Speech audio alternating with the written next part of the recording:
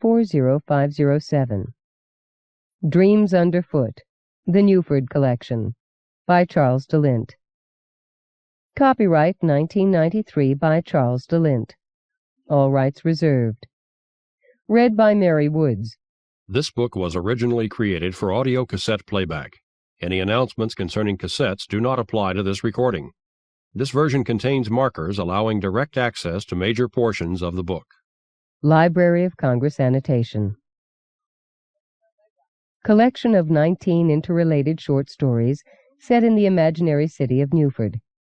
Populating these urban myths are recurring characters who encounter monsters, goblins, ghosts, wizards, conjuremen, and Bigfoot in city streets, music clubs, and restaurants. Some strong language. For high school and older readers. 1993. From the book jacket. I have spread my dreams under your feet. Tread softly, for you tread upon my dreams. So said Irish poet William Butler Yeats, and so Charles de Lint has done. He has spread before us the wondrous fabric of his dreams in this tour de force of modern urban fantasy. De Lint, today's leading writer of urban magical tales, has created the imaginary city of Newford and peopled its streets, its music clubs and back alleys with characters both dark and bright, both human and inhuman, both frightening and wondrous fair. Jilly paints magic in rough city streets. Geordie plays fiddle and longs for a ghost. Christie collects urban folklore and myths, while the angel of Grasso Street gathers the young and the scared and the poor and the lost. The gemmen live in abandoned cars. The skells traverse the tunnels below. Mermaids swim in the grey harbor waters and fill the cold nights with their song. Like John Crowley's Little Big and Mark Helprin's A Winter's Tale, Dreams Underfoot is a must-read book, not only for fans of urban fantasy, but for all who seek magic in everyday life. About the author. Canadian Charles de Lint is a strikingly original author who has gained a huge, loyal following for his novels, mixing contemporary and streetwise characters with traditional folklore motifs, using myth and dream as a way to explore the modern world. Work in this vein includes Spirit Walk, The Little Country, Moonheart, Yarrow, Green Mantle, Jack the Giant Killer, Drink Down the Moon, and for younger readers, The Dreaming Place. De Lint's short fiction appears regularly in the year's best fantasy volumes, Pulp House, and the Borderland anthologies, and he writes horror novels as Samuel M. Key. He is also a reviewer, a small press publisher, and a musician specializing in Celtic folk music. He and his wife, Mary Ann Harris, live in Ottawa. Another book by Charles de Lint. The Fair in Emenmacha. Acknowledgements. Creative endeavors require inspiration and nurturing, and these stories are no exception. I'd like to take this opportunity to thank a few people who are important to the existence of this collection.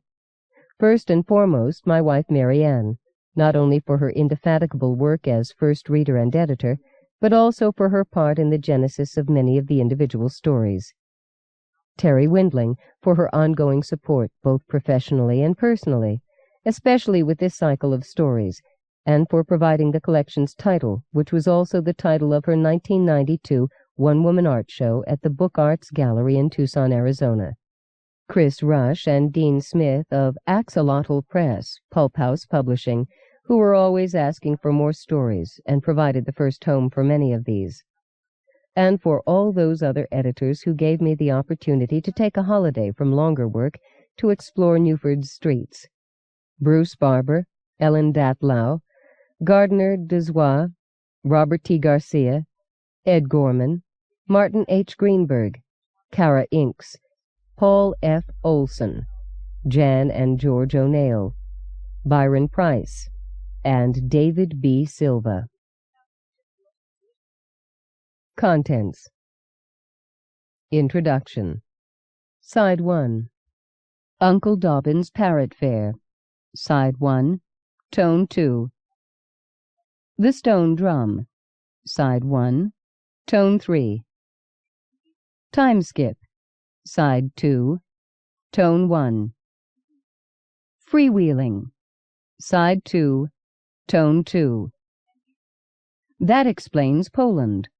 Side 3. Tone 1. Romano Drom. Side 3. Tone 2. The Sacred Fire. Side 4. Tone 1. Winter Was Hard. Side 4. Tone 2. Pity the Monsters. Side 4. Tone 3. Ghosts of Wind and Shadow. Side 5. Tone 1. The Conjure Man. Side 5. Tone 2. Small Deaths. Side 6. Tone 1. The Moon Is Drowning While I Sleep. Side 6. Tone 2. In the House of My Enemy. Side 7. Tone 1. But For the Grace Go I. Side 8. Tone 1. Bridges. Side 8. Tone 2. Our Lady of the Harbor. Side 8. Tone 3. Paperjack. Side 9. Tone 1. Tallulah. Side 10. Tone 1. Tread softly, because you tread on my dreams. W. B. Yeats, from He Wishes for the Cloths of Heaven. Introduction. The book you hold is neither a novel nor a simple gathering of short stories. Rather, it is a cycle of urban myths and dreams, of passions and sorrows, romance and farce woven together to create a tapestry of interconnected dramas, interconnected lives, the kind of magic to be found at the heart of any city, among any tightly knit community of friends. If the imaginary city of Newford is more mythic, more mysterious than the cities you have known, that may be only because you've not seen them through Charles de Lint's eyes, through the twilight dreams he weaves out of language and music. Here he spreads these dreams before us, and bids us, in the words of Yeats's poem, to tread softly, for urban magic is fleeting and shy, and its touch is a transformation. Joseph Campbell, Carl Jung, James Hillman, Louise Marie von Franz, and others have written eloquently and extensively about the importance of myth in our modern society, the need for tales rich in archetypal images to give coherence to fragmented modern lives. Using archetypes and symbolic language, writes folklore scholar and author Jane Yolen, fantasy tales externalize for the listener conflicts and situations that cannot be spoken of or explained or as yet analyzed. They give substance to dreams and lead us to the understanding of the deepest longings and most daring visions of humankind. The images from the ancients speak to us in modern tongue, though we may not always grasp the meanings consciously. Like dreams, the meanings slip away, leaving us shaken into new awarenesses. We are moved by them, even when, or perhaps because, we do not understand them on a conscious level. They are penumbral, partially lit, and it is the dark side that has the most power. So when the modern myth-maker, the writer of literary fairy tales, dares to touch the old magic and try to make it work in new ways, it must be done with the surest of touches. De Lint is one of those writers who mine this vein with a deft, sure touch.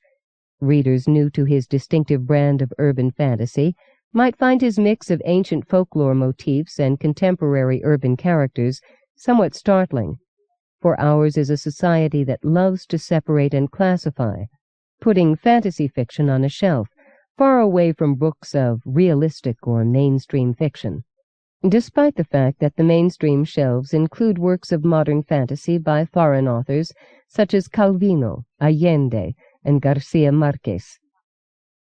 While American book distributors and critics continue to build up genre walls, writers like de Lint are quietly laboring to take them down again, brick by brick, story by story. Forget the labels. Forget the assumptions you make when you think of fantasy, or even short story collections. And then you will be able to fully enter the enchanted streets de Lint has created. We enter Newford via the more familiar streets of Los Angeles, via the Tales of Newford author Christy Riddle. And then de Lint leads us on to Newford itself, a North American city that might exist anywhere or nowhere, thousands of miles away or just past the next exit on the interstate. Like any city, Newford has its posh districts, its slums, its daylife and nightlife, and the twilight between. But most of all, it's the street people, the downtown people, that de Lint wants us to meet. The buskers and artists, punkers and gypsies, streetwalkers and wizards and runaway kids, people for whom magic is not just a supernatural visitation, but a manifestation of the soul's deepest longings, and a bright spark of hope lodged within a desperate heart. The greatest magic on the streets of Newford is the magic of community, of friendship and love, support and compassion. For these are the larger themes de Lint uses the bright symbols of folklore to address. In Newford, creation is the supreme act of magic, whether that creation be a painting, a fiddle tune or a poem, an AIDS clinic or battered children's shelter, or one's own family and a harmonious way of life. By these acts we create magic in our own lives. By these acts, large and small, we reinvent the world. For de Lint, these acts are transformed into stories to nurture the growth of his Tree of Tales, which contains the collective stories of the world. The Tree of Tales, says de Lint's conjure man, is an act of magic, an act of faith. Its existence becomes an affirmation of the power that the human spirit can have over its own destiny. The stories are just stories. They entertain. They make one laugh or cry. But if they have any worth, they carry with them a deeper resonance that remains long after the final page is turned. The interconnected stories of the Newford cycle are a particularly lovely new limb on that ancient tree, and one that shall grow and flower beyond the pages of this single book as de Lint continues to explore Newford's myriad streets. In his own city of Ottawa, in Canada, Charles de Lint is a novelist, a poet, a fiddler, a flute player, a painter, a critic, and folklore scholar. But most of all, he is a magician, the kind who makes magic with his multidisciplined creativity, with the tools of myth, folklore, and fantasy. I think those of us who write fantasy, said fellow author Susan Cooper in her Newbery Award acceptance speech, are dedicated to making impossible things seem likely, making dreams seem real. We are somewhere between the abstract and impressionist painters. Our writing is haunted by those parts of our experience which we do not understand or even consciously remember. And if you, child or adult, are drawn to our work, your response comes from that same shadowy land. I have been attempting definitions, but I am never really comfortable when writing about fantasy. The label is so limiting. It seems to me that every work of art is a fantasy, every book or play, painting or piece of music, everything that is made by craft and talent out of somebody's imagination. We have all dreamed and recorded our dreams as best we could. In these pages, de Lint has recorded dreams. Jilly Coppercorns and Geordies, Sophies and Christies, Tallulahs, and the dreams of Newford itself. There are dreams underfoot here, some fragile as spiders' webs, others solid as asphalt and brick-cobbled streets. As you walk into the heart of the city of Newford, remember, tread warily. Tread softly. Terri Windling, co-editor of The Year's Best Fantasy, Annual Collection. Weaver's Cottage, Devon, 1992. Uncle Dobbin's Parrot Fair. 1. She would see them in the twilight when the wind was right, roly-poly shapes propelled by ocean breezes, turning end over end along the beach or down the alley behind her house, like errant beach balls granted a moment's freedom. Sometimes they would get caught up against a building or stuck on a curb, and then spindly little arms and legs would unfold from their fat bodies until they could push themselves free and go rolling with the wind again. Like flotsam in a river, like tumbleweeds, only brightly colored in primary reds and yellows and blues. They seemed very solid until the wind died down. Then she would watch them come apart, the way morning mist will when the sun burns it away, the bright colors turning to ragged ribbons that tattered smoke-like until they were completely gone.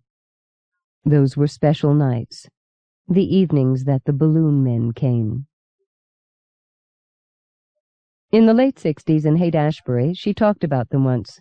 Incense lay thick in the air, 2 cones of jasmine burning on a battered windowsill. There was an old iron bed in the room, up on the 3rd floor of a house that no one lived in, except for runaways and street people. The mattress had rust-colored stains on it. The incense covered the room's musty smell. She'd lived in a form of self-imposed poverty back then, but it was all a part of the summer of love. "I know what you mean, man," Greg Longman told her. "I've seen them." He was wearing a dirty white T-shirt with a simple peace symbol on it and scuffed plastic thongs. Sticking up from the waist of his bell-bottom jeans at a 45-degree angle was a descant recorder. His long blonde hair was tied back with an elastic. His features were thin, an ascetic-looking face, thin and drawn out from too much time on the streets with too little to eat, or from too much dope. "They're like—" His hands moved as he spoke, trying to convey what he didn't feel words alone could say. A whole other language, she often thought, watching the long, slender fingers weave through the air between them. "They're just too much." "You've really seen them?" she asked. "Oh, yeah, except not on the streets. They're floating high up in the air, you know, like fat little kites." It was such a relief to know that they were real. "Course," Greg added, "I gotta do a lot of dope to clue in on 'em, man." Ellen Brady laid her book aside. Leaning back, she flicked off the light behind her and stared out into the night.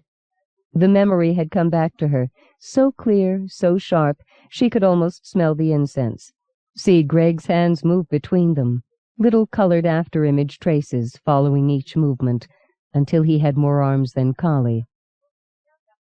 She wondered what had ever happened to the balloon men. Long, light brown hair hung like a cape to her waist. Her parents were Irish, Munster O'Healys on her mother's side, and Brady's from Derry on her father's. There was a touch of Spanish blood in her mother's side of the family, which gave her skin its warm, dark cast. The Bradys were pure Irish, and it was from them that she got her big-boned frame. And something else. Her eyes were a clear gray. Twilight eyes, her father had liked to tease her. Eyes that could see beyond the here and now into somewhere else. She hadn't needed drugs to see the balloon men. Shifting in her wicker chair, she looked up and down the beach, but it was late, and the wind wasn't coming in from the ocean. The book on her lap was a comforting weight, and had, considering her present state of mind, an even more appropriate title. How to Make the Wind Blow. If only it was a tutor, she thought, instead of just a collection of odd stories. The author's name was Christy Riddle, a reed-thin Scot with a head full of sudden fancies. His hair was like an unruly hedgerow nest, and he was half a head shorter than she, but she could recall dancing with him in a garden one night, and she hadn't had a more suitable partner since. She'd met him while visiting friends in a house out east that was as odd as any flight of his imagination. Long rambling halls connected a bewildering series of rooms, each more fascinating than the next. And the libraries. She'd lived in its libraries. When the Wind is Right began the title story, the first story in the book. The wise man isn't half so trusted as the fool. Ellen could remember when it was still a story that was told without the benefit of pen and paper, a story that changed each time the words traveled from mouth to ear. There was a gnome, or a gnomish sort of man named Long, who lived under the pier at the end of Main Street. He had skin brown as dirt, eyes blue as a clear summer sky. He was thin, with a fat tummy and a long crooked nose, and he wore raggedy clothes that he found discarded on the beach, and wore until they were threadbare. Sometimes he bundled his tangled hair up under a bright yellow cap. Other times he wove it into many braids festooned with colored beads, and the discarded tabs from beer cans that he polished on his sleeve until they were bright and shiny. Though he'd seem more odd than magical to anyone who happened to spy him out wandering the streets or along the beach, he did have 2 enchantments. One was a pig that could see the wind and follow it anywhere. She was pink and fastidiously clean, big enough to ride to market, which Long sometimes did. And she could talk. Not pig talk or even pig Latin, but plain English that anyone could understand if they took the time to listen. Her name changed from telling to telling, but by the time Long's story appeared in the book, either she or Christie had settled on Brigwin. Long's other enchantment was a piece of plain string with 4 complicated elf knots tied in it, one to call up a wind from each of the 4 quarters, north and south, east and west. When he untied a knot, that wind would rise up, and he'd ride Brigwin in its wake, sifting through the debris and pickings left behind for treasures or charms, though what Long considered a treasure another might throw out, and what he might consider a charm another might see as only an old button or a bit of tangled wool. He had a good business trading his findings to woodwives and witches and the like that he met at the market when midnight was past and gone. Ordinary folk were in bed, and the beach towns belonged to those who hid by day, but walked the streets by night. Ellen carried a piece of string in her pocket, with 4 complicated knots tied into it, but no matter how often she undid one, she still had to wait for her winds like anyone else. She knew that strings to catch and call up the wind were only real in stories, but she liked thinking that maybe, just once, a bit of magic could tiptoe out of a tale and step into the real world. Until that happened, she had to be content with what writers like Christie put to paper. He called them mythisteries, those odd little tales of his. They were the ghosts of fancies that he would track down from time to time and trap on paper. Oddities. Some charming, some grotesque, all of them enchanting. Foolishness, he liked to say, offered from one fool to others. Ellen smiled. Oh, yes. But when the wind is right. She'd never talked to Christie about the balloon men, but she didn't doubt that he knew them. Leaning over the rail of the balcony, 2 stories above the walkway that ran the length of the beach, Christie's book held tight in one hand, she wished very hard to see those roly-poly figures one more time. The ocean beat its rhythm against the sand. A light breeze caught at her hair and twisted it into her face. When the wind is right. Something fluttered inside her, like wings unfolding, readying for flight. Rising from her chair, she set the book down on its wicker arm and went inside. Down the stairs and out the front door. She could feel a thrumming between her ears that had to be excitement moving blood more quickly through her veins, though it could have been the echo of a half-lost memory. A singing of small, deep voices, rising up from diaphragms nestled in fat little bellies. Perhaps the wind was right, she thought, as she stepped out onto the walkway. A quarter moon peeked at her from above the oil rigs far out from the shore. She put her hand in the pocket of her cotton pants and wound the knotted string she found there around one finger. It was late for the balloon men to be rolling, but she didn't doubt that there was something waiting to greet her out on the street. Perhaps only memories. Perhaps a fancy that Christie hadn't trapped on a page yet. There was only one way to find out. 2. Peregrine Laurie was as sharp-faced as a weasel, a narrow-shouldered thin whip of a teenager in jeans and a torn t-shirt. He sat in a doorway, knees up by his chin, a mane of spiked multicolored hair standing straight up from his head in a 2-inch mohawk swath that ran down to the nape of his neck like a lizard's crest fringes. Wrapping his arms around bruised ribs, he held back tears as each breath he took made his chest burn. Goddamn beach bums. The bastards had just about killed him, and he had no one to blame but himself. Scuffing through a parking lot, he should have taken off when the car pulled up. But no. He had to be the poseur and hold his ground, giving them a long, cool look as they came piling drunkenly out of the car. By the time he realized just how many of them there were and what they had planned for him, it was too late to run. He'd had to stand there then, heart hammering in his chest, and hope bravado'd see him through, because there was no way he could handle them all. They didn't stop to chat. They just laid into him. He got a few licks in, but he knew it was hopeless. By the time he hit the pavement, all he could do was curl up into a tight ball and take their drunken kicks, cursing them with each fiery gasp of air he dragged into his lungs. The booger waited until he was down and hurting before making its appearance. It came out from under the pier that ran by the parking lot, black and greasy, with hot eyes and a mouthful of barracuda teeth. If it hadn't hurt so much just to breathe, he would have laughed at the way his attackers backed away from the creature, eyes bulging as they rushed to their car. They took off, tires squealing, but not before the booger took a chunk of metal out of the rear fender with one swipe of a paw.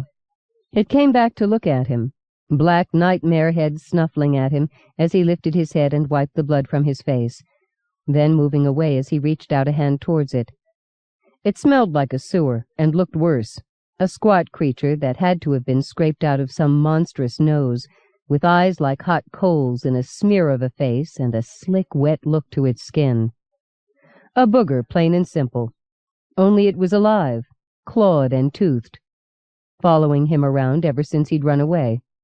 His parents were both burnouts from the 60s.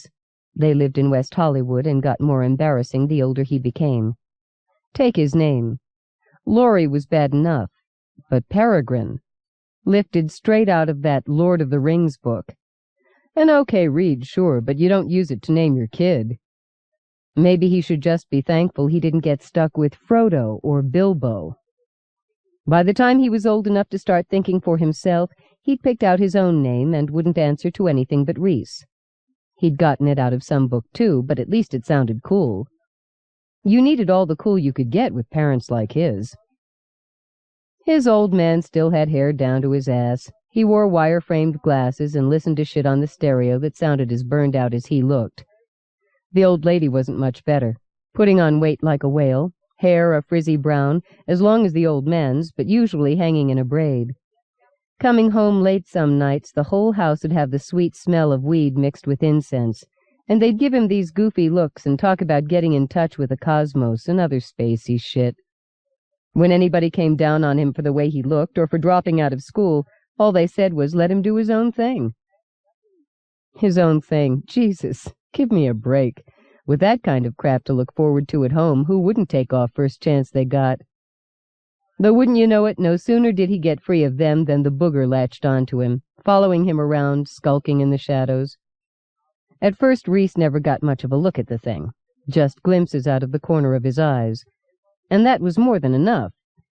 But sleeping on the beaches and in parks, some nights he'd wake with that sewer smell in his nostrils and catch something slipping out of sight, a dark, wet shadow moving close to the ground.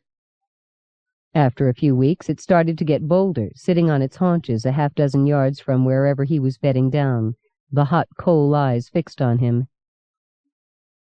Reese didn't know what it was or what it wanted. Was it looking out for him or saving him up for its supper? Sometimes he thought, what with all the drugs his parents had done back in the 60s, good times for them, shit for him because he'd been born and that was when his troubles had started. He was sure that all those chemicals had fucked up his genes, twisted something in his head so that he imagined he had this 2-foot-high walking, grunting booger following him around. Like the old man'd say, bummer. Sucker sure seemed real, though. Reese held his hurt to himself, ignoring Ellen as she approached. When she stopped in front of him, he gave her a scowl. "Are you okay?" she asked, leaning closer to look at him. He gave her a withering glance. The long hair and jeans, flowered blouse. Just what he needed, another 60s burnout. "Why don't you just fuck off and die?" he said. But Ellen looked past the tough pose to see the blood on his shirt, the bruising on his face that the shadows half hid, the hurt he was trying so hard to pretend wasn't there. "Where do you live?" she asked. "What's it to you?" Ignoring his scowl, she bent down and started to help him to his feet. "Aw, fuck," Reese began, but it was easier on his ribs to stand up than to fight her. "Let's get you cleaned up," she said. "Florence fucking Nightingale," he muttered, but she merely led him back the way she'd come. From under the pier, a wet shadow stirred at their departure.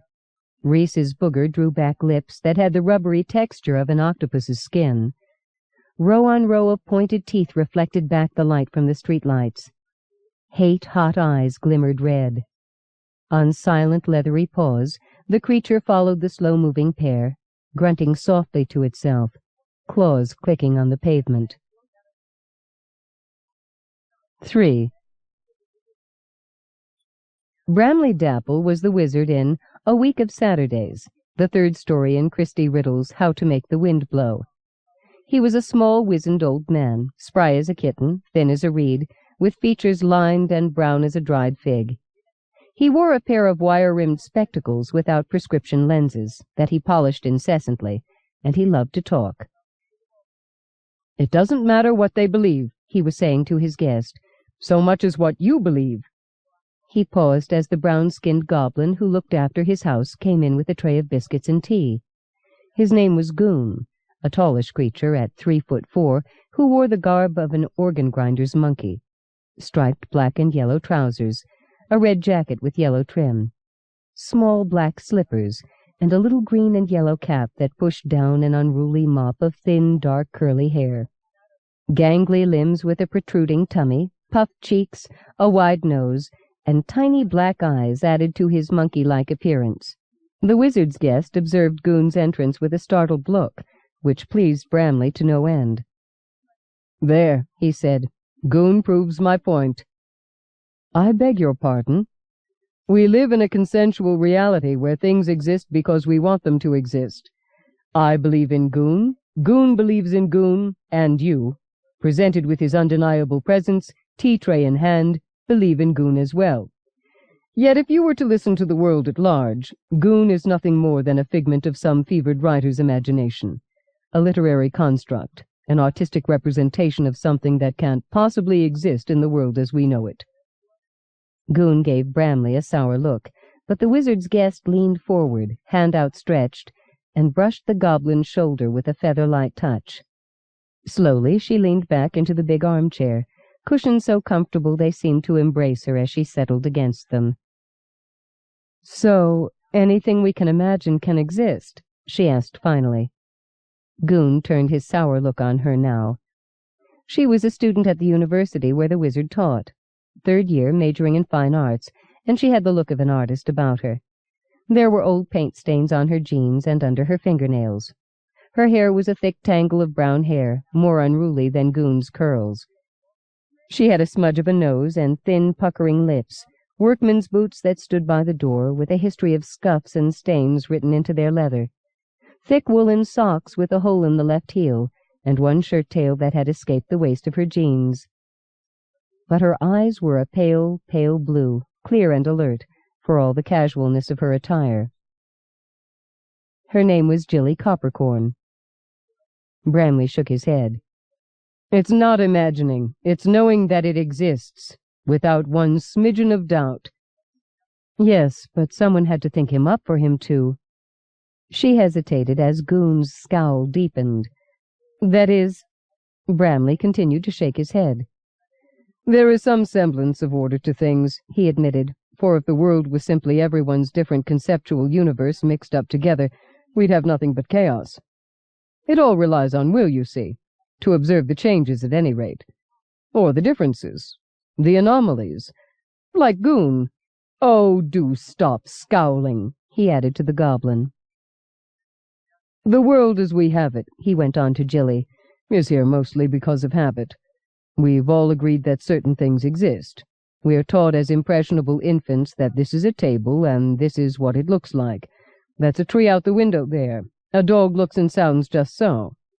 At the same time, we are informed that Goon and his like don't exist, so we don't, or can't, see them." "They're not made up?" Jilly asked. This was too much for Goon. He set the tray down and gave her leg a pinch. Jilly jumped away from him, trying to back deeper into the chair, as the goblin grinned, revealing 2 rows of decidedly nasty-looking teeth. "Rather impolite," Bramley said. "But I suppose you do get the point?" Jilly nodded quickly. Still grinning, Goon set about pouring their teas. "So," Jilly asked, how can I see things as they really are?" "Well, it's not that simple," the wizard told her. "First you have to know what it is that you're looking for, before you can find it, you see." Ellen closed the book and leaned back in her own chair, thinking about that, about balloon men, about the young man lying in her bed. To know what you were looking for. Was that why, when she went out hoping to find balloon men, she'd come home with Reese? She got up and went to the bedroom door to look in at him. After much protesting, he'd finally let her clean his hurts and put him to bed. Claiming to be not the least bit hungry, he polished off a whole tin of soup and the better part of the loaf of sourdough bread that she had just bought that afternoon.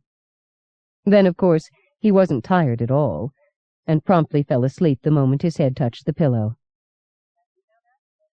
She shook her head, looking at him now.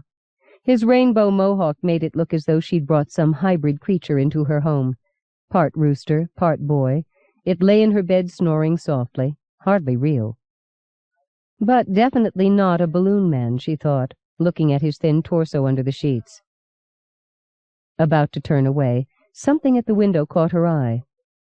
Frozen in place, she saw a dog-like face peering back at her from the other side of the pane, which was patently impossible since the bedroom was on the 2nd floor, and there was nothing to stand on outside that window. But impossible or not, that dog-like face, with its coal-red eyes and a fierce grin of glimmering teeth, was there all the same. She stared at it, feeling sick as the moments ticked by. Hunger burned in those eyes. Anger. Unbridled hate. She couldn't move, not until it finally disappeared, sliding from sight, physically escaping rather than vanishing the way a hallucination should. She leaned weakly against the door jamb, a faint buzzing in her head. Not until she'd caught her breath did she go to the window, but of course there was nothing there. Consensual reality, Christie's wizard had called it. Things that exist because we want them to exist. But she knew that not even in a nightmare would she consider giving life to that monstrous head she'd seen staring back in at her from the night beyond her window. Her gaze went to the sleeping boy in her bed.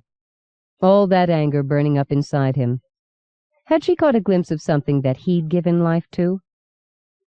"Ellen," she told herself as she backed out of the room, "you're making entirely too much out of nothing." Except something had certainly seemed to be there. There was absolutely no question in her mind that something had been out there. In the living room, she looked down at Christie's book.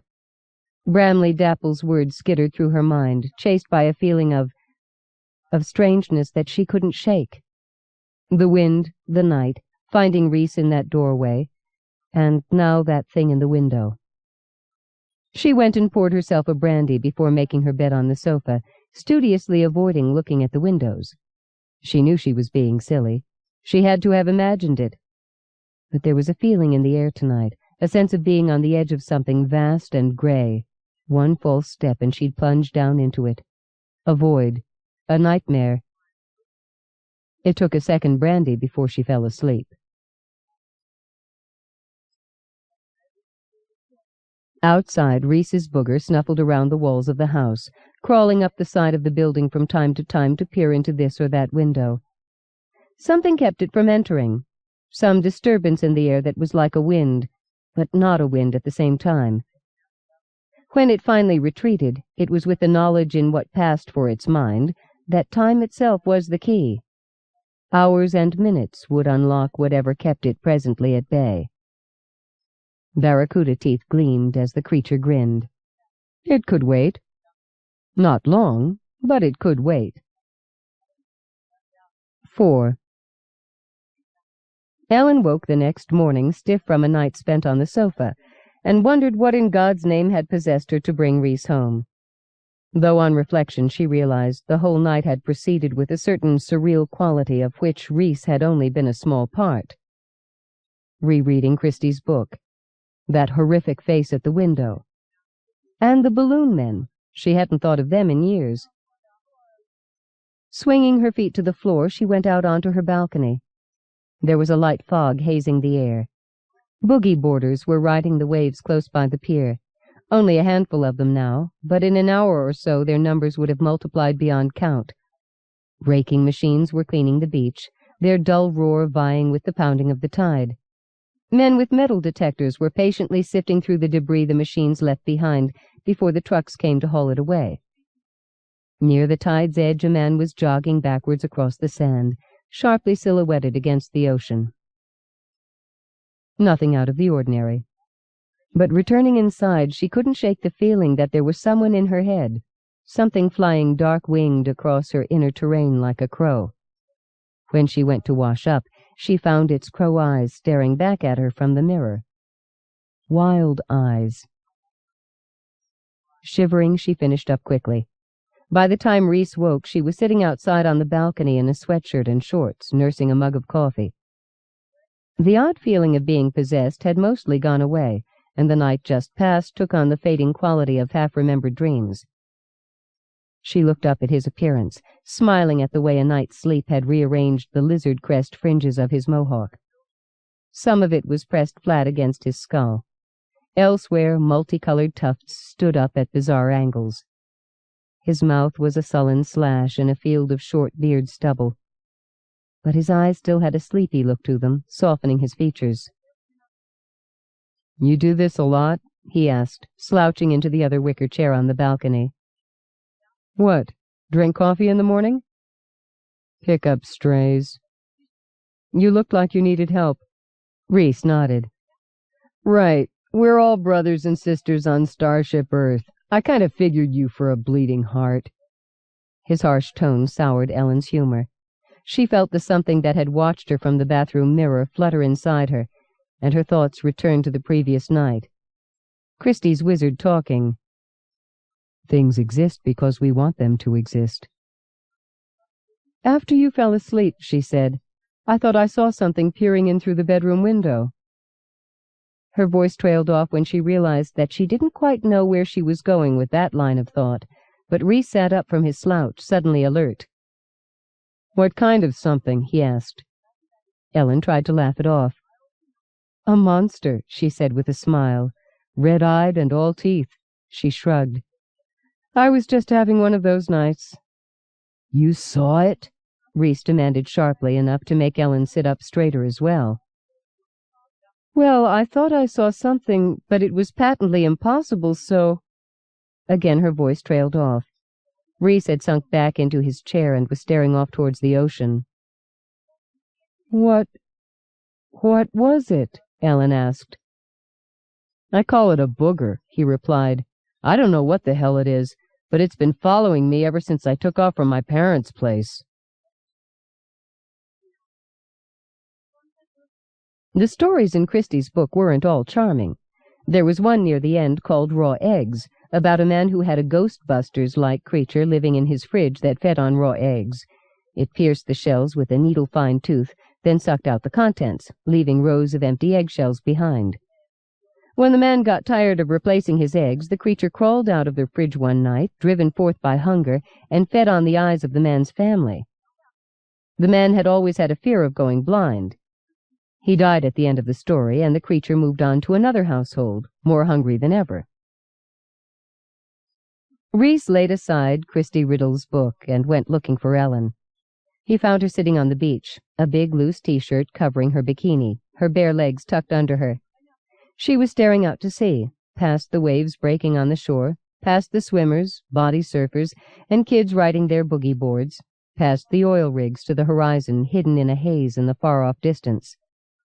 He got a lot of weird stares as he scuffed his way across the sand to finally sit down beside her. They're just stories in that book, right? He said finally. You tell me. Look, the booger, it's... Christ, I don't know what it is, but it can't be real. Ellen shrugged. I was up getting some milk at John's earlier, she said, and I overheard a couple of kids talking about some friends of theirs. Seems they were having some fun in the parking lot last night with a punker when something came at them from under the pier and tore off part of their bumper. Yeah, but... Ellen turned from the distant view to look at him. Her eyes held endless vistas in them, and she felt the flutter of wings in her mind. I want to know how you did it, she said. How you brought it to life. Look, lady, I don't... It doesn't have to be a horror, she said fiercely.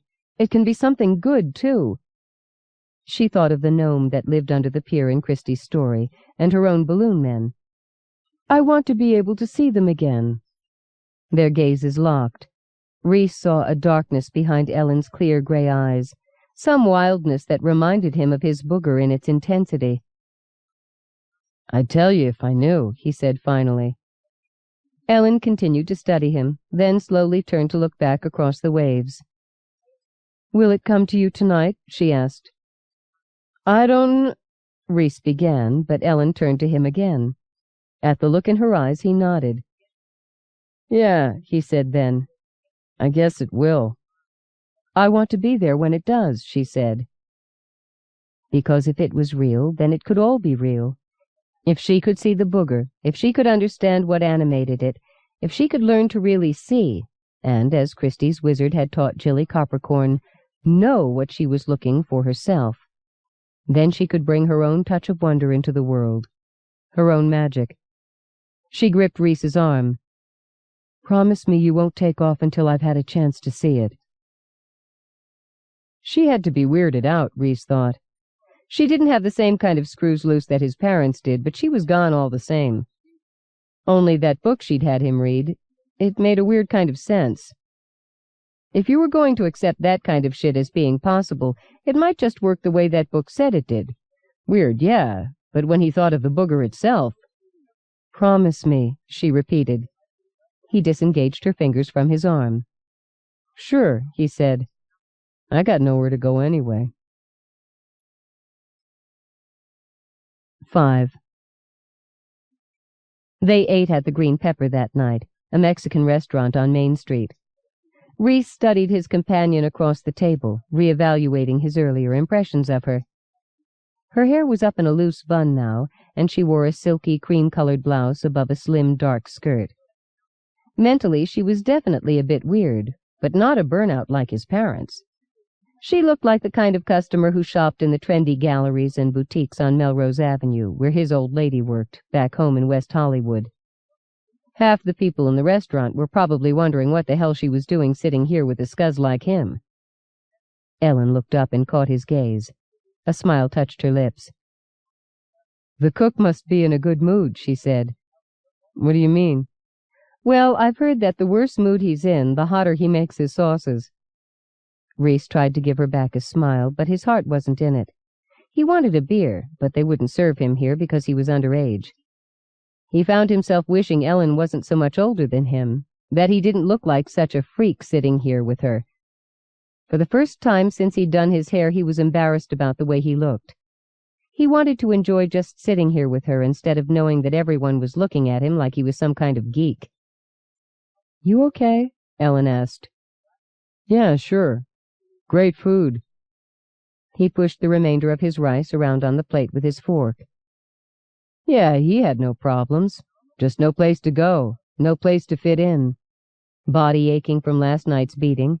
Woman sitting there across from him looking tasty, but she was too old for him. And there was something in her eyes that scared him a little. Not to mention a nightmare booger dogging his footsteps. Sure, things were just rocking, Mama. He stole another glance at her, but she was looking away, out to the darkening street, wineglass raised to her mouth. That book your friend wrote, he said. Her gaze shifted to his face, and she put her glass down. It doesn't have anything like my booger in it, Reese continued. I mean, it's got some ugly stuff, but nothing just like the booger. No, Ellen replied. But it's got to work the same way. We can see it because we believe it's there. So was it always there and we're just aware of it now? Or does it exist because we believe in it? Is it something that came out of us? Out of me? Like Uncle Dobbin's birds, you mean? Reese nodded, unaware of the flutter of dark wings that Ellen felt stir inside her. I don't know, she said softly. Uncle Dobbin's Parrot Fair was the last story in Christy Riddle's book, the title coming from the name of the pet shop that Timothy James Dobbin owned in Santa Ana. It was a gathering place for every kind of bird, tame as well as wild. There were finches in cages, and parrots with the run of the shop, not to mention everything from sparrows to crows and gulls crowding around outside. In the story, T.J. Dobbin was a retired sailor with an interest in 19th-century poets. An old bearded tar with grizzled red hair and beetling brows who wore baggy blue cotton trousers and a white T-shirt as he worked in his store, cleaning the bird cages, feeding the parakeets, teaching the parrots words. Everybody called him Uncle Dobbin.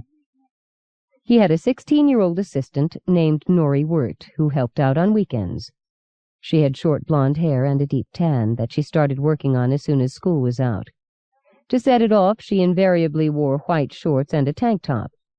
The only thing she liked better than the beach was the birds in Uncle Dobbin's shop, and that was because she knew their secret.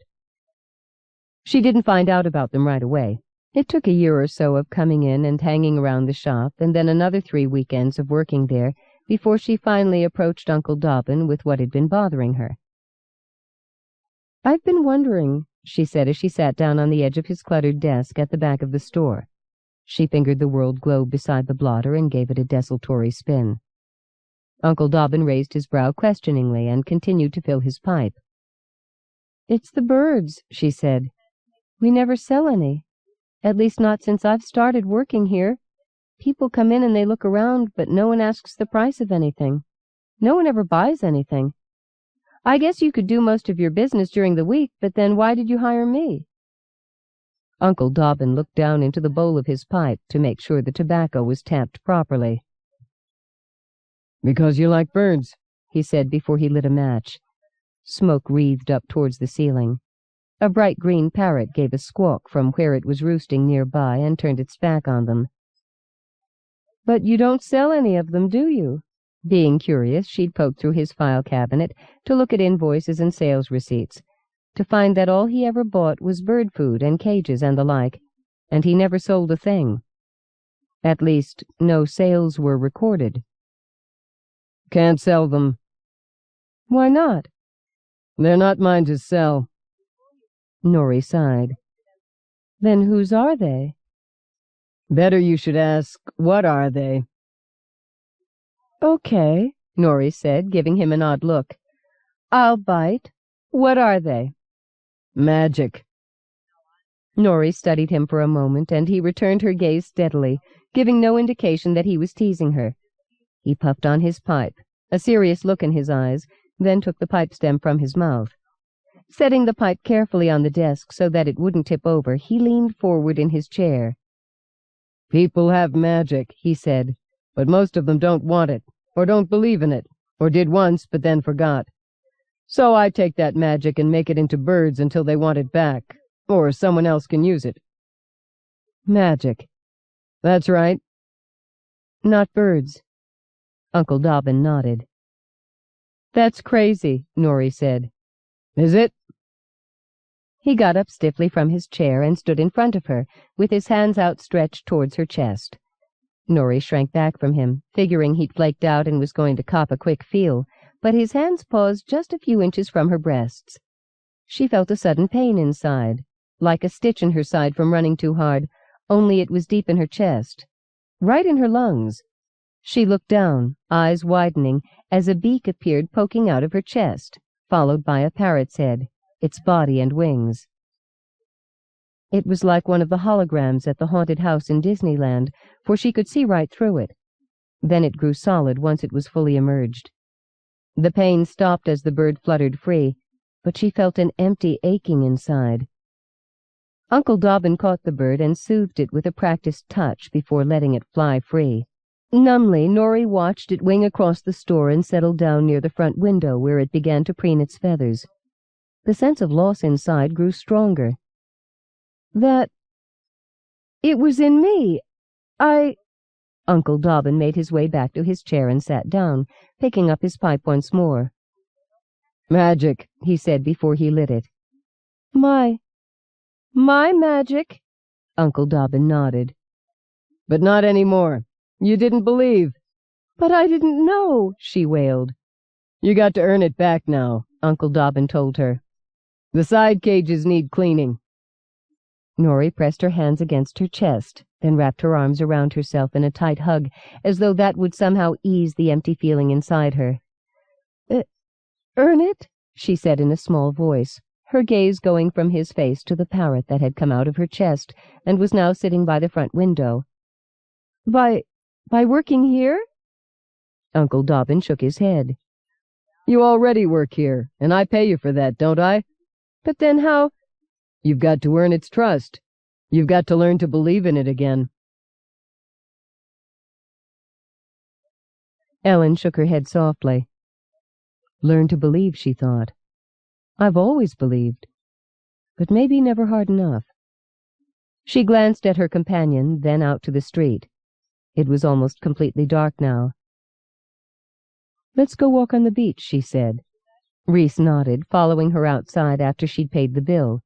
The lemony smell of eucalyptus trees was strong in the air for a moment, then the stronger scent of the ocean wind stole it away. 6. They had the beach to themselves, though the pier was busy with strollers and people fishing. At the beach end of the long wooden structure, kids were hanging out, fooling around with bikes and skateboards. The soft boom of the tide drowned out the music of their ghetto blasters. The wind was cool, with a salt tang as it came in from over the waves. In the distance, the oil rigs were lit up like Christmas trees. Ellen took off her shoes. Carrying them in her tote bag, she walked in the wet sand by the water's edge. A raised lip of the beach hid the shorefront houses from their view as they walked south to the rocky spit that marked the beginning of the naval weapons station. "It's nice out here," Reese said finally. They hadn't spoken since leaving the restaurant. Ellen nodded. "A lot different from L.A." "Two different worlds." Ellen gave him a considering glance. Ever since this afternoon, the sullen tone had left his voice. She listened now as he spoke of his parents and how he couldn't find a place for himself either in their world nor that of his peers. "You're pretty down on the 60s, she said when he was done. Reese shrugged. He was barefoot now, too, the waves coming up to lick the bottom of his jeans, where the two of them had stood at the water's edge. "They had some good ideas, people like my parents," he said. "But the way they want things to go, that only works if everyone agrees to live that way." "That doesn't invalidate the things they believe in." "No, but what we've got to deal with is the real world, and you've got to take what you need if you want to survive in it." Ellen sighed. "I suppose." She looked back across the beach, but they were still alone. No one else out for a late walk across the sand. No booger, no balloon men. But something fluttered inside her, dark-winged. A longing as plain as what she heard in Reese's voice, though she was looking for magic, and he was just looking for a way to fit in. Hefting her tote bag, she tossed it onto the sand, out of the wave's reach. Reese gave her a curious look, then averted his gaze as she stepped out of her skirt. "It's okay," she said, amused at his sudden sense of propriety. "I'm wearing my swimsuit." By the time he turned back, her blouse and skirt had joined her tote bag on the beach, and she was shaking loose her hair. "Coming in?" she asked. Reese simply stood and watched the sway of her hips as she headed for the water. Her swimsuit was white. In the poor light, it was as though she wasn't wearing anything. The swimsuit looked like untanned skin. She dove cleanly into a wave, head bobbing up pale in the dark water when she surfaced. "Come on," she called to him. "The water's fine once you get in." Reese hesitated. He'd wanted to go in this afternoon, but hadn't had the nerve to bare his white, skinny limbs in front of a beach full of serious tanners. Well, there was no one to see him now, he thought, as he stripped down to his underwear. The water hit him like a cold fist when he dove in after her, and he came up gasping with shock. His body tingled, every pore stung alert. Ellen drifted further out, riding the waves easily. As he waded out to join her, a swell rose up and tumbled him back to shore in a spill of floundering arms and legs that scraped him against the sand.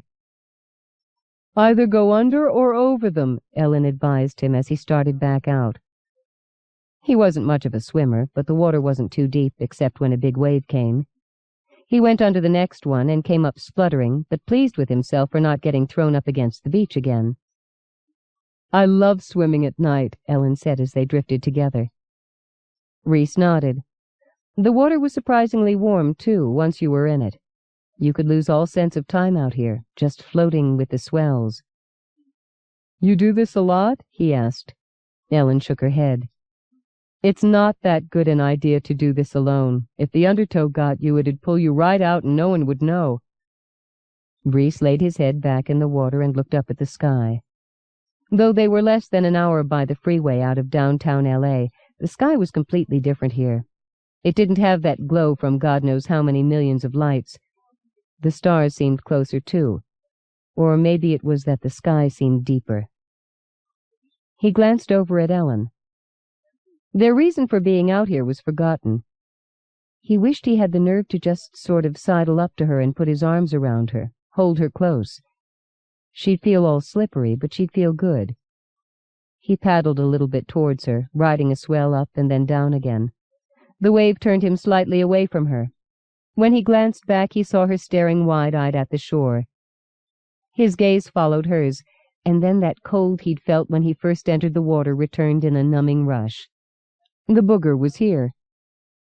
It came snuffling over a rise in the beach, a squat dark shadow in the sand, greasy and slick as it beelined for their clothing. When it reached Ellen's tote bag, it buried its face in her skirt and blouse, then proceeded to rip them to shreds. Ellen's fingers caught his arm in a frightened grip.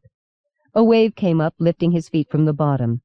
He kicked out frantically, afraid he was going to drown with her holding on to him like that, but the wave tossed them both in towards the shore. The booger looked up, baring its barracuda teeth. The red coals of its eyes burned right into them both, pinning them there on the wet sand where the wave had left them. Leaving the ruin of Ellen's belongings in torn shreds, it moved slowly towards them. "Reese," Ellen said. She was pressed close to him, shivering. Reese didn't have the time to appreciate the contact of her skin against his. He wanted to say, "This is what you were looking for, lady." But things weren't so cut and dried now. Ellen wasn't some nameless cipher anymore, just a part of a crowd that he could sneer at. And she wasn't just something he had the hots for either. She was a person just like him, an individual, someone he could actually relate to. Can't you stop it?" Ellen cried. The booger was getting close now. Its sewer reek was strong enough to drown out the salty tang of the ocean. It was like something had died there on the beach and was now getting up and coming for them. Stop it, Reese thought. Maybe the thing had been created out of his frustrated anger, the way Ellen's friend made out it could happen in that book of his, but Reese knew as sure as shit that he didn't control the booger. Another wave came down upon them, and Reese pushed at the sand so that it pulled them part way out from the shore on its way back out. Getting to his knees in the rimy water, he got in front of Ellen so that he was between her and the booger. Could the sucker swim? The booger hesitated at the water's edge. It lifted its paws fastidiously from the wet sand, like a cat crossing a damp lawn, and relief went through Reese. When another wave came in, the booger backstepped quickly out of its reach. Ellen was leaning against him, face near his as she peered over his shoulder. It can't handle the water, Reese said. He turned his face to hers when she didn't say anything. Her clear eyes were open wide, gaze fixed on the booger. Ellen, he began. I can't believe that it's really there, she said finally in a small voice. But you're the one. You said... He drew a little away from her so that he could see her better. I know what I said, Ellen replied. She hugged herself, trembling at the stir of dark wings inside her. It's just, I wanted to believe, but wanting to and having it be real.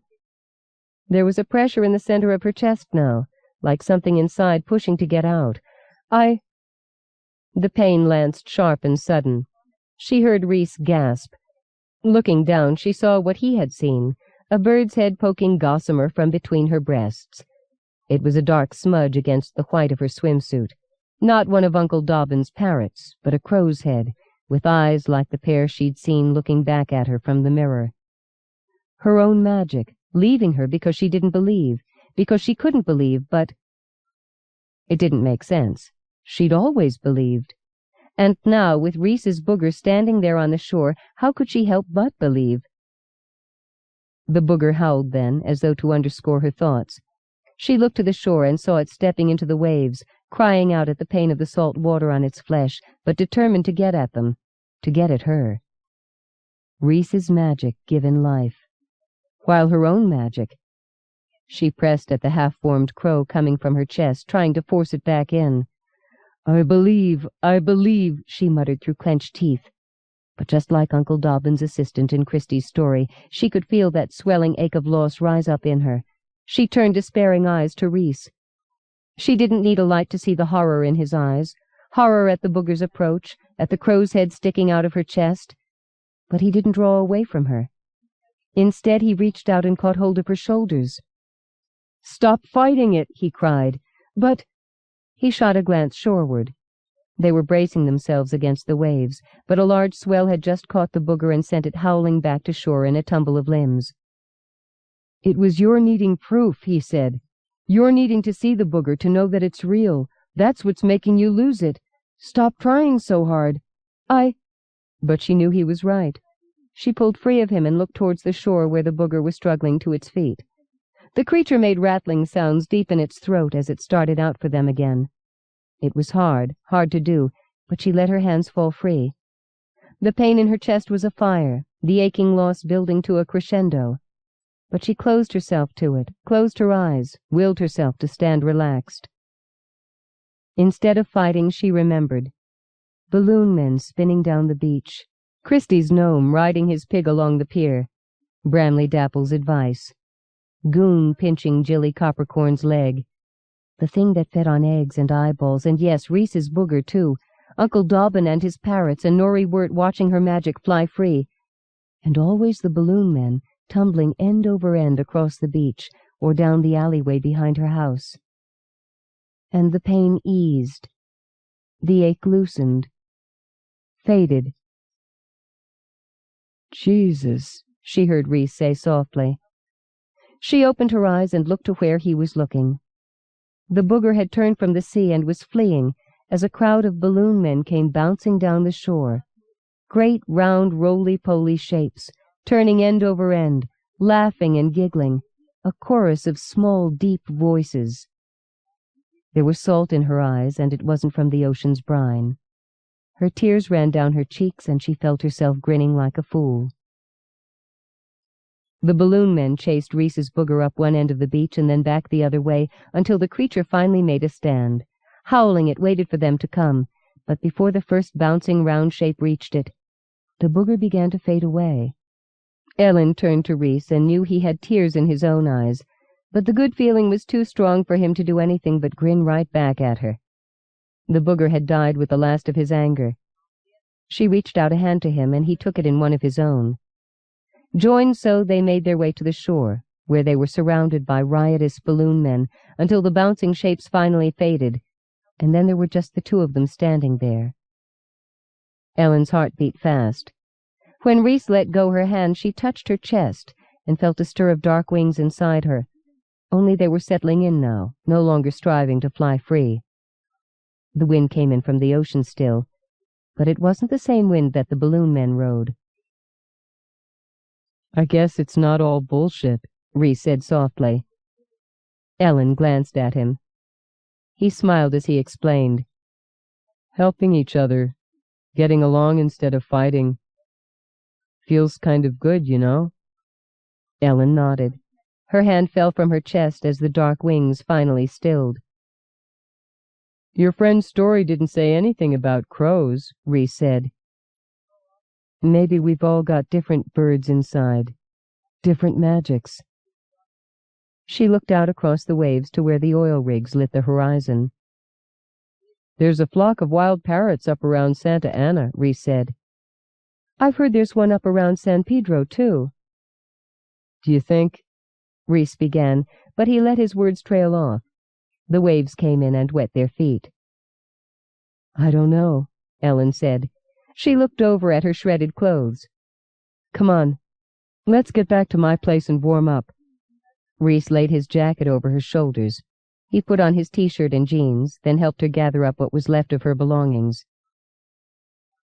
I didn't mean for this to happen, he said, bundling up the torn blouse and skirt. He looked up to where she was standing over him. But I couldn't control the booger. Maybe we're not supposed to. But something like the booger. She gave his mohawk a friendly ruffle. I think it just means that we've got to be careful about what kind of vibes we put out. Reese grimaced at her use of the word, but he nodded. It's either that, Ellen added, or we let the magic fly free. The same feathery stirring of wings that she felt moved in Reese. They both knew that that was something neither of them was likely to give up. In Uncle Dobbin's parrot fair, Norrie Wirt turned away from the pair of cages that she'd been making ready. I guess we won't be needing these, she said. Uncle Dobbin looked up from a slim collection of Victorian poetry and nodded. You're learning fast, he said. He stuck the stem of his pipe in his mouth and fished about in his pocket for a match. Maybe there's hope for you yet. Norrie felt her own magic stir inside her, back where it should be, but she didn't say anything to him in case she had to go away, now that the lesson was learned. She was too happy here. Next to catching some rays, there wasn't anywhere she'd rather be. The Stone Drum. There is no question that there is an unseen world. The problem is, how far is it from Midtown and how late is it open? Attributed to Woody Allen. It was Jilly Coppercorn who found the stone drum late one afternoon. She brought it around to Professor Dapple's rambling Tudor-styled house in the old quarter of Lower Crosey that same evening, wrapped up in folds of brown paper and tied with twine. She rapped sharply on the professor's door with the little brass lion's head knocker that always seemed to stare too intently at her, then stepped back as Olaf Gunasakera, Dapple's odd little housekeeper, flung the door open and glowered out at where she stood on the rickety porch. You, he grumbled. Me, she agreed amicably. Is Bramley in? I'll see, he replied and shut the door. Jilly sighed and sat down on one of the two worn rattan chairs that stood to the left of the door, her package bundled on her knee. A black and orange cat regarded her incuriously from the seat of the other chair, then turned to watch the progress of a woman walking her dachshund down the street. Professor Dapple still taught a few classes at Butler U, but he wasn't nearly as involved with the curriculum as he had been when Jilly attended the university. There'd been some kind of a scandal. Something about a bishop, some old coins, and the daughter of a tarot reader. But Jilly had never quite got the story straight. The professor was a jolly fellow, wizened like an old apple, but more active than many who were only half his apparent 60 years of age. He could talk and joke all night, incessantly polishing his wire-rimmed spectacles. What he was doing with someone like Olaf Gunasakera as a housekeeper, Jilly didn't know. It was true that Goon looked comical enough, what with his protruding stomach and puffed cheeks, the halo of unruly hair, and his thin little arms and legs reminding her of nothing so much as a pumpkin with twig limbs, or a monkey. His usual striped trousers, organ-grinder's jacket, and the little green and yellow cap he liked to wear didn't help, nor did the fact that he was barely 4 feet tall, and that the professor claimed he was a goblin, and just called him Goon. It didn't seem to allow Goon much dignity, and Jilly would have understood his grumpiness if she didn't know that he himself insisted on being called Goon, and his wardrobe was entirely of his own choosing. Bramley hated Goon's sense of fashion, or rather, his lack thereof. The door was flung open again, and Jilly stood up to find Goon glowering at her once more. "He's in," he said. Jilly smiled, as if he'd actually had to go in and check. They both stood there, Jilly on the porch and he in the doorway, until Jilly finally asked, "Can he see me?" Giving an exaggerated sigh, Goon stepped aside to let her in. "I suppose you'll want something to drink?" he asked as he followed her to the door of the professor's study. "Tea would be lovely." "Humph!" Jilly watched him stalk off, then tapped a knuckle on the study's door and stepped into the room. Bramley lifted his gaze from a desk littered with tottering stacks of books and papers, and grinned at her from between a gap in the towers of paper. "I've been doing some research since you called," he said. He poked a finger at a book that Jilly couldn't see, then began to clean his glasses. "Fascinating stuff." "And hello to you too," Jilly said. "Yes, of course. Did you know that the Kikaha had legends of a little people long before the Europeans ever settled this area?" Jilly could never quite get used to Bramley's habit of starting conversations in the middle. She removed some magazines from a club chair and perched on the edge of its seat, her package clutched to her chest. "What's that got to do with anything?" she asked. Bramley looked surprised. "Why, everything. We are still looking into the origins of this artifact of yours, aren't we?" Jilly nodded. From her new position of vantage, she could make out the book he'd been reading. Underhill and Deeper Still, a short story collection by Christy Riddle. Riddle made a living of retelling the odd stories that lie just under the skin of any large city. This particular one was a collection of urban legends of Old City and other subterranean fancies. Not exactly the factual reference source she'd been hoping for. Old City was real enough. That was where she'd found the drum this afternoon. But as for the rest of it, albino crocodile subway conductors, schools of dog-sized intelligent goldfish in the sewers, mutant rat debating societies, and the like. Old City was the original heart of Newford. It lay deep underneath the subway tunnels, dropped there in the late 1800s during the Great Quake. The present city, including its sewers and underground transportation tunnels, had been built above the ruins of the old one. There'd been talk in the early 70s of renovating the ruins as a tourist attraction, as had been done in Seattle. But Old City lay too far underground for easy access. After numerous studies on the project, the city council had decided that it simply wouldn't be cost-efficient.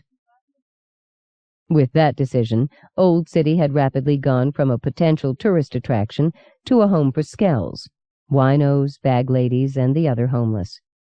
Not to mention, if one was to believe Bramley and Riddle, bands of ill-mannered goblin-like creatures that Riddle called skookin, a word he'd stolen from Old Scots, which meant variously ugly, furtive, and sullen. Which, Jilly realized once when she thought about it, made it entirely appropriate that Bramley should claim Goon was related to them. "You're not going to tell me it's a skookin artifact, are you?" she asked Bramley now. "Too soon to say," he replied. He nodded at her parcel. "Can I see it?" Jilly got up and brought it over to the desk, where Bramley made a great show of cutting the twine and unwrapping the paper. Jilly couldn't decide if he was pretending it was the unveiling of a new piece at the museum or his birthday. But then the drum was sitting on the desk, the mica and quartz veins in its stone catching the light from Bramley's desk lamp in a magical glitter, and she was swallowed up in the wonder of it again. It was tube-shaped, standing about a foot high, with a 7-inch diameter at the top and 5 inches at the bottom. The top was smooth as the skin head of a drum. On the sides were what appeared to be the remnants of a bewildering flurry of designs. But what was most marvelous about it was that the stone was hollow. It weighed about the same as a fat hardcover book. "Listen," Jilly said, and gave the top of the drum a rap-a-tap-tap. The stone responded with a quiet rhythm that resonated eerily in the study. Unfortunately, Goon chose that moment to arrive in the doorway with a tray laden with tea mugs, teapot, and a platter of his homemade biscuits.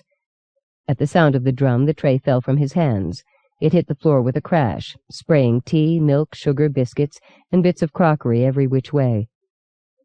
Jilly turned, her heartbeat double-timing in her chest, just in time to see an indescribable look cross over Goon's features. It might have been surprise, it might have been laughter, but it was gone too quickly for her to properly note. He merely stood in the doorway now, his usual glowering look on his face, and all Jilly was left with was a feeling of unaccountable guilt. "I didn't mean," Jilly began, but her voice trailed off. "Bit of a mess," Bramley said. "I'll get right to it," Goon said. His small dark eyes centered their gaze on Jilly for too long a moment. Then he turned away to fetch a broom and dustpan. When Jilly turned back to the desk, she found Bramley rubbing his hands together, face pressed close to the stone drum. He looked up at her over his glasses, grinning. "Did you see?" he said. "Goon recognized it for what it is, straight off. It has to be a Skookum artifact. Didn't like you meddling around with it, either."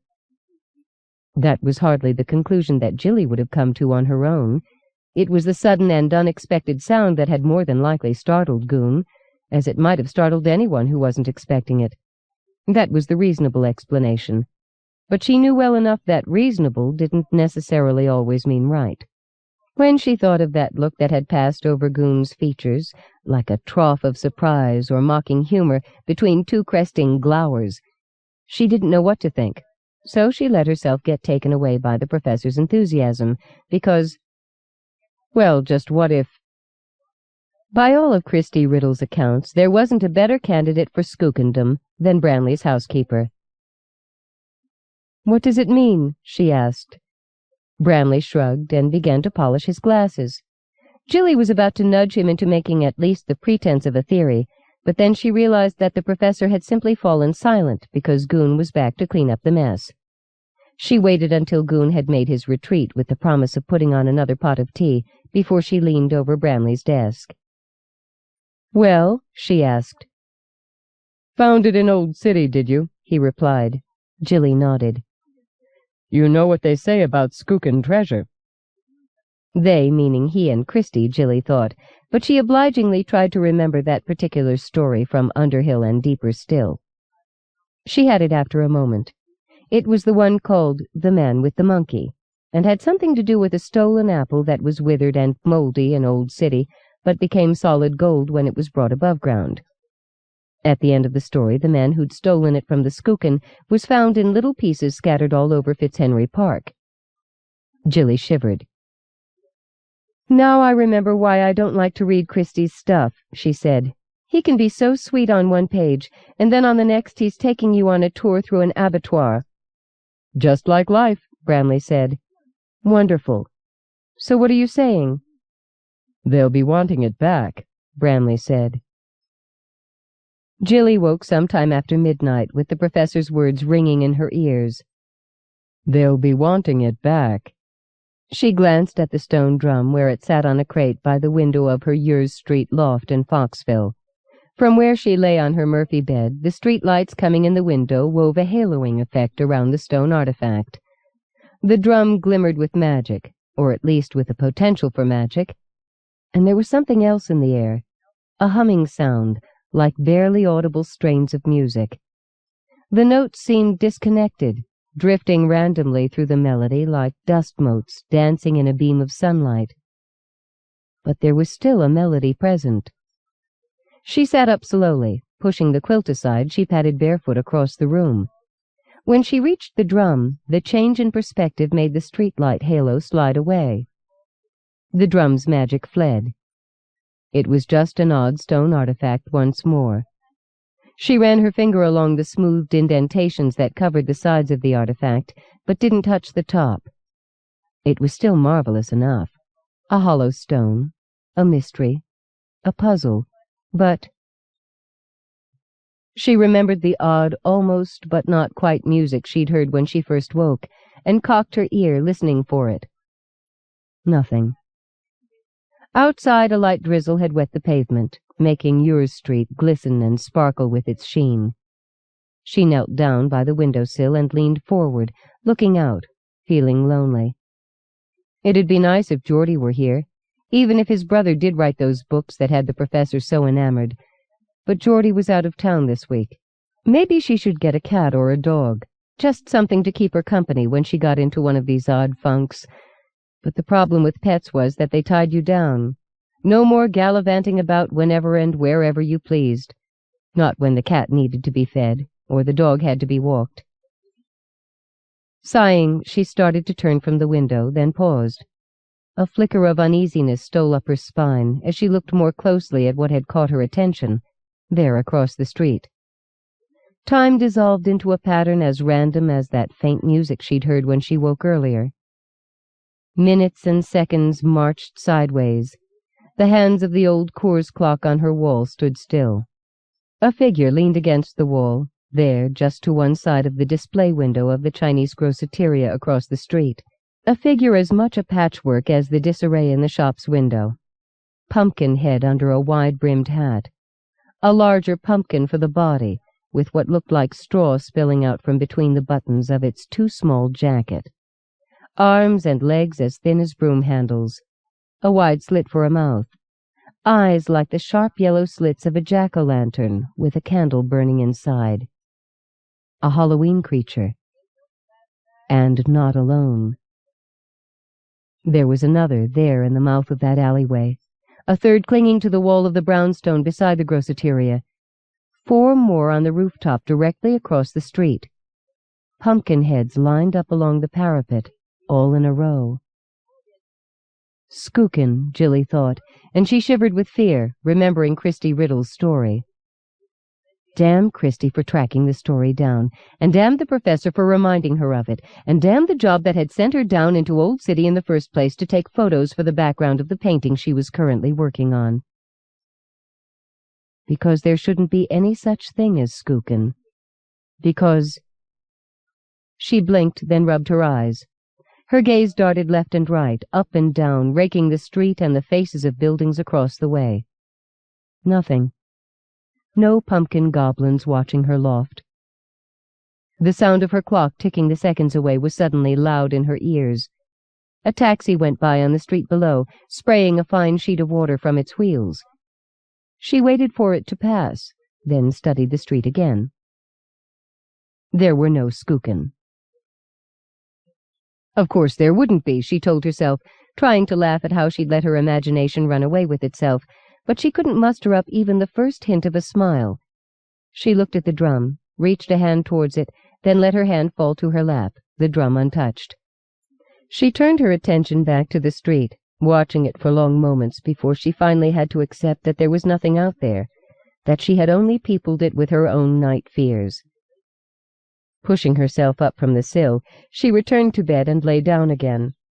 The palm of her right hand itched a little, right where she'd managed to poke herself on a small nail or wood sliver while she was down in Old City. She scratched her hand and stared up at the ceiling, trying to go to sleep, but not expecting to have much luck. Surprisingly, she drifted off in moments. And dreamed. Of Bramley's study. Except the professor wasn't ensconced behind his desk as usual. Instead, he was setting out a serving of tea for her and Goon, who had taken the professor's place behind the tottering stacks of papers and books on the desk. "Skookin'," Goon said, when the professor had finished serving them their tea and left the room. "They've never existed, of course." Jilly nodded in agreement. "Though in some ways," Goon went on, "they've always existed. In here." He tapped his temple with a gnarly, very skookin'-like finger. "In our imaginations." "But," Jilly began, wanting to tell him how she'd seen skookin' right out there on her very own street tonight. But Goon wasn't finished. "And that's what makes them real," he said. His head suddenly looked very much like a pumpkin. He leaned forward, eyes glittering as though a candle was burning there inside his head, flickering in the wind. "And if they're real," he said. His voice wound down alarmingly, as though it came from the spiraling groove of a spoken-word album that someone had slowed by dragging their finger along on the vinyl. "Then you're in a lot of..." Jilly awoke with a start to find herself backed up against the frame of the head of her bed, her hands worrying and tangling her quilt into knots. "Just a dream," Cast-off thoughts, tossed up by her subconscious. Nothing to worry about except... She could finish the Dream Goon's statement. If they were real... Never mind being in trouble. If they were real, then she was doomed. She didn't get any more sleep that night, and first thing the next morning she went looking for help. "Skookin'," Merrin said, trying hard not to laugh. "Oh, I know what it sounds like," Jilly said. "But what can you do? Christie's books are Bramley's pet blind spot, and if you listen to him long enough he'll have you believing anything." "But skookin'," Merrin repeated, and this time she did giggle. Jilly couldn't help but laugh with her. Everything felt very different in the morning light, especially when she had someone to talk it over with whose head wasn't filled with Christie's stories. They were sitting in Catherine's cafe, an hour or so after Jilly had found Merrin Kelledy down by the lake, sitting on the pier and watching the early morning joggers run across the sand. Yuppies from downtown, health-conscious gentry from the beaches. It was a short walk up Battersfield Road to where Catherine's was nestled in the heart of Lower Crowsea. Like the area itself, with its narrow streets and old stone buildings, the cafe had an old-world feel about it, from the dark wood paneling and hand-carved chair backs to the small round tables, with checkered tablecloths, fat glass condiment containers, and straw-wrapped wine bottles used as candle holders. The music piped in over the house sound system was mostly along the lines of Telemann and Vivaldi, Kitaro and old Bob James albums. The waitresses wore cream-colored pinafores over flower-print dresses. But if the atmosphere was old world, the clientele were definitely contemporary. Situated so close to Butler U, Catherine's had been a favorite haunt of the university students since it first opened its doors in the mid-60s as a coffee-house. Though much had changed from those early days, there was still music played on its small stage on Friday and Saturday nights, as well as poetry recitations on Wednesdays, and Sunday morning storytelling sessions. Jilly and Merrin sat by a window, coffee and homemade banana muffins set out on the table in front of them. "Whatever were you doing down there anyway?" Merrin asked. "It's not exactly the safest place to be wandering about." Jilly nodded. The skells in Old City weren't all thin and wasted. Some were big and mean-looking, capable of anything. Not really the sort of people Jilly should be around, because if something went wrong... Well, she was the kind of woman for whom the word petite had been coined. She was small and slender, her tiny size only accentuated by the oversized clothing she tended to wear. Her brown hair was a thick tangle, her eyes the electric blue of sapphires. She was too pretty and too small to be wandering about in places like Old City on her own. "You know the band No Nuns Here?" Jilly asked. Merrin nodded. "I'm doing the cover painting for their first album," Jilly explained. "They wanted something moody for the background, sort of like the Tombs, but darker and grimmer. And I thought Old City would be the perfect place to get some reference shots." "But to go there on your own—" Jilly just shrugged. She was known to wander anywhere and everywhere, at any time of the night or day, camera or sketchbook in hand, often both. Merrin shook her head. Like most of Jilly's friends, she'd long since given up trying to point out the dangers of carrying on the way Jilly did. "So you found this drum," she said. Jilly nodded. She looked down at the little scab on the palm of her hand. It itched like crazy, but she was determined not to open it again by scratching it. "And now you want to—" Jilly looked up. "Take it back. Only I'm scared to go there on my own. I thought maybe Siren would come with me, for moral support, you know." "He's out of town," Merrin said. Merrin and her husband made up the two halves of the Kelledys, a local traditional music duo that played coffee-houses, festivals, and colleges from one coast to the other. For years now, however, Newford had been their home base. "He's teaching another of those harp workshops," Merrin added. Jilly did her best to hide her disappointment. What she'd told Merrin about moral support was only partly the reason she'd wanted their help, because, more so than either Riddle's stories or Bramley's askew theories, the Kelledys were the closest thing to real magic that she could think of in Newford.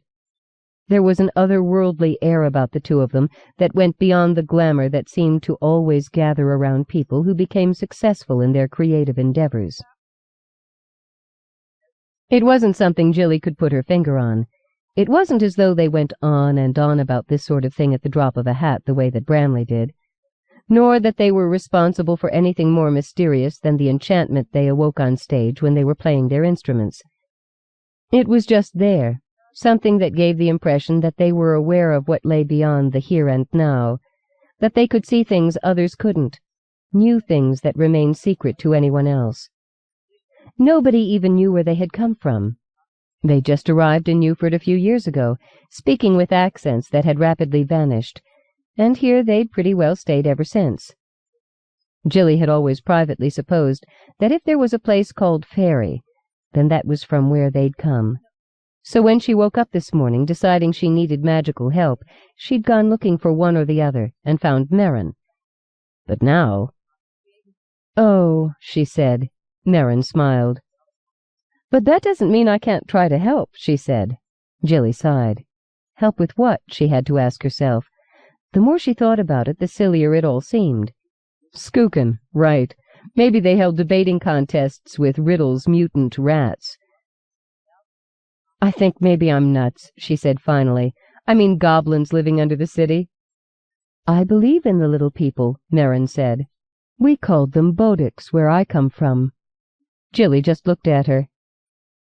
"But you laughed when I talked about them," she said finally. "I know, and I shouldn't have. It's just that whenever I hear that name that Christie's given them, I can't help myself. It's so silly." "What I saw last night didn't feel silly," Jilly said. If she'd actually seen anything. By this point, even with Merrin's apparent belief, she wasn't sure what to think any more. "No," Merrin said, "I suppose not. But you're taking the drum back, so why are you so nervous?" "The man in Christie's story returned the apple he stole," Jilly said, "and you know what happened to him." "That's true," Merrin said, frowning.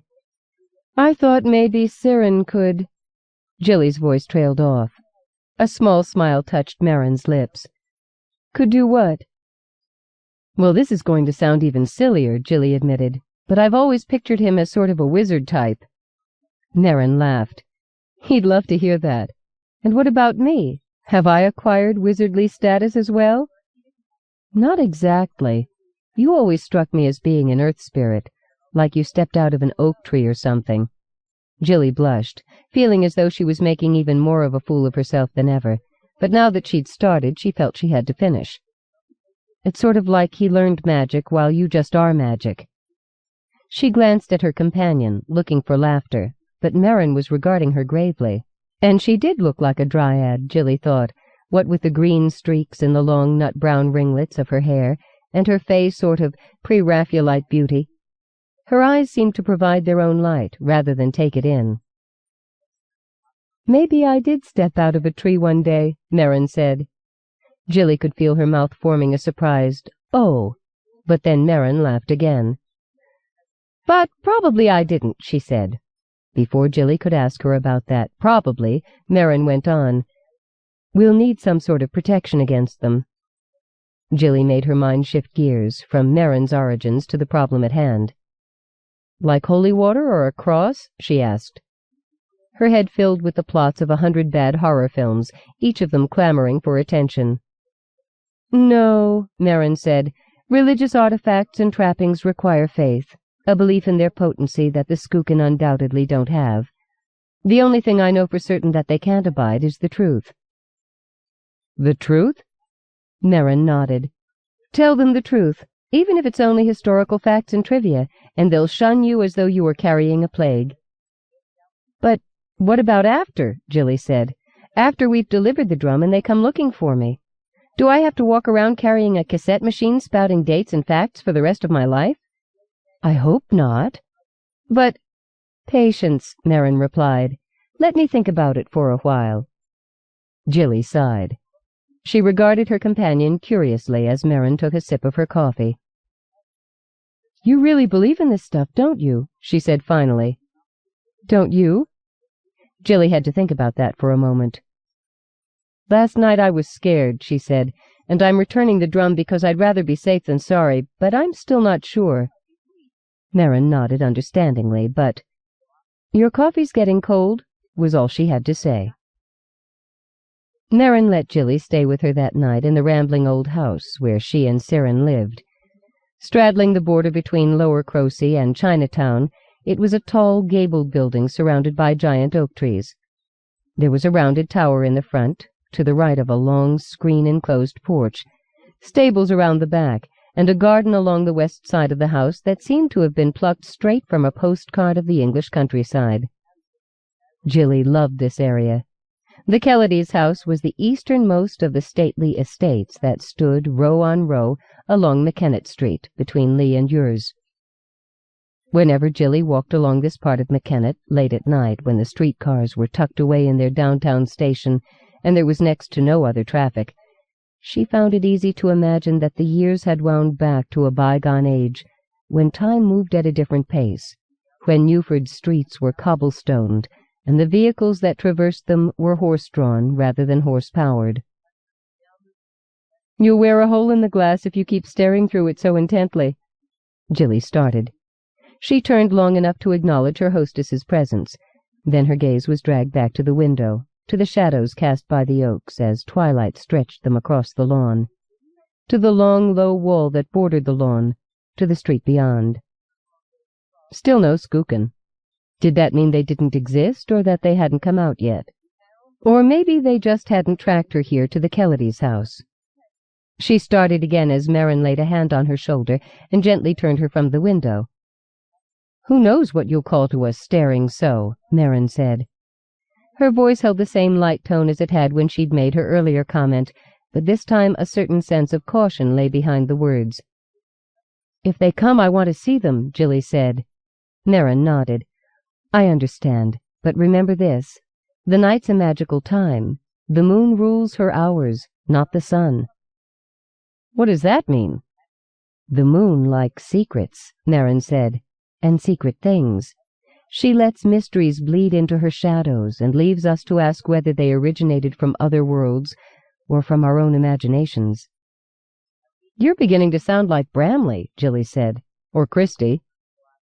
"Remember your Shakespeare," Merrin said. "This fellow's wise enough to play the fool. Did you ever think that perhaps their studied eccentricity protects them from sharper ridicule?"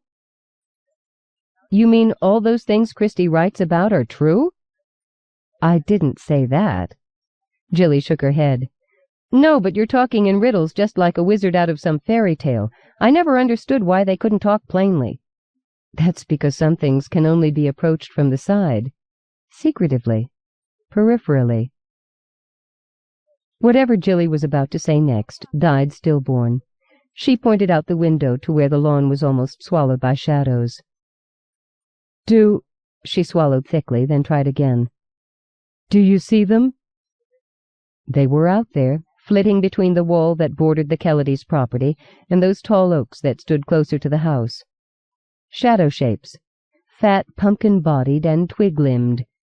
There were more of them than there'd been last night, and they were bolder, creeping right up towards the house, threats burning in their candle-flicker eyes, wide mouths open in jack-o'-lantern grins, revealing rows of pointed teeth. One came sidling right up to the window, its face monstrous at such close proximity. Jilly couldn't move, couldn't even breathe. She remembered what Merrin had said earlier. They can't abide the truth. But she couldn't frame a sentence, never mind a word, and her mind was filled with only a wild, unreasoning panic. The creature reached out a hand towards the glass, clawed fingers extended. Jilly could feel a scream building up deep inside her. In a moment that hand would come crashing through the window, shattering glass, clawing at her throat, and she couldn't move. All she could do was stare as the claws reached for the glass, stare as it drew back to... Something fell between the creature and the house, a swooping, shapeless thing. The creature danced back, saw that it was only the bough of one of the oak trees, and was about to begin its approach once more, but the cries of its companions distracted it. Not until it turned its horrible gaze from her did Jilly feel able to lift her own head. She stared at the oaks. A sudden wind had sprung up, lashing the boughs about so that the tall trees appeared to be giants, flailing about their many-limbed arms like monstrous agitated octopi. The creatures in the yard scattered, and in moments they were gone, each and every one of them. The wind died down. The animated giants became just oak trees once more.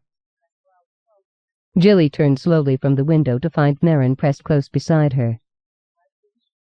"Ugly, furtive, and sullen," Merrin said.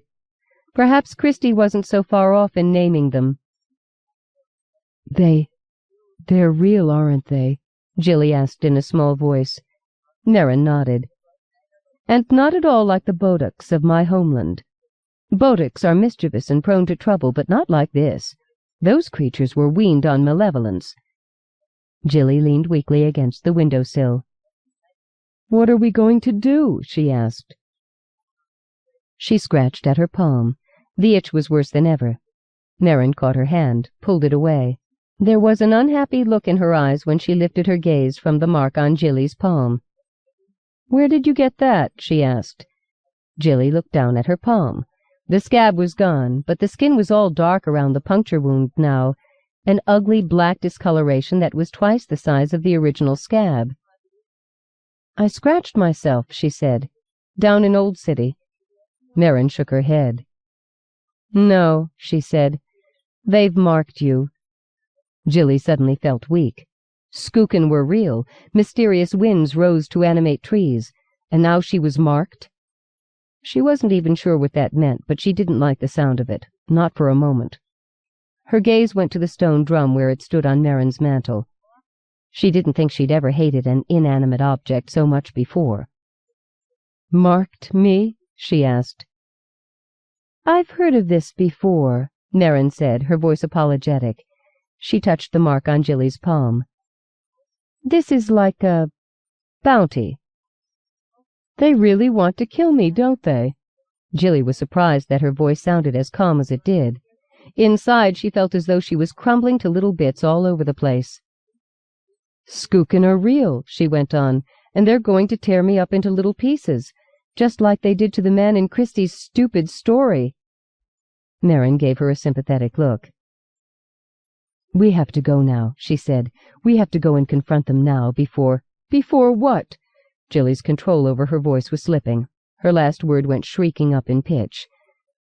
"Before they send something worse," Merrin said. Oh, great, Jilly thought as she waited for Merrin to change into clothing more suitable for the underground trek to Old City.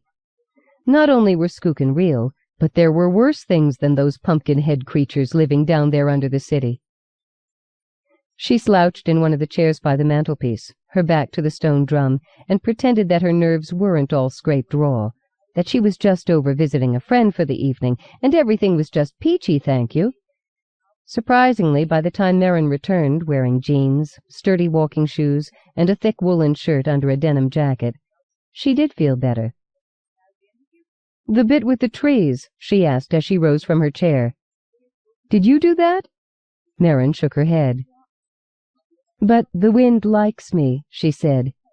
"Maybe it's because I play the flute." "And maybe it's because you're a dryad," Jilly thought, "and the wind's got a thing about oak trees." But she let the thought go unspoken. Merrin fetched the long, narrow bag that held her flute and slung it over her shoulder. "Ready?" she asked. "No," Jilly said. But she went and took the drum from the mantelpiece and joined Merrin by the front door. Merrin stuck a flashlight in the pocket of her jacket and handed another to Jilly, who thrust it into the pocket of the coat Merrin was lending her. It was at least 2 sizes too big for her, which suited Jilly just fine. Naturally, just to make the night complete, it started to rain before they got halfway down the walkway to McKennet Street. For safety's sake, city work crews had sealed up all the entrances to Old City in the mid-70s, all the entrances of which the city was aware, at any rate. The street people of Newford's back lanes and alleys knew of anywhere from a half-dozen to 20 others that could still be used, the number depending only on who was doing the bragging. The entrance to which Jilly led Merrin was the most commonly known and used. a steel maintenance store that was situated 200 yards or so down the east tracks of the Grasso Street subway station. The door led into the city's sewer maintenance tunnels, but had long since been abandoned. Scales had broken the locking mechanism, and the door stood continually ajar. Inside, time and weathering had worn down a connecting wall between the maintenance tunnels and what had once been the top floor of one of Old City's proud skyscrapers, an office complex that had towered some 4 stories above the city's streets before the quake dropped it into its present subterranean setting. It was a good 15-minute walk from the Kelledy's house to the Grasso Street station, and Jilly plodded miserably through the rain at Marin's side for every block of it. Her sneakers were soaked and her hair plastered against her scalp. She carried the stone drum tucked under one arm and was very tempted to simply pitch it in front of a bus.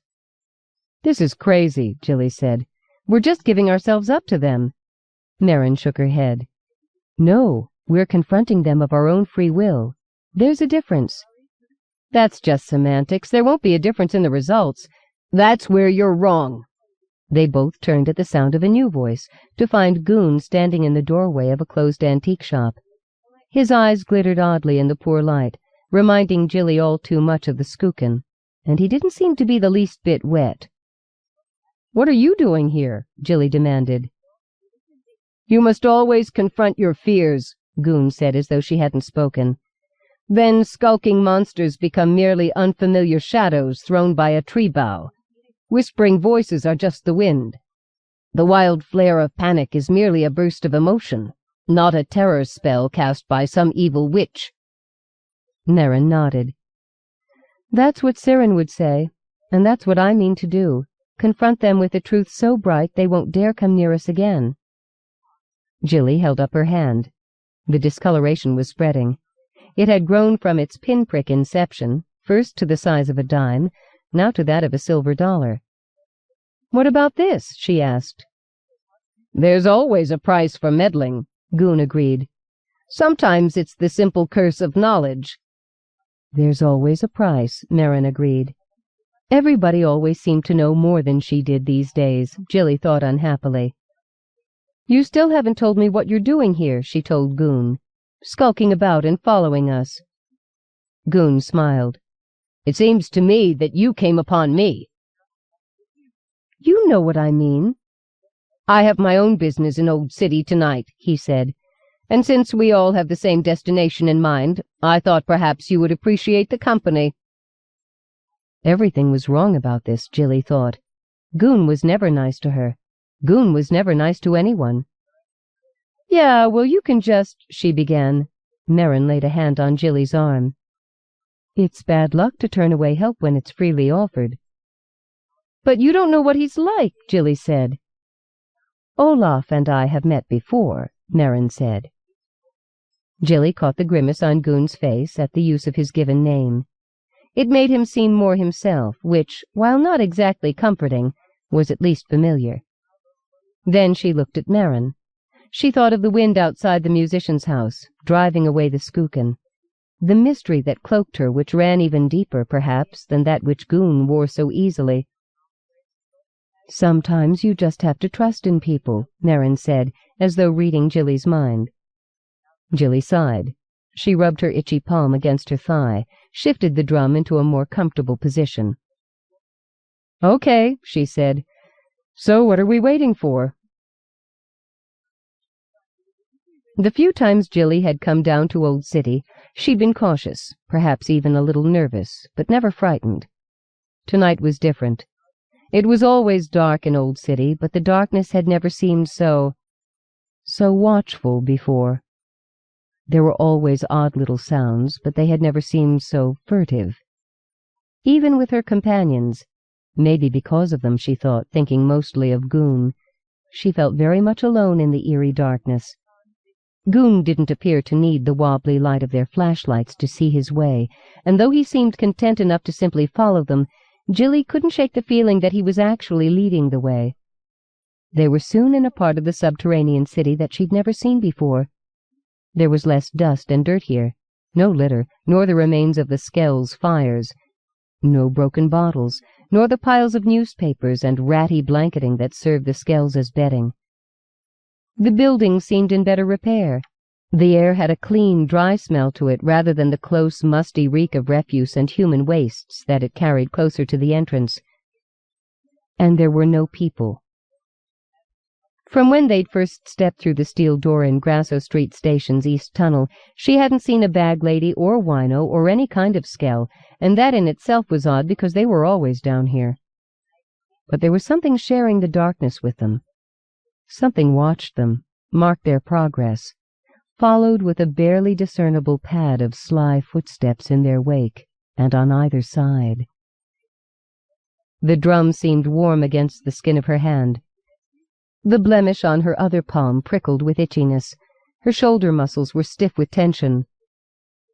"Not far now," Goon said softly, and Jilly suddenly understood what it meant to jump out of one's skin. The beam of her flashlight made a wild arc across the faces of the buildings on either side of her as she started. Her heartbeat jumped into second gear. "What do you see?" Marin asked, her voice calm. The beam of her flashlight turned towards Goon, and he pointed ahead. "Turn off your flashlights," he said. "Oh, sure," Jilly thought. "Easy for you to say." But she did so a moment after Marin had. The sudden darkness was so abrupt that Jilly thought she'd gone blind. But then she realized that it wasn't as black as it should be. Looking ahead to where Goon had pointed, she could see a faint glow seeping onto the street ahead of them. It was a little less than a half-block away, the source of the light hidden behind the squatting bulk of a half-tumbled-down building. "What could it—" Jilly started to say, but then the sounds began, and the rest of her words dried up in her throat. It was supposed to be music, she realized after a few moments, but there was no discernible rhythm, and while the sounds were blown or rasped or plucked from instruments, they searched in vain for a melody. "It begins," Goon said.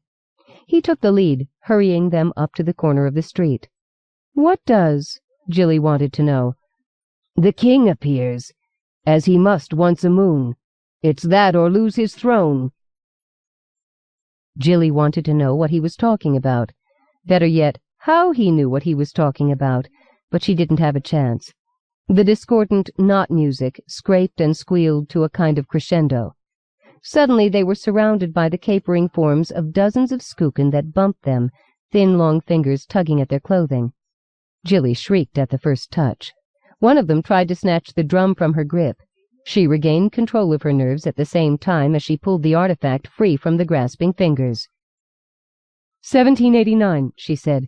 That's when the Bastille was stormed and the French Revolution began. 1807, slave trade was abolished in the British Empire.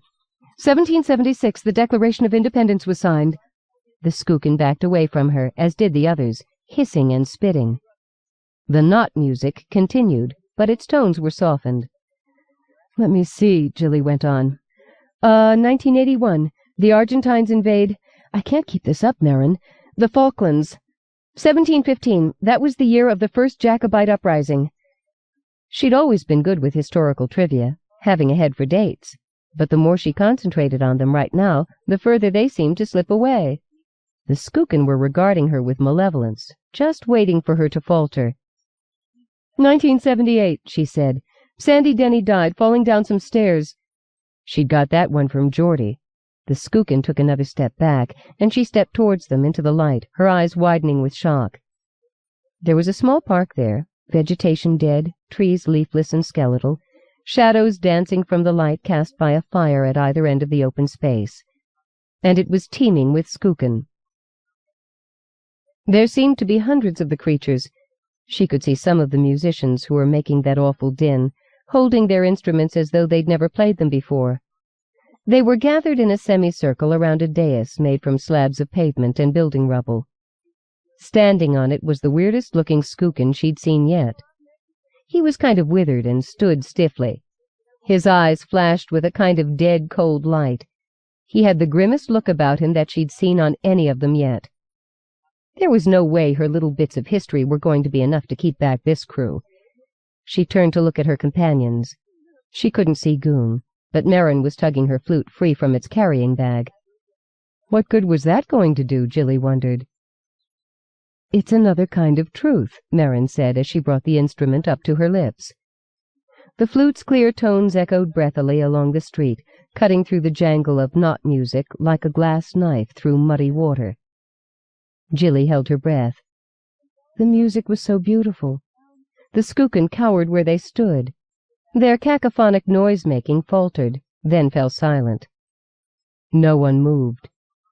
For long moments there was just the clear sound of Merrin's flute, breathing a slow, plaintive air that echoed and sang down the street, winding from one end of the park to the other. Another kind of truth Jilly remembered Merrin saying just before she began to play. That's exactly what this music was, she realized. A kind of truth. The flute playing finally came to an achingly sweet finale, and a hush fell in Old City. And then there was movement. Goon stepped from behind Jilly and walked through the still crowd of skookum to the dais where their king stood. He clambered up over the rubble until he was beside the king. He pulled a large clasp knife from the pocket of his coat. As he opened the blade, the skookum king made a jerky motion to get away, but Goon's knife hand moved too quickly. He slashed and cut. Now he's bloody done it, Jilly thought as the skookum king tumbled to the stones. But then she realized that Goon hadn't cut the king. He'd cut the air above the king. He'd cut the... Her sudden realization only confused her more. Strings holding him? What? She said. Come, Merrin said. She tucked her flute under her arm and led Jilly towards the dais. This is your king, Goon was saying. He reached down and pulled the limp form up by the fine webbed strings that were attached to the king's arms and shoulders. The king dangled loosely under his strong grip. A broken marionette. A murmur rose from the crowd of skookum, part ugly, part wondering. The king is dead, Goon said. He's been dead for moons. I wondered why Old City was closed to me this past half-year, and now I know. There was movement at the far end of the park, a fleeing figure. It had been the king's counselor, Goon told Jilly and Merrin later. Some of the skookum made to chase him, but Goon called them back. Let him go, he said. He won't return. We have other business at hand. Merrin had drawn Jilly right up to the foot of the dais and was gently pushing her forward. Go on, she said. Is he the king now? Jilly asked. Merrin smiled and gave her another gentle push. Jilly looked up. Goon seemed just like he always did when she saw him at Bramley's, grumpy and out of sorts. Maybe it's just his face, she told herself, trying to give herself courage. There were people who look grumpy no matter how happy they are. But the thought didn't help contain her shaking much as she slowly made her way up to where Goon stood. You have something of ours, Goon said. His voice was grim. Christie's story lay all too clearly in Jilly's head. She swallowed dryly. I never meant, she began, then simply handed over the drum. Goon took it reverently, then snatched her other hand before she could draw away. Her palm flared with sharp pain. All the skin from the base of her hand to the ends of her fingers was black. The curse, she thought. It's going to make my hand fall right off. I'm never going to paint again. Goon spat on her palm, and the pain died as though it had never been. With wondering eyes, Jilly watched the blackness dry up and begin to flake away. Goon gave her hand a shake, and the blemish scattered to fall to the ground. Her hand was completely unmarked. But the curse, she said.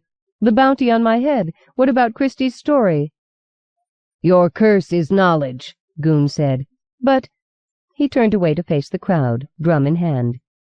As Jilly made her careful descent back to where Merrin was waiting for her, Goon tapped his fingers against the head of the drum. An eerie rhythm started up, a real rhythm. When the skookum musicians began to play, they held their instruments properly and called up a sweet, stately music to march across the back of the rhythm.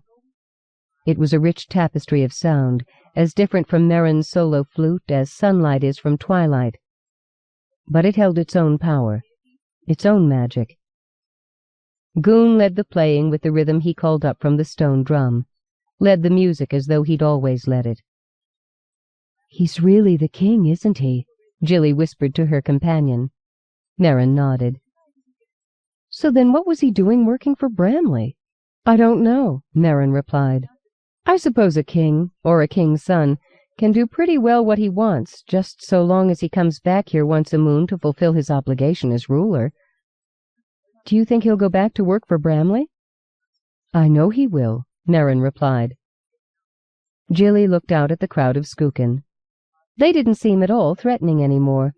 They just looked like little men, comical with their tubby bodies and round heads and their little broomstick limbs. But men all the same. She listened to the music, felt its trueness, and had to ask Merrin why it didn't hurt them. Because it's their truth, Merrin replied. But truth's just truth, Jilly protested. Something's either true or it's not. Merrin just put her arm around Jilly's shoulder. A touch of a smile came to the corners of her mouth. It's time we went home, she said. I got off pretty lightly, didn't I? Jilly said as they started back the way they'd come. I mean with the curse and all. Knowledge can be a terrible burden, Merrin replied. It's what some believe cast Adam and Eve from Eden. But that was a good thing, wasn't it? Merrin nodded. I think so, but it brought pain with it. Pain we still feel to this day. I suppose. Come on, Merrin said as Jilly lagged a little to look back at the park. Jilly quickened her step, but she carried the scene away with her.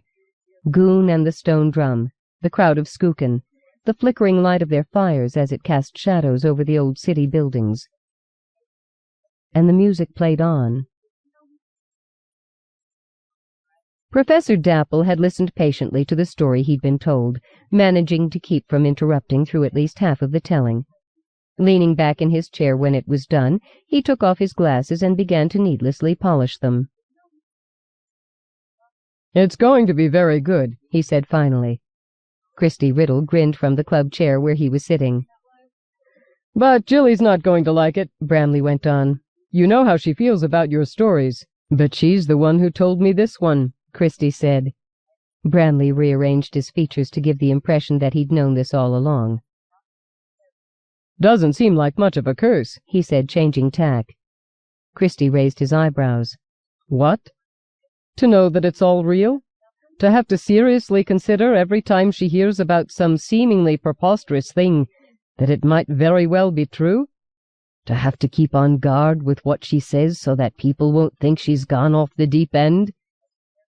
Is that how people look at us? Bramley asked. What do you think? Christy replied with a laugh. Bramley harumphed. He fidgeted with the papers on his desk, making more of a mess of them rather than less. But Goon, he said, finally coming to the heart of what bothered him with what he'd been told. It's like some retelling of the King of the Cats, isn't it? Are you really going to put that bit in? Christy nodded. It's part of the story. I can't see Goon as a king of anything, Bramley said. And if he is a king, then what's he doing still working for me? Which do you think would be better? Christy asked. To be a king below? Or a man above? Bramley didn't have an answer for that. Timeskip. Every time it rains, a ghost comes walking. He goes up by the stately old houses that line Stanton Street, down Henratty Lane, to where it leads into the narrow streets and crowded back alleys of Crosey, and then back up Stanton again in an unvarying routine. He wears a worn tweed suit, mostly browns and grays, with a faint rosy touch of heather. A shapeless cap presses down his brown curls. His features give no true indication of his age, while his eyes are both innocent and wise. His face gleams in the rain, slick and wet as that of a living person. When he reaches the street lamp in front of the old Hamill estate, he wipes his eyes with a brown hand. Then he fades away. Samantha Ray knew it was true because she'd seen him, more than once. She saw him every time it rained. So, have you asked her out yet? Jilly wanted to know. We were sitting on a park bench, feeding pigeons to the leftover crusts from our lunches. Jilly had worked with me at the post office. That Christmas they hired outside staff instead of letting the regular employees work the overtime. and we'd been friends ever since. These days she worked 3 nights a week as a waitress, while I made what I could busking on the market with my father's old Czech fiddle. Jilly was slender, with a thick tangle of brown hair and pale blue eyes, electric as sapphires. She had a penchant for loose clothing and fingerless gloves when she wasn't waitressing. There were times when I met her on the streets in the evening that I mistook her for a bag lady. Skulking in an alleyway, gaze alternating between the sketchbook held in one hand and the faces of the people on the streets as they walked by. She had more sketches of me playing my fiddle than had any right to exist.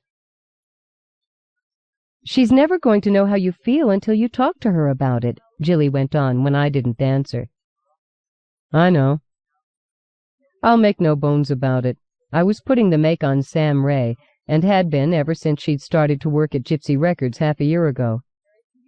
I never much went in for the blonde California beach girl type, but Sam had a look all her own. She had some indefinable quality that went beyond her basic cheerleader appearance. Right, I can hear you already. Rationalizations of the North American libido. But it was true. I didn't just want Sam in my bed. I wanted to know we were going to have a future together. I wanted to grow old with her. I wanted to build up a lifetime of shared memories. About the most Sam knew about all this was that I hung around and talked to her a lot at the record store. "Look," Jilly said, "just because she's pretty doesn't mean she's having a perfect life or anything. Most guys look at someone like her and they won't even approach her because they're sure she's got men coming out of her ears. Well, it doesn't always work that way. For instance," she touched her breastbone with a narrow hand and smiled, "consider yours truly." I looked at her long fingers. Paint had dried under her nails. "You've started a new canvas," I said. "And you're changing the subject," she replied. "Come on, Geordie, what's the big deal? The most she can say is no." "Well, yeah, but she intimidates you, doesn't she?" I shook my head. "I talk to her all the time." "Right, and that's why I've got to listen to your constant mooning over her." She gave me a sudden considering look, then grinned. "I'll tell you what, Geordie, me lad. Here's the bottom line. I'll give you 24 hours to ask her out. If you haven't got it together by then, I'll talk to her myself." "Don't even joke about it." 24 hours, Jilly said firmly. She looked at the chocolate chip cookie in my hand. "Are you eating that?" she added, in that certain tone of voice of hers that plainly said, "All previous topics of conversation have been dealt with and completed. We are now changing topics." So we did. But all the while we talked, I thought about going into the record store and asking Sam out, because if I didn't, Jilly would do it for me. Whatever else she might be, Jilly wasn't shy. Having her go in to plead my case would be as bad as having my mother do it for me. I'd never be able to show my face in there again. Gypsy Records is on Williamson Street, one of the city's main arteries. It begins as Highway 14 outside the city, lined with a sprawl of fast food outlets, malls, and warehouses. On its way downtown, it begins to replace the commercial properties with ever-increasing handfuls of residential blocks until it reaches the downtown core, where shops and low-rise apartments mingle in gossiping crowds. The store gets its name from John Butler, a short, round-bellied man without a smidgen of Romany blood, who began his business out of the back of a hand-drawn cart that gypsied its way through the city's streets for years, always keeping just one step ahead of the municipal licensing board's agents. While it carries the usual bestsellers, the lifeblood of its sales are more obscure titles, imports and albums published by independent record labels. Albums, singles, and compact discs of punk, traditional folk, jazz, heavy metal, and alternative music line its shelves. Barring Sam, most of those who work there would look just as at home in the fashion pages of the most current British alternative fashion magazines. Sam was wearing a blue cotton dress today, embroidered with silver threads. Her blonde hair was cut in a short shag on the top, hanging down past her shoulders at the back and sides. She was dealing with a defect when I came in. I don't know if the record in question worked or not, but the man returning it was definitely defective. "It sounds like there's a radio broadcast right in the middle of the song," he was saying as he tapped the cover of the Pink Floyd album on the counter between them. "It's supposed to be there," Sam explained. It's part of the song." The tone of her voice told me that this conversation was going into its 12th round or so. "Well, I don't like it," the man told her. "When I buy an album of music, I expect to get just music on it." "You still can't return it."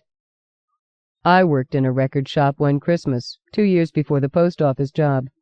The best defect I got was from someone returning an in-concert album by Marcel Marceau. Each side had 30 minutes of silence, with applause at the end. I kid you not. I browsed through the Celtic records while I waited for Sam to finish with her customer. I couldn't afford any of them, but I liked to see what was new. Blasting out of the store's speakers was the new Beastie Boys album. It sounded like a cross between heavy metal and bad rap, and was about as appealing as being hit by a car. You couldn't deny its energy, though. By the time Sam was free, I'd located 5 records I would have bought in more flush times. Leaving them in the bin, I drifted over to the front cache just as the Beastie Boys' last cut ended. Sam replaced them with a tape of New Age piano music. "What's the new Oyster Band like?" I asked. Sam smiled. "It's terrific. My favorite cut's The Old Dance. It's sort of an allegory based on Adam and Eve and the serpent that's got a great hook in the chorus. Telfer's fiddling just sort of skips ahead, pulling the rest of the song along." That's what I like about alternative record stores like Gypsy's. The people working in them actually know something about what they're selling. "Have you got an open copy?" I asked. She nodded and turned to the bin of opened records behind her to find it. With her back to me, I couldn't get lost in those deep blue eyes of hers. I seized my opportunity and plunged ahead. "Are you working tonight? Would you like to go out with me somewhere?" I'd meant to be cool about it, except the words all blurred together as they left my throat. I could feel the flush start up the back of my neck as she turned and looked back at me with those baby blues. "Say what?" she asked. Before my throat closed up on me completely, I tried again, keeping it short. "Do you want to go out with me tonight?" Standing there with the Oyster Band album in her hand, I thought she'd never looked better, especially when she said, "I thought you'd never ask." I put in a couple of hours of busking that afternoon down in Crosey's Market, the fiddle humming under my chin to the jingling rhythm of the coins that passers-by threw into the case lying open in front of me. I came away with $26 and change. Not the best of days, but enough to buy a halfway decent dinner and a few beers. I picked up Sam after she finished work, and we ate at the Monkey Woman's Nest, a Mexican restaurant on Williamson, just a couple of blocks down from Gypsy's. I still don't know how the place got its name. Ernestina Verdad, the Mexican woman who owns the place, looks like a showgirl, and not one of her waitresses is even vaguely simian in appearance. It started to rain as we were finishing our second beer, turning Williamson Street slick with neon reflections. Sam got a funny look on her face as she watched the rain through the window. Then she turned to me. "Do you believe in ghosts?" she asked. The serious look in her eyes stopped the half-assed joke that 2 beers brewed in the carbonated swirl of my mind. I never could hold my alcohol. I wasn't drunk, but I had a buzz on. "I don't think so," I said carefully. "At least I've never seriously stopped to think about it." "Come on," she said, getting up from the table. "I want to show you something." I let her lead me out into the rain, though I didn't let her pay anything towards the meal. Tonight was my treat. Next time I'd be happy to let her do the honors. "Every time it rains," she said, "a ghost comes walking down my street." She told me the story as we walked down into Crosey. The rain was light, and I was enjoying it, swinging my fiddle case in my right hand, Sam hanging onto my left as though she'd always walked there. I felt like I was on top of the world listening to her talk, feeling the pressure of her arm, the bump of her hip against mine. She had an apartment on the 3rd floor of an old brick-and-frame building on Stanton Street. It had a front porch that ran the length of the house, dormer windows, 2 in the front and back, 1 on each side, and a sloped mansard roof. We stood on the porch out of the rain, which was coming down harder now. An orange and white Tom was sleeping on the cushion of a white wicker chair by the door. He twitched a torn ear as we shared his shelter, but didn't bother to open his eyes. I could smell the mint that was growing up alongside the porch steps, sharp in the wet air. Sam pointed down the street to where the yellow glare of a street lamp glistened on the rain-slicked cobblestone walk that led to the Hamill estate. The Hamill house itself was separated from the street by a low wall and a dark expanse of lawn, bordered by the spreading boughs of huge oak trees. "Watch the street," she said, "just under the street light." I looked, but I didn't see anything. The wind gusted suddenly, driving the rain in hard sheets along Stanton Street, and for a moment we lost all visibility. When it cleared, he was standing there, Sam's ghost, just like she told me. As he started down the street, Sam gave my arm a tug. I stowed my fiddle case under the Tom's wicker chair, and we followed the ghost down Henratty Lane. By the time he returned to the street light in front of the Hamill estate, I was ready to argue that Sam was mistaken. There was nothing in the least bit ghostly about the man we were following. When he returned up Henratty Lane, we had to duck into a doorway to let him pass. He never looked at us, but I could see the rain hitting him. I could hear the sound of his shoes on the pavement. He had to have come out of the walk that led up to the estate's house at the same time as that sudden gust of wind-driven rain. It had been a simple coincidence, nothing more. But when he returned to the street light, he lifted a hand to wipe his face. And then he was gone. He just winked out of existence. There was no wind, no gust of rain, no place he could have gone. A ghost. "Jesus," I said softly as I walked over to the pool of light cast by the street lamp. There was nothing to see, but there had been a man there. I was sure of that much. "We're soaked," Sam said. "Come on up to my place and I'll make us some coffee." The coffee was great and the company was better. Sam had a small clothes dryer in her kitchen. I sat in the living room in an oversized housecoat while my clothes tumbled and turned, the machine creating a vibration in the floorboards that I'm sure Sam's downstairs neighbors must have just loved. Sam had changed into a dark blue sweatsuit. She looked best in blue, I decided, and dried her hair while she was making the coffee. I prowled around her living room while she did, admiring her books, her huge record collection, her sound system, and the mantel above a working fireplace that was crammed with knickknacks. All her furniture was the kind made for comfort. They crouched like sleeping animals about the room. Fat sofa in front of the fireplace, an old pair of matching easy chairs by the window. The bookcases, record cabinet, side tables, and trim were all natural wood, polished to a shine with furniture oil. We talked about a lot of things sitting on the sofa, drinking our coffees, but mostly we talked about the ghost. "Have you ever approached him?" I asked at one point. Sam shook her head. "No, I just watch him walk. I've never even talked about him to anybody else." That made me feel good. "You know, I can't help but feel that he's waiting for something, or someone. Isn't that the way it usually works in ghost stories?" "This isn't a ghost story," I said. "But we didn't imagine it, did we? Not both of us at the same time." "I don't know." But I knew someone who probably did. Jilly. She was into every sort of strange happening, taking all kinds of odd things seriously. I could remember her telling me that Bramley Dapple, one of her professors at Butler U, and a friend of my brother's, was really a wizard who had a brown-skinned goblin for a valet. But the best thing I remembered about her was her talking about that scene in Disney's 101 Dalmatians, where the dogs are all howling to send a message across town, one dog sending it out, another picking it up and passing it along, all the way across town and out into the country. "That's how they do it," she'd said, "just like that." And if you walked with her at night and a dog started to howl, if no other dog picked it up, then she'd pass it on. She could mimic any dog's bark or howl so perfectly it was uncanny. It could also be embarrassing, because she didn't care who was around or what kinds of looks she got. It was the message that had to be passed on that was important. When I told Sam about Jilly, she smiled, but there wasn't any mockery in her smile. Emboldened, I related the ultimatum that Jilly had given me this afternoon. Sam laughed aloud. "Jilly sounds like my kind of person," she said. "I'd like to meet her." When it started to get late, I collected my clothes and changed in the bathroom. I didn't want to start anything, not yet, not this soon, and I knew that Sam felt the same way, though neither of us had spoken of it. She kissed me at the door, a long, warm kiss that had me buzzing again. "Come see me tomorrow?" she asked. "At the store?" "Just try and keep me away," I replied.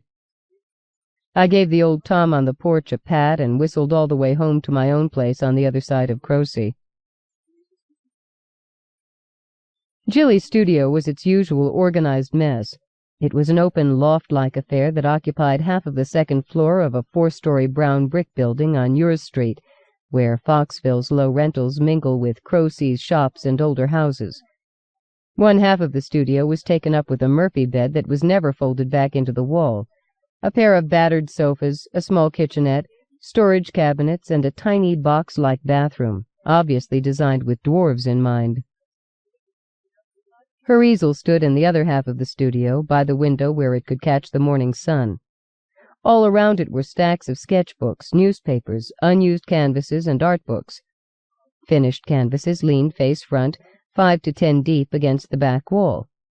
Tubes of paint covered the tops of old wooden orange crates, the new ones lying in neat piles like logs by a fireplace, the used ones in a haphazard scatter closer to hand. Brushes sat waiting to be used in mason jars. Others were in liquid waiting to be cleaned.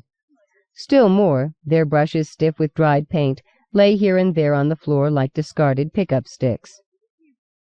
The room smelled of oil paint and turpentine. In the corner furthest from the window was a life-sized fabric-mache sculpture of an artist at work that bore an uncanny likeness to Jilly herself, complete with Walkman, one paintbrush in hand, another sticking out of its mouth.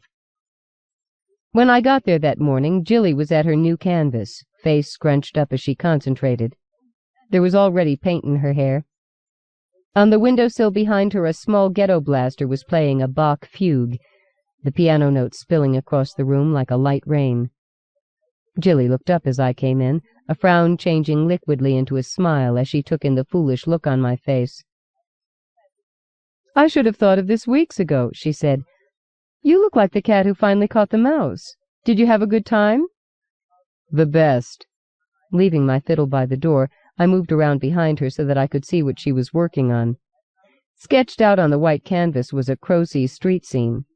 I recognized the corner, McKennet and Lee. I'd played there from time to time, mostly in the spring. Lately a rockabilly band called the Broken Hearts had taken over the spot. "Well?" Jilly prompted. "Well, what?" "Aren't you going to give me all the lovely sordid details?" I nodded at the painting. She'd already started to work in the background with oils. "Are you putting in the hearts?" I asked. Jilly jabbed at me with her paintbrush, leaving a smudge the color of a Crosey red brick tenement on my jean jacket. "I'll thump you if you don't spill it all, Geordie, me lad. Just watch if I don't." She was liable to do just that, so I sat down on the ledge behind her and talked while she painted. We shared a pot of her cowboy coffee, which was what Jilly called the foul brew she made from used coffee grounds. I took 2 spoons of sugar to my usual 1, just to cut back on the bitter taste it left in my throat. Still, beggars couldn't be choosers. That morning I didn't even have used coffee grounds at my own place. "I like ghost stories," she said, when I was finished telling her about my evening. She'd finished roughing out the buildings by now and bent closer to the canvas to start working on some of the finer details before she lost the last of the morning light. "Was it real?" I asked. "That depends. Bramley says—" I know, I said, breaking in. If it wasn't Jilly telling me some weird story about him, it was my brother. What Jilly liked best about him was his theory of consensual reality, the idea that things exist because we agree that they exist. "But think about it," Jilly went on. "Sam sees a ghost, maybe because she expects to see one, and you see the same ghost because you care about her, so you're willing to agree that there's one there where she says it will be. Say it's not that. Then what could it be?" "Any number of things. A time slip, a bit of the past slipping into the present. It could be a restless spirit with unfinished business. From what you say Sam's told you, though, I'd guess that it's a case of a time skip." She turned to grin at me, which let me know that the word was one of her own coining. I gave her a dutifully admiring look, then asked, "A what?" A time skip. It's like a broken record, you know. It just keeps playing the same bit over and over again. Only unlike the record, it needs something specific to cue it in. Like rain. Exactly. She gave me a sudden sharp look. This isn't for one of your brother's stories, is it? My brother Christy collects odd tales just like Jilly does, only he writes them down. I've heard some grand arguments between the two of them comparing the superior qualities of the oral versus written traditions. I haven't seen Christy in weeks, I said. All right, then. So how do you go about handling this sort of thing, I asked. Sam thinks he's waiting for something. Jilly nodded. For someone to lift the tone arm of time. At the pained look on my face, she added, Well, have you got a better analogy? I admitted that I didn't. But how do you do that? Do you just go over and talk to him, or grab him, or what? Any and all might work, but you have to be careful about that kind of thing. How so? Well, Jilly said, turning from the canvas to give me a serious look, sometimes a ghost like that can drag you back to whenever it is that he's from, and you'll be trapped in his time. Or you might end up taking his place in the time skip. Lovely. Isn't it? She went back to the painting. What color's that sign Duffy has over his shop on McKennet? She asked. I closed my eyes, trying to picture it, but all I could see was the face of last night's ghost, wet with rain. It didn't rain again for a couple of weeks. They were good weeks. Sam and I spent the evenings and weekends together. We went out a few times, twice with Jilly, once with a couple of Sam's friends. Jilly and Sam got along just as well as I'd thought they would. And why shouldn't they? They were both special people. I should know. The morning it did rain, it was Sam's day off from Gypsy's. The previous night was the first I'd stayed over all night. The first we made love. Waking up in the morning with her warm beside me was everything I thought it would be. She was sleepy-eyed and smiling, more than willing to nestle deep under the comforter while I saw about getting some coffee together. When the rain started, we took our mugs into the living room and watched the street in front of the Hamill estate. A woman came by walking one of those fat white bull terriers that look like they're more pig than dog. The terrier didn't seem to mind the rain, but the woman at the other end of the leash was less than pleased. She alternated between frowning at the clouds and tugging him along. About 5 minutes after the pair had rounded the corner, our ghost showed up, just winking into existence out of nowhere. Or out of a slip in time. One of Jilly's time skips. We watched him go through his routine. When he reached the streetlight and vanished again, Sam leaned her head against my shoulder. We were cozied up together in one of the big comfy chairs, feet on the windowsill. We should do something for him, she said. Remember what Jilly said, I reminded her. Sam nodded. But I don't think that he's out to hurt anybody. It's not like he's calling out to us or anything. He's just there, going through the same moves, time after time. The next time it rains... What are we going to do? Sam shrugged. Talk to him, maybe? I didn't see how that could cause any harm. Truth to tell, I was feeling sorry for the poor bugger myself. Why not? I said. About then, Sam's hands got busy, and I quickly lost interest in the ghost. I started to get up, but Sam held me down in the chair. Where are you going? She asked. Well, I thought the bed would be more... We've never done it in a chair before. There's a lot of places we haven't done it yet, I said. Those deep blue eyes of hers, about 5 inches from my own, just about swallowed me. We've got all the time in the world, she said. It's funny how you remember things like that later. The next time it rained, Jilly was with us. The 3 of us were walking home from Your Second Home, a sleazy bar on the other side of Foxville, where the band of a friend of Sam's was playing. None of us looked quite right for the bar when we walked in. Sam was still the perennial California beach girl, all blonde and curves, in a pair of tight jeans and a white t-shirt, with a faded jean jacket over top. Jilly and I looked like the scruffs we were. The bar was a place for serious drinking during the day, serving mostly unemployed blue-collar workers spending their welfare checks on a few hours of forgetfulness. By the time the band started around 9, though, the clientele underwent a drastic transformation. Scattered here and there through the crowd was the odd individual who still dressed for volume. All the colors turned up loud. But mostly we were outnumbered 30-1 by spike-haired punks in their black leathers and blue jeans. It was like being on the inside of a bruise. The band was called the Wang Boys, and ended up being pretty good, especially on their original numbers, if a bit loud. My ears were ringing when we finally left the place sometime after midnight. We were having a good time on the walk home. Jilly was in rare form, half dancing on the street around us, singing the band's closing number, making up the words, turning the piece into a punk gospel number. She kept bouncing around in front of us, skipping backwards as she tried to get us to sing along. The rain started as a thin drizzle as we were making our way through Crosey's narrow streets. Sam's fingers tightened on my arm, and Jilly stopped fooling around as we stepped into Henratty Lane. The rain coming down in earnest now. The ghost was just turning in the far end of the lane. "Geordie," Sam said, her fingers tightening more. I nodded. We brushed by Jilly and stepped up our pace, aiming to connect with the ghost before he made his turn and started back towards Stanton Street. "This is not a good idea," Jilly warned us, hurrying to catch up. But by then it was too late. We were right in front of the ghost. I could tell he didn't see Sam or me, and I wanted to get out of his way before he walked right through us. I didn't relish the thought of having a ghost or a Timeskip or whatever he was going through me. But Sam wouldn't move. She put out her hand, and as her fingers brushed the wet tweed of his jacket, everything changed. The sense of vertigo was strong. Henratty Lane blurred. I had the feeling of time flipping by like the pages of a calendar in an old movie, except each page was a year, not a day. The sounds of the city around us, sounds we weren't normally aware of, were noticeable by their sudden absence. The ghost jumped at Sam's touch. There was a bewildered look in his eyes, and he backed away. That sensation of vertigo and blurring returned until Sam caught him by the arm and everything settled down again. Quiet except for the rain, and a far-off voice that seemed to be calling my name. "Don't be frightened," Sam said, keeping her grip on the ghost's arm. "We want to help you." "You should not be here," he replied. His voice was stiff and a little formal.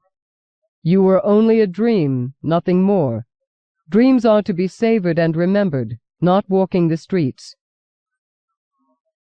Underlying their voices, I could still hear the faint sound of my own name being called. I tried to ignore it, concentrating on the ghost and our surroundings. The lane was clearer than I remembered it. No trash littered against the walls, no graffiti scrawled across the bricks. It seemed darker, too. It was almost possible to believe that we'd been pulled back into the past by the touch of the ghost. I started to get nervous then, remembering what Jilly had told us. Into the past. What if we were in the past and we couldn't get out again? What if we got trapped in the same time skip as the ghost and were doomed to follow his routine each time it rained? Sam and the ghost were still talking, but I could hardly hear what they were saying. I was thinking of Jilly. We'd brushed by her to reach the ghost, but she'd been right behind us. Yet when I looked back, there was no one there. I remembered that sound of my name, calling faintly across some great distance. I listened now, but heard only a vague, unrecognizable sound. It took me long moments to realize that it was a dog barking. I turned to Sam, tried to concentrate on what she was saying to the ghost. She was starting to pull away from him, but now it was his hand that held her arm. As I reached forward to pull her loose, the barking suddenly grew in volume. Not one dog's voice, but those of hundreds, echoing across the years that separated us from our own time. Each year caught and sent on its own dog's voice, the sound building into a cacophonous chorus of yelps and barks and howls. The ghost gave Sam's arm a sharp tug, and I lost my grip on her, stumbling as the vertigo hit me again. I fell through the sound of all those barking dogs, through the blurring years, until I dropped to my knees on the wet cobblestones, my hands reaching for Sam. But Sam wasn't there. "Geordie?" It was Jilly, kneeling by my side, hand on my shoulder. She took my chin and turned my face to hers, but I pulled free. "Sam!" I cried. A gust of wind drove rain into my face, blinding me, but not before I saw that the lane was truly empty except for Jilly and me. Jilly, who'd mimicked the barking of dogs to draw us back through time. But only I'd returned. Sam and the ghost were both gone. "Oh, Geordie," Jilly murmured as she held me close. "I'm so sorry." I don't know if the ghost was ever seen again, but I saw Sam one more time after that night. I was with Jilly in Moore's Antiques in Lower Crosey, flipping through a stack of old sepia-toned photographs, when a group shot of a family on their front porch stopped me cold. There among the somber faces was Sam. She looked different. Her hair was drawn back in a tight bun, and she wore a plain, unbecoming dark dress. But it was Sam all right.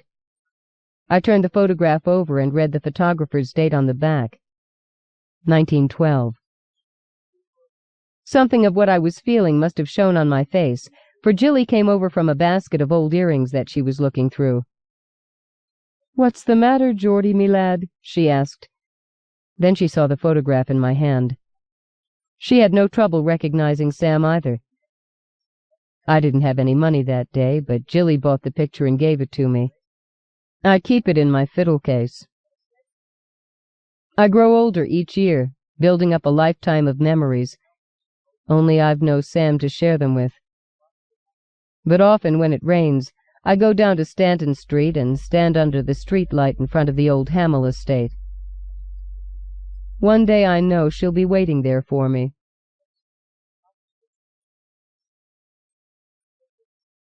Freewheeling. There is apparently nothing that cannot happen. Attributed to Mark Twain. There are three kinds of people: those who make things happen, those who watch things happen, and those who wonder, what happened? Message found inside a Christmas cracker.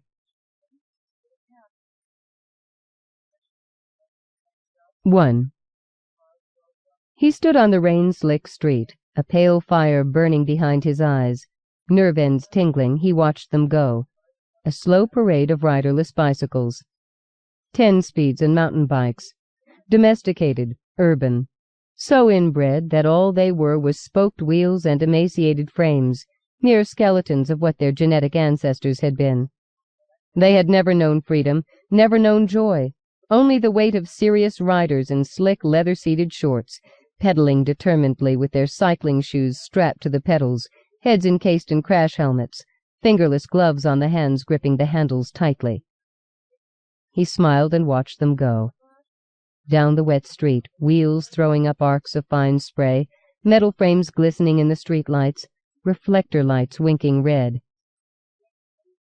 The rain had plastered his hair slick against his head. His clothes were sodden, but he paid no attention to personal discomfort.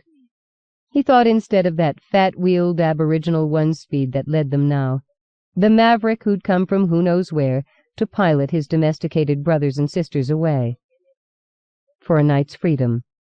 Perhaps for always. The last of them were rounding the corner now. He lifted his right hand to wave goodbye. His left hand hung down by his leg, still holding the heavy-duty wire cutters by one handle, the black rubber grip making a ribbed pattern on the palm of his hand. By fences and on porches, up and down the street, locks had been cut, chains lay discarded. Bicycles ran free. He heard a siren approaching. Lifting his head, he licked the raindrops from his lips. Water got in his eyes, gathering in their corners. He squinted, enamored by the kaleidoscoping spray of lights this caused to appear behind his eyelids.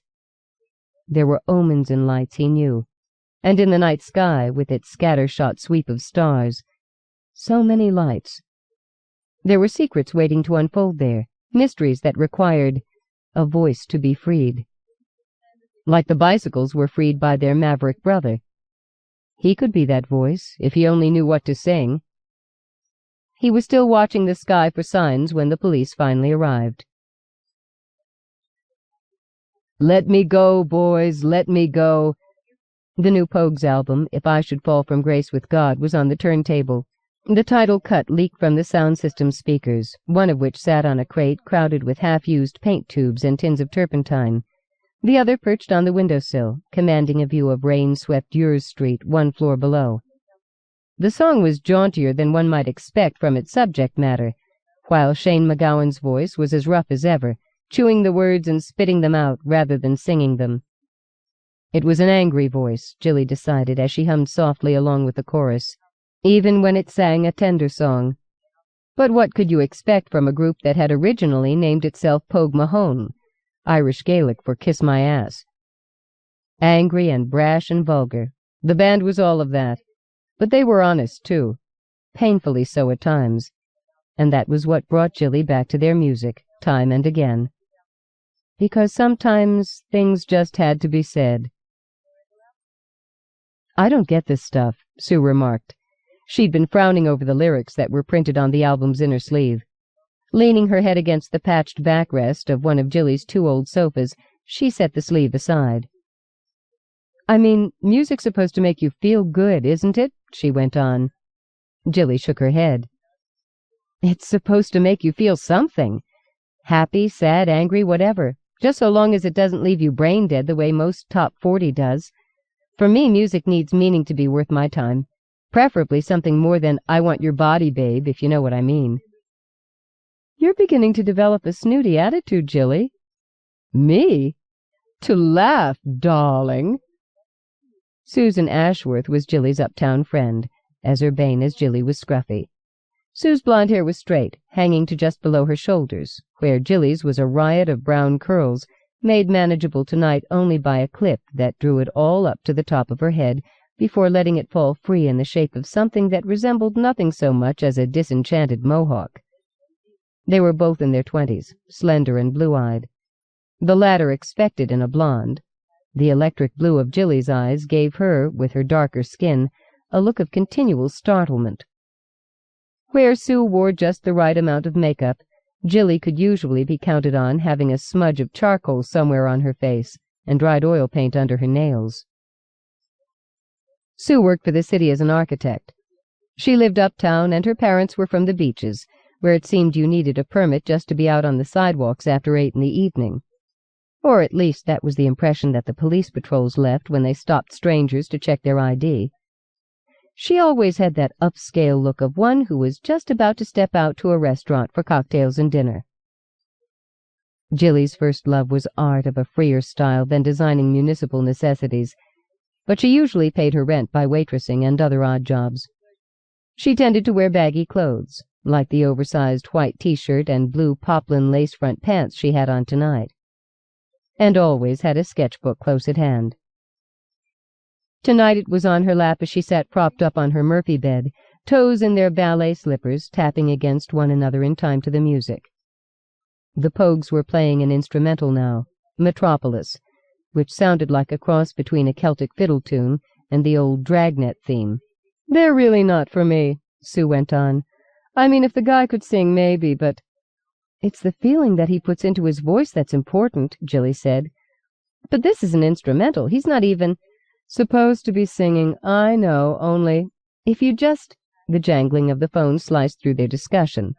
Because she was closer, and knew that Jilly would claim some old war wound or any excuse not to get up, now that she was lying down, Sue answered it. She listened for a long moment, an odd expression on her face, then slowly cradled the receiver.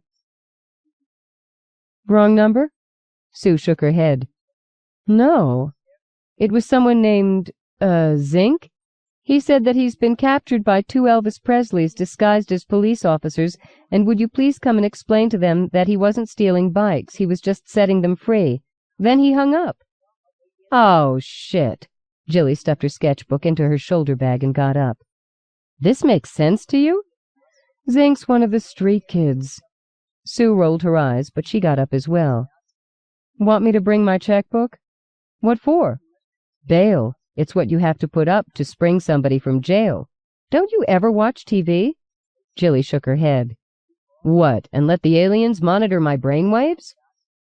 "What scares me," Sue muttered as they left the loft and started down the stairs, "is that sometimes I don't think you're kidding."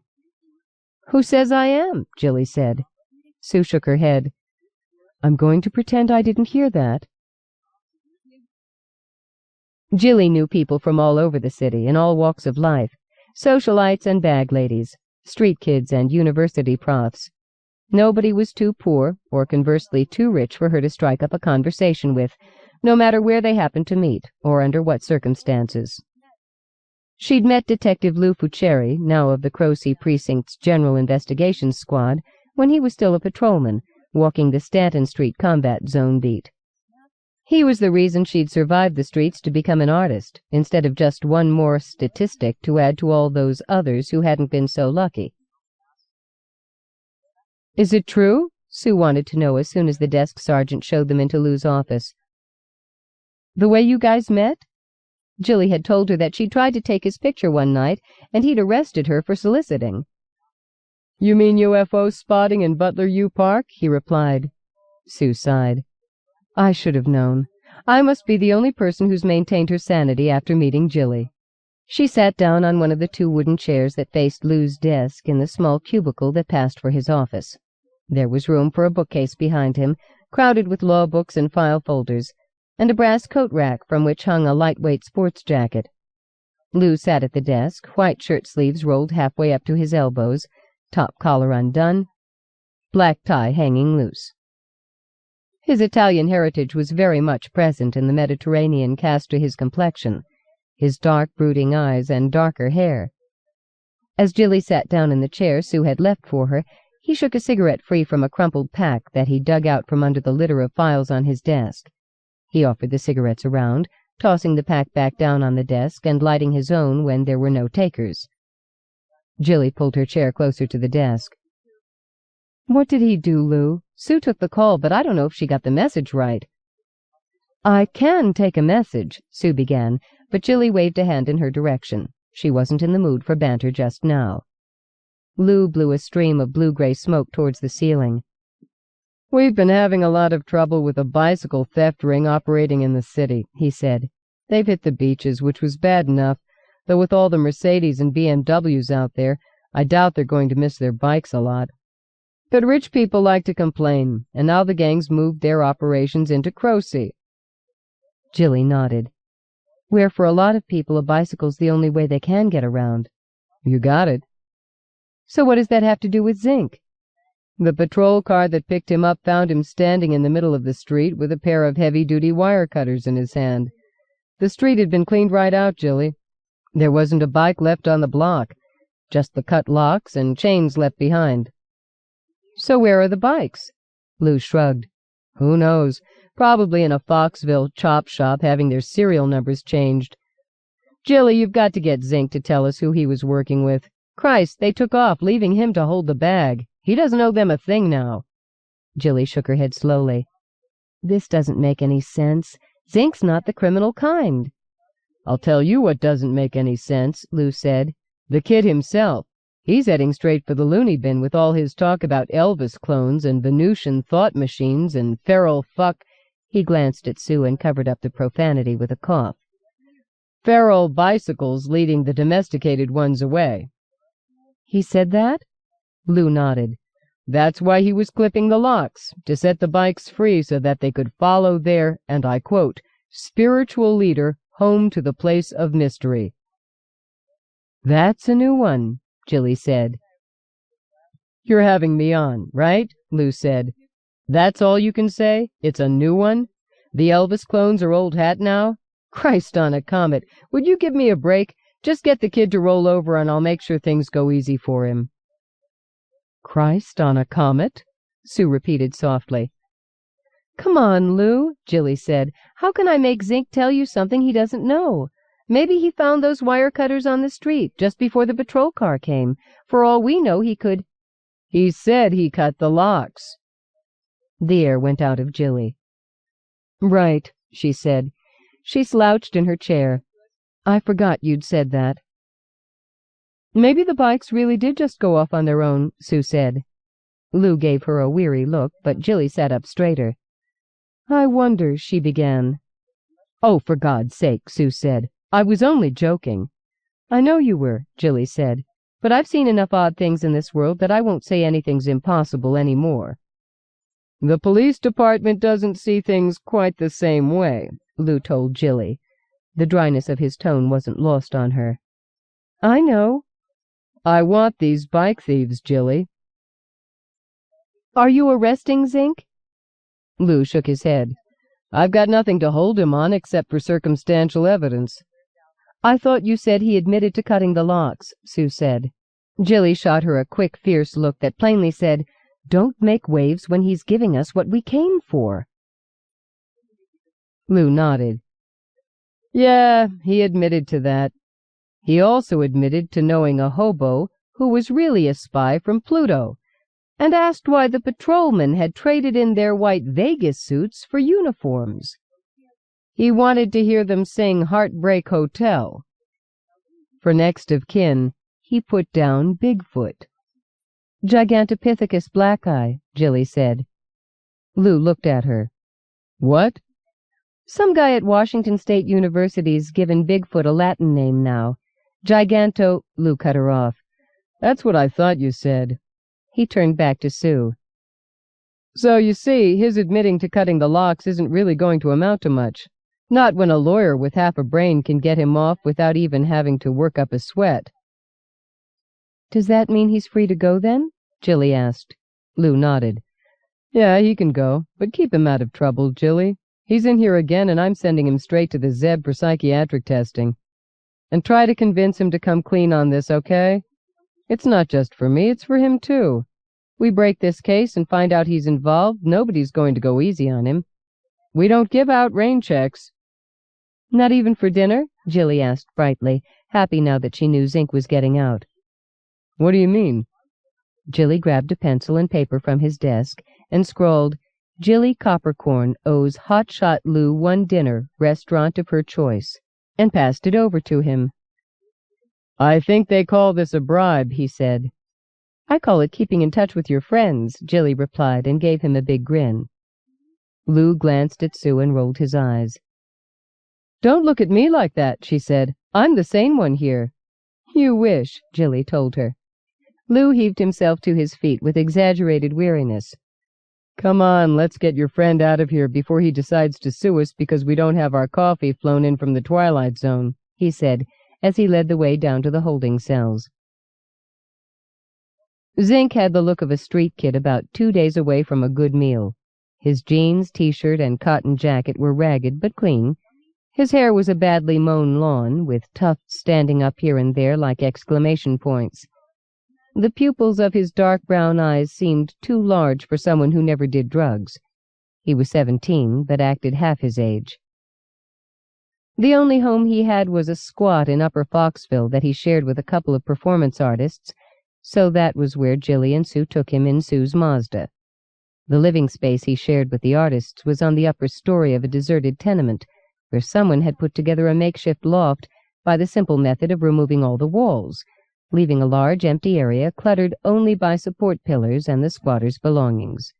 Lucia and Ursula were there when they arrived, practicing one of their pieces to the accompaniment of a ghetto blaster pumping out a mixture of electronic music and the sound of breaking glass at a barely audible volume.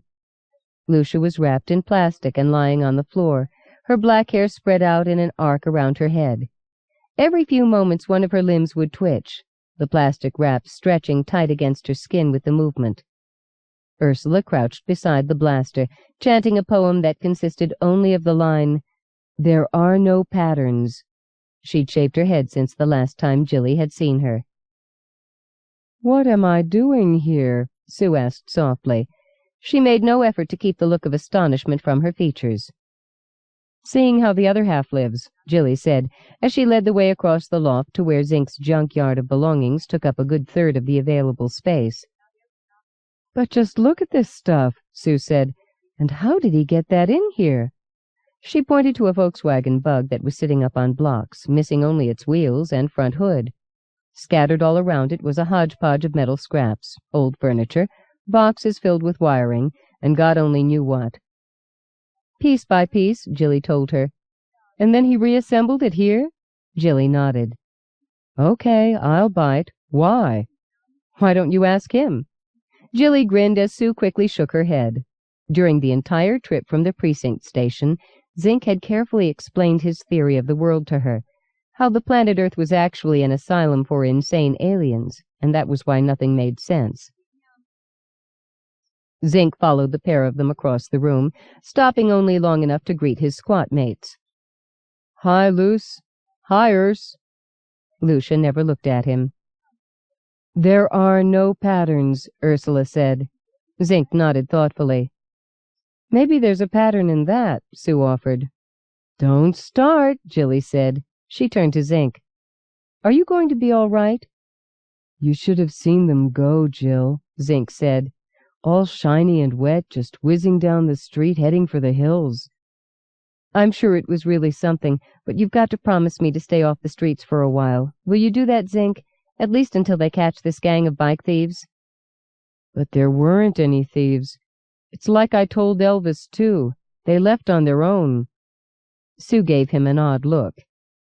"Elvis, too?" "Don't ask," Jilly said. She touched Zink's arm. "Just stay in for a while, okay? Let the bikes take off on their own." "But I like to watch them go." "Do it as a favor to me, would you?" "I'll try." Jilly gave him a quick smile. "Thanks. Is there anything you need? Do you need money for some food?" Zink shook his head. Jilly gave him a quick kiss on the cheek and tousled the exclamation point hair tufts sticking up from his head. "I'll drop by to see you tomorrow then, okay?" At his nod, Jilly started back across the room. "Come on, Sue," she said when her companion paused beside the tape machine where Ursula was still chanting. "So, what about this stock market stuff?" she asked the poet. "There are no patterns," Ursula said. "That's what I thought," Sue said, but then Jilly was tugging her arm. "Couldn't resist, could you?" Jilly said. Sue just grinned. "Why do you humor him?" Sue asked when she pulled up in front of Jilly's loft. "What makes you think I am?" "I'm being serious, Jilly. So am I. He believes in what he's talking about. That's good enough for me. But all this stuff he goes on about, Elvis clones and insane aliens. Don't forget animated bicycles." Sue gave Jilly a pained look. "I'm not. That's just what I mean. It's all so crazy." "What if it's not?" Sue shook her head.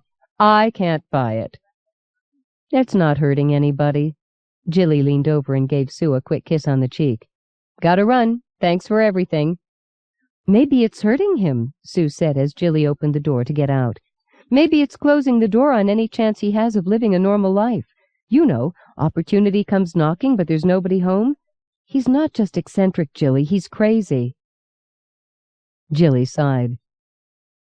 "His mother was a hooker, Sue. The reason he's a little flaky is her pimp threw him down 2 flights of stairs when he was 6 years old. Not because Zink did anything, or because his mother didn't trick enough Johns that night, but just because the creep felt like doing it. That's what normal was for Zink.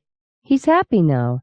A lot happier than when social services tried to put him in a foster home where they only wanted him for the support check they got once a month for taking him in. And a lot happier than he'd be in the Zeb, all doped up or sitting around in a padded cell whenever he tried to tell people about the things he sees. He's got his own life now. It's not much, not by your standards maybe, not even by mine. But it's his, and I don't want anybody to take it away from him." "But—" "I know you mean well," Jilly said, "but things don't always work out the way we'd like them to. Nobody's got time for a kid like Zink in social services. There he's just a statistic that they shuffle around with all the rest of their files and red tape. Out here on the street, we've got a system that works. We take care of our own. It's that simple. Doesn't matter if it's the cat lady sleeping in an alleyway with a half-dozen mangy toms, or rude Ruthie haranguing the commuters on the subway. We take care of each other." "Utopia," Sue said. A corner of Jilly's mouth twitched with the shadow of a humorless smile. "Yeah, I know. We've got a high asshole quotient, but what can you do? You try to get by, that's all. You just try to get by." "I wish I could understand it better," Sue said. "Don't worry about it. You're good people, but this just isn't your world.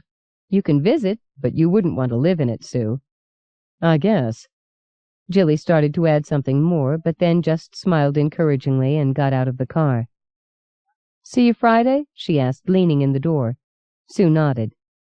Jilly stood on the pavement and watched the Mazda until it turned the corner and its rear lights were lost from view. Then she went upstairs to her apartment. The big room seemed too quiet, and she felt too wound up to sleep, so she put a cassette in the tape player, Lynn Harrell playing a Schumann concerto, and started to prepare a new canvas to work on in the morning when the light would be better. 2. It was raining again, a soft drizzle that put a glistening sheen on the streets and lampposts, on porch handrails and street signs.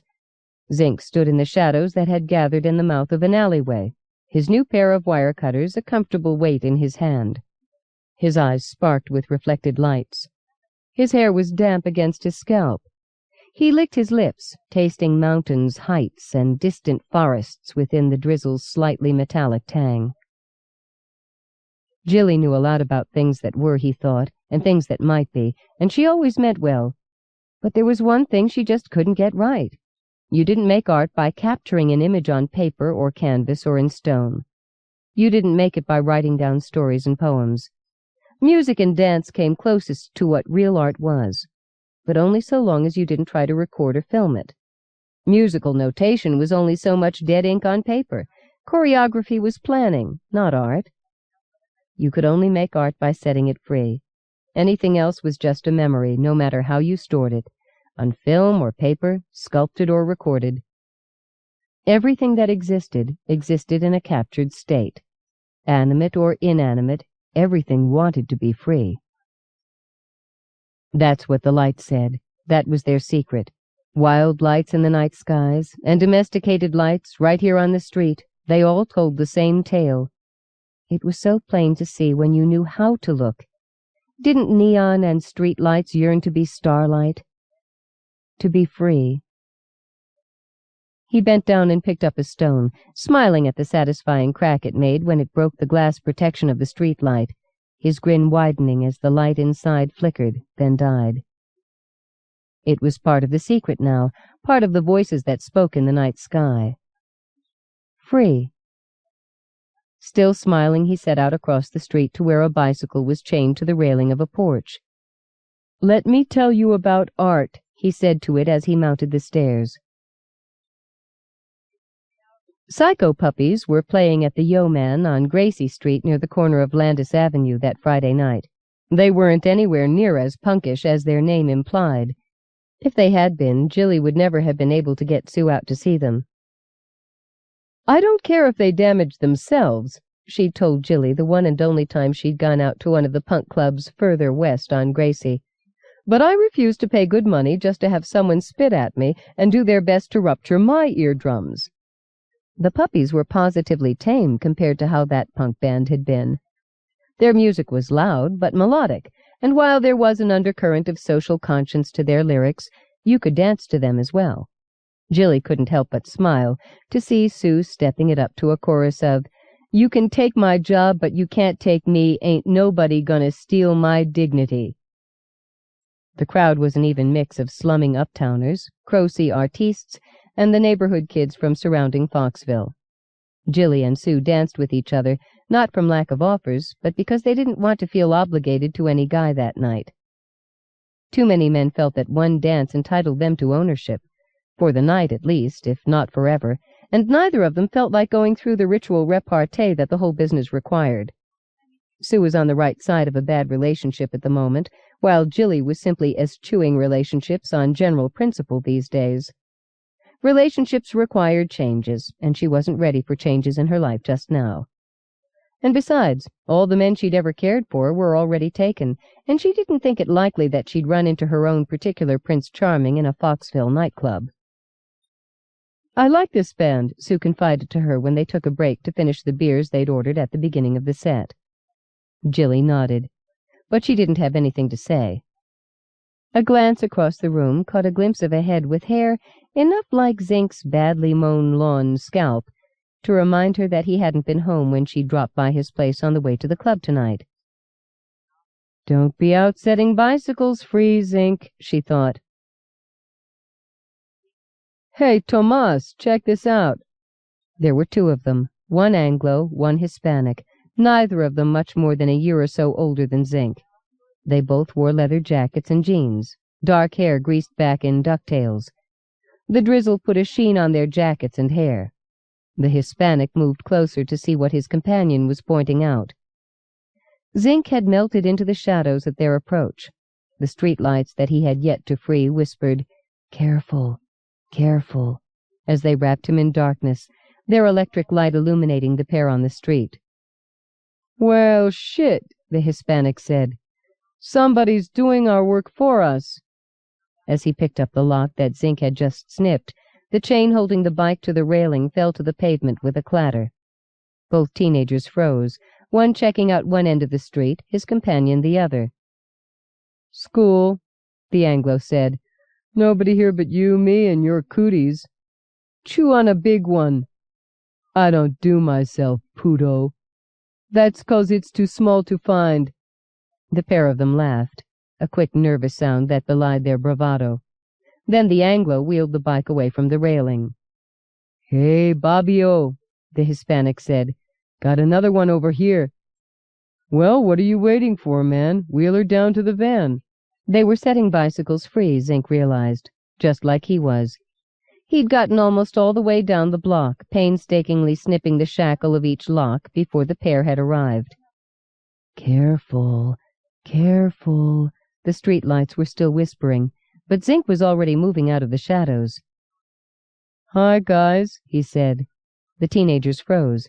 Then the Anglo's gaze took in the wire cutters in Zink's hand. "Well, well," he said. "What have we got here? What are you doing on the night side of the street, kid?" Before Zink could reply, the sound of a siren cut the air. A lone siren approaching fast. The Chinese waitress looked great in her leather miniskirt and fishnet stockings.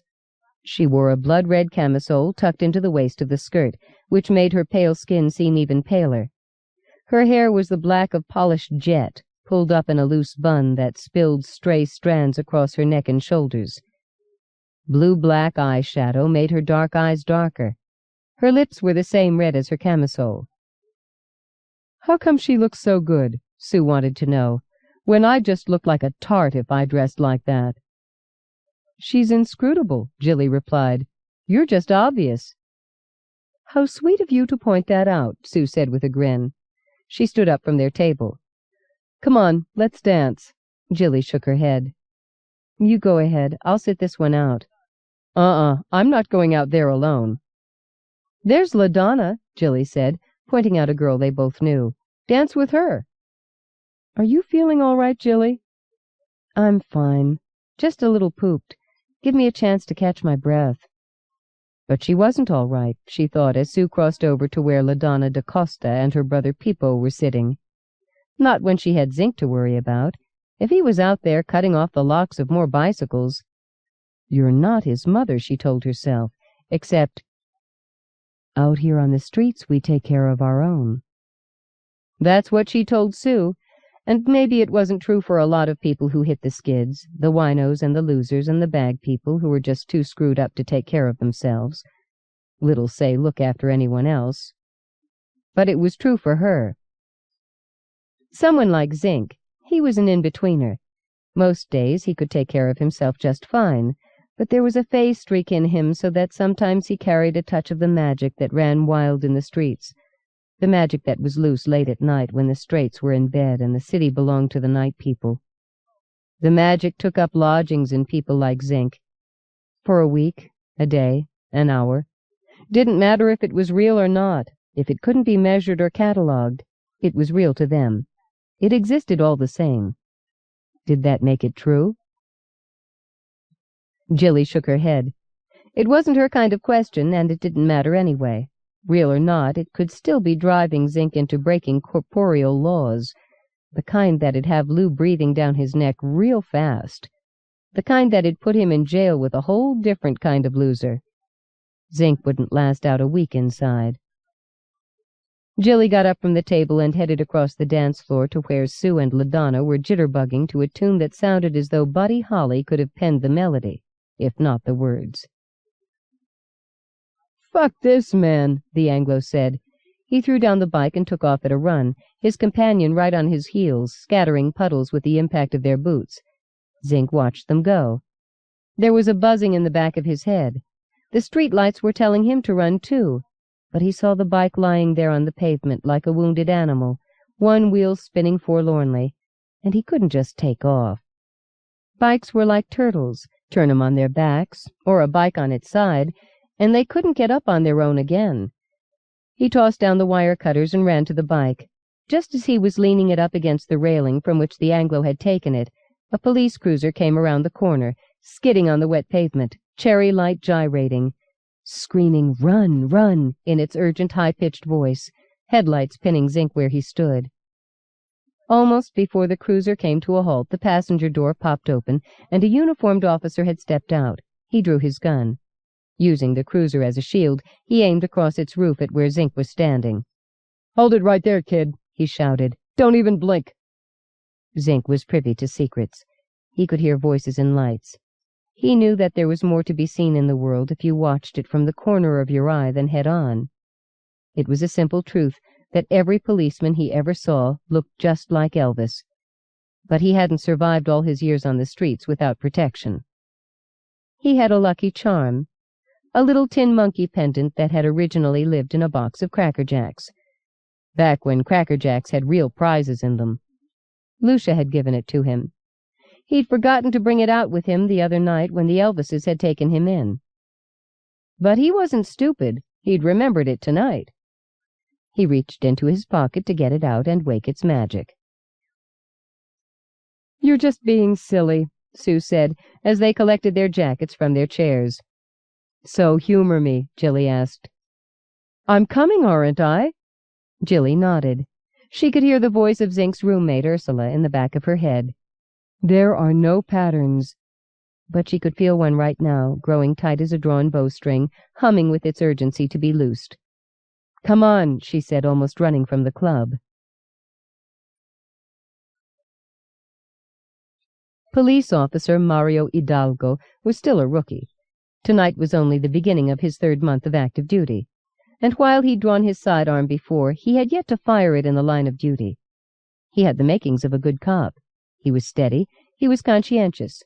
The street hadn't had a chance to harden him yet, though it had already thrown him more than a couple of serious uglies in his first 8 weeks of active duty. But steady though he'd proved himself to be so far, when he saw the kid reaching into his pocket of his baggy jacket, Hidalgo had a single moment of unreasoning panic. "The kid's got a gun," that panic told him. "The kid's going for a weapon." One moment was all it took. His finger was already tightening on the trigger of his regulation .38 as the kid's hand came out of his pocket. Hidalgo wanted to stop the pressure he was putting on the gun's trigger, but it was like there was a broken circuit between his brain and his hand. The gun went off with a deafening roar. "Got it," Zink thought as his fingers closed on the little tin monkey charm. "Got my luck." He started to take it out of his pocket, but then something hit him straight in the chest. It lifted him off his feet and threw him against the wall behind him, with enough force to knock all the wind out of his lungs. There was a raw pain firing every one of his nerve ends. His hands opened and closed spastically, the charm falling out of his grip to hit the ground moments before his body slid down the wall to join it on the wet pavement. "Goodbye, goodbye, sweet friend," the streetlights cried. He could sense the spin of the stars as they wheeled high above the city streets, their voices joining the electric voices of the streetlights. "My turn to go free," he thought, as a white tunnel opened in his mind. He could feel it draw him in, and then he was falling, falling, falling. "Goodbye," he said, thought he said, but no words came forth from between his lips. Just a trickle of blood that mingled with the rain that now began to fall in earnest, as though it too was saying its own farewell. All Jilly had to see was the red spinning cherries of the police cruisers to know where the pattern she'd felt in the club was taking her.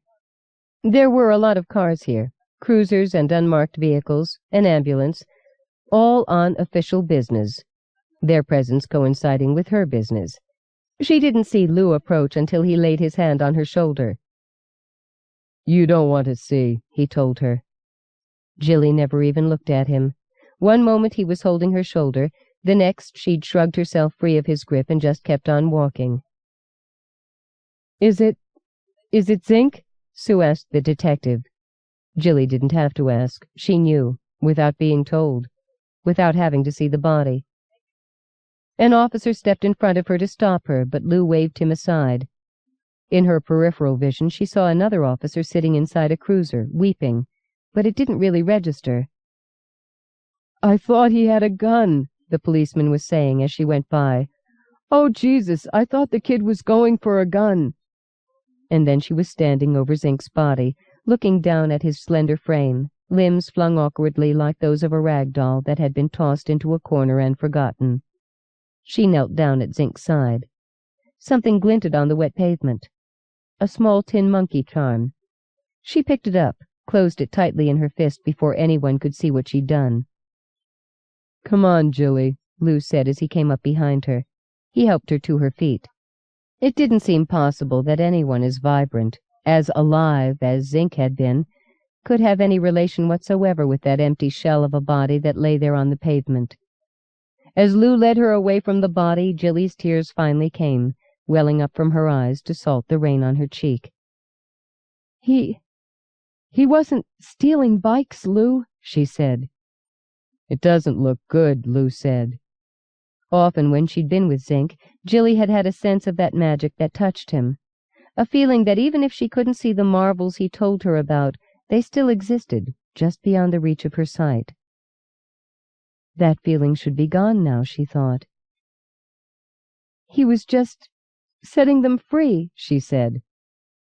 The magic should have died when he died, but she felt, if she just looked hard enough, that she'd see him, riding a maverick bike at the head of a pack of riderless bicycles, metal frames glistening, reflector lights glinting red, wheels throwing up arcs of fine spray as they went off down the wet street, around the corner and out of sight. Nice friends the kid had, a plainclothes detective who was standing near them said to the uniformed officer beside him. Took off with just about every bike on the street and left him holding the bag. Jilly didn't think so. Not this time. This time they'd gone free. That explains Poland. 1. Maybe that explains Poland. Laurie's mother used to say that.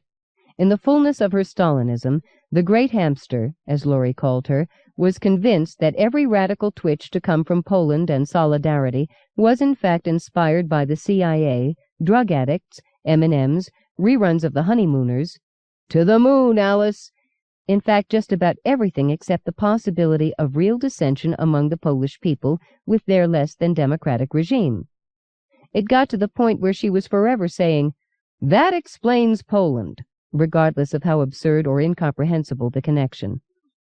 It became a family joke, a proposito to any and all situations, and shared by sundry and all, in and about the Snelling clan.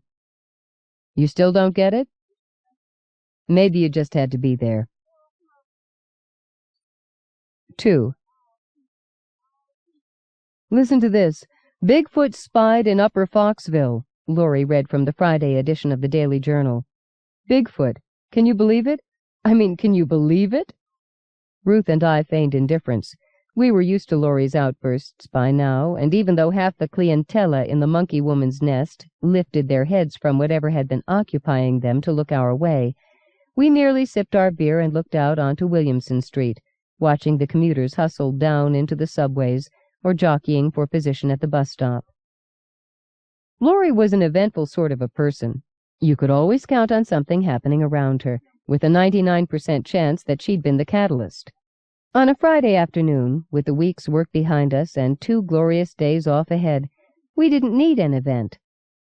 Just a quiet moment and a few beers in La Hora Frontera before the streets woke up and the clubs opened their doors. "Who's playing at your second home this weekend?" Ruth asked. I wasn't sure, but I had other plans anyway. I was thinking of taking in that new Rob Lowe movie if it's still playing. Ruth got a gleam in her eye. He is so dreamy. Every time I see him, I just want to take him home and— Don't be such a pair of old poops, Laurie interrupted. This is important. It's history in the making. Just listen to what it says. She gave the paper a snap to keep our attention, which set off another round of lifting heads throughout the restaurant, and started to read, "The recent sighting of a large, hairy, human-like creature in the back alleys of Upper Foxville has prompted Councilman Cohen to renew his demands for increased police patrols in that section of the city. Eyewitness Barry Jack spotted the huge beast about 1 a.m. last night. He estimated it stood between 7 and 8 feet tall and weighed about 300 to 400 pounds. Laurie, let me finish. While I doubt that the creature seen by Mr. Jack, that a Bigfoot, exists, Cohen is quoted as saying, it does emphasize the increased proliferation of transients and the homeless in this area of the city, a problem that the city council is doing very little about, despite continual requests by residents and this council member." Right. Laurie gave us a quick grin. Well, that's stretching a point way beyond my credibility. Laurie, what are you talking about? I asked. The way Cohen's dragging in this business of police patrols. She went back to the article. Could such a creature exist? According to archaeology professor Helmut Godden of Butler University, not in the city.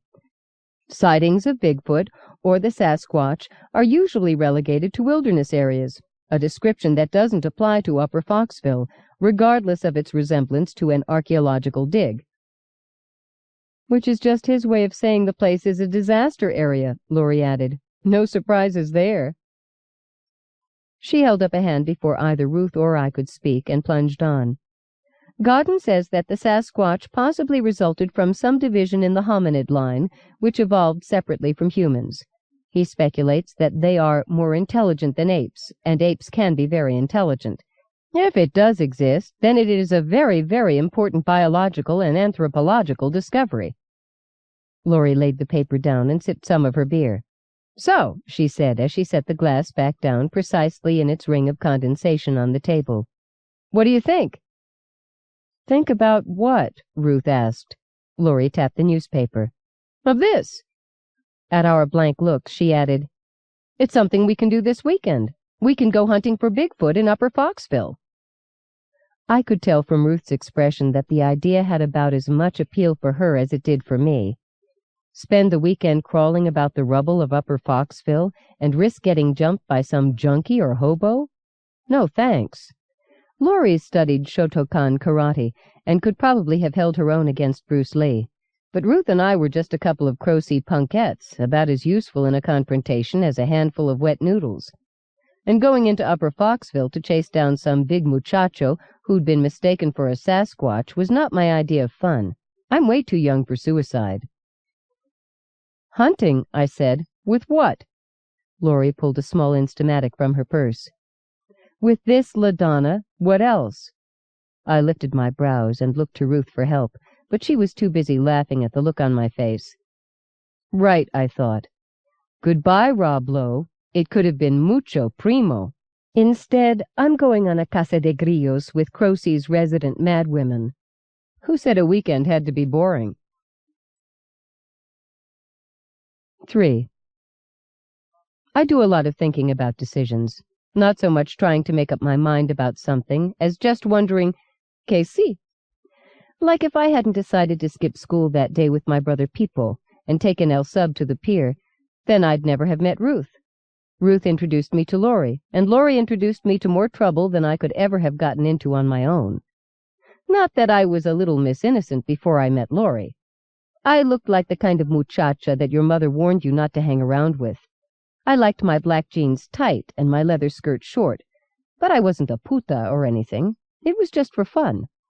The kind of trouble I got into was for staying out too late, or skipping school, or getting caught having a cigarette with the other girls behind the gym, or coming home with the smell of beer on my breath. Little troubles, ordinary ones. The kind of trouble I got into with Laurie was always mucho weird, like the time we went looking for pirate treasure in the storm sewers under the beaches, the ritzy area where Laurie's parents lived before they got divorced.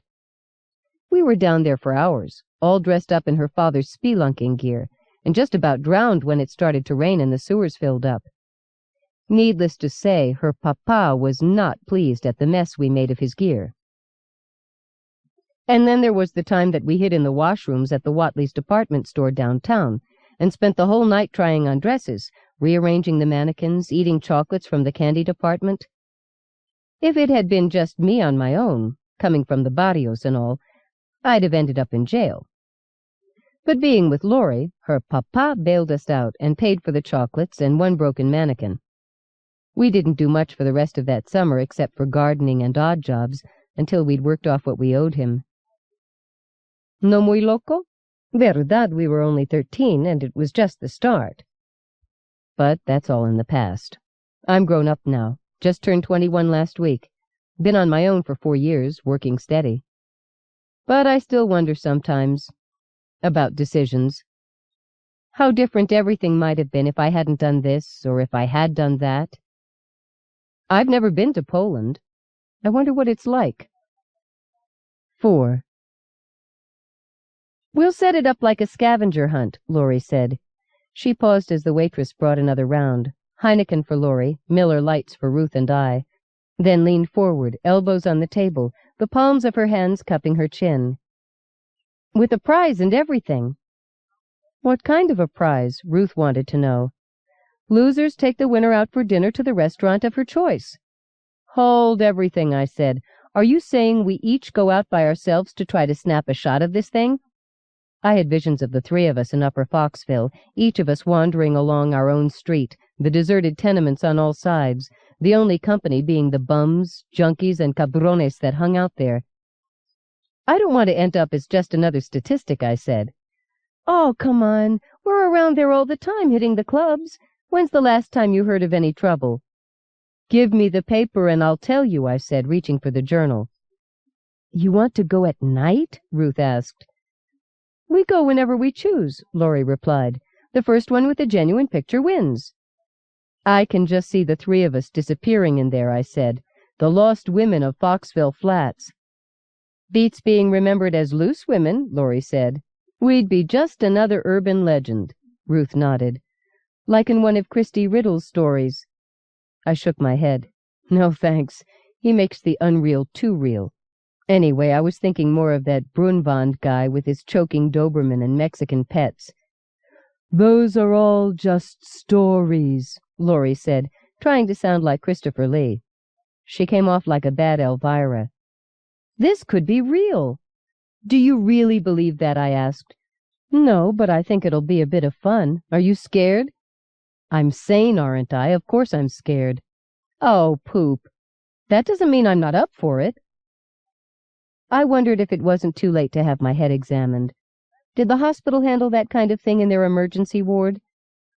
Good for you, LaDonna, Laurie was saying. What about you, Ruth? Not at night. We'll get the jump on you. Not at night, she repeated. Not at night, I agreed. Laurie's eyes had that mad little gleam in them that let me know that we'd been had again. She'd never planned on going at night either. A toast, she said, raising her beer. May the best woman win. We clinked our mugs against each other's and made plans for the night while we finished our beer. I don't think anyone in the restaurant was sorry to see us go when we finally left. First up was the early show at the Oxford. You didn't really think I'd stand you up, did you, Rob? Then the last couple of sets at the Zorb, where the Fat Man Blues Band was playing, because Ruth was crazy about their bass player, and Laurie and I liked to egg her on. 5. By now you're probably thinking that we're just a bunch of airheads, out for laughs and not concerned with anything important. Well, it isn't true. I think about things all the time. Like how hanging around with Anglos so much has got me to the point where half the time I sound like one myself. I can hardly speak to my grandmother these days. I don't even think in Spanish anymore, and it bothers me. It's only in the barrio that I still speak it, but I don't go there much, just to visit the family on birthdays and holidays.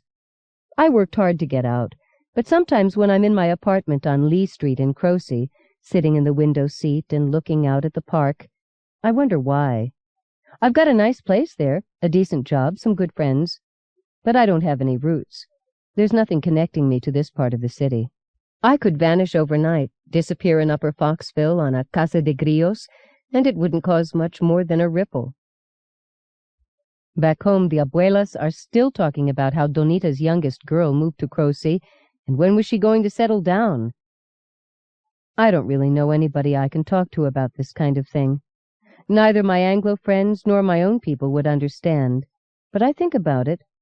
Not a lot, but I think about it, and about decisions, about all kinds of things. Ruth says I think too much. Laurie just wonders why I'm always trying to explain Poland. You'd think I was her mother or something.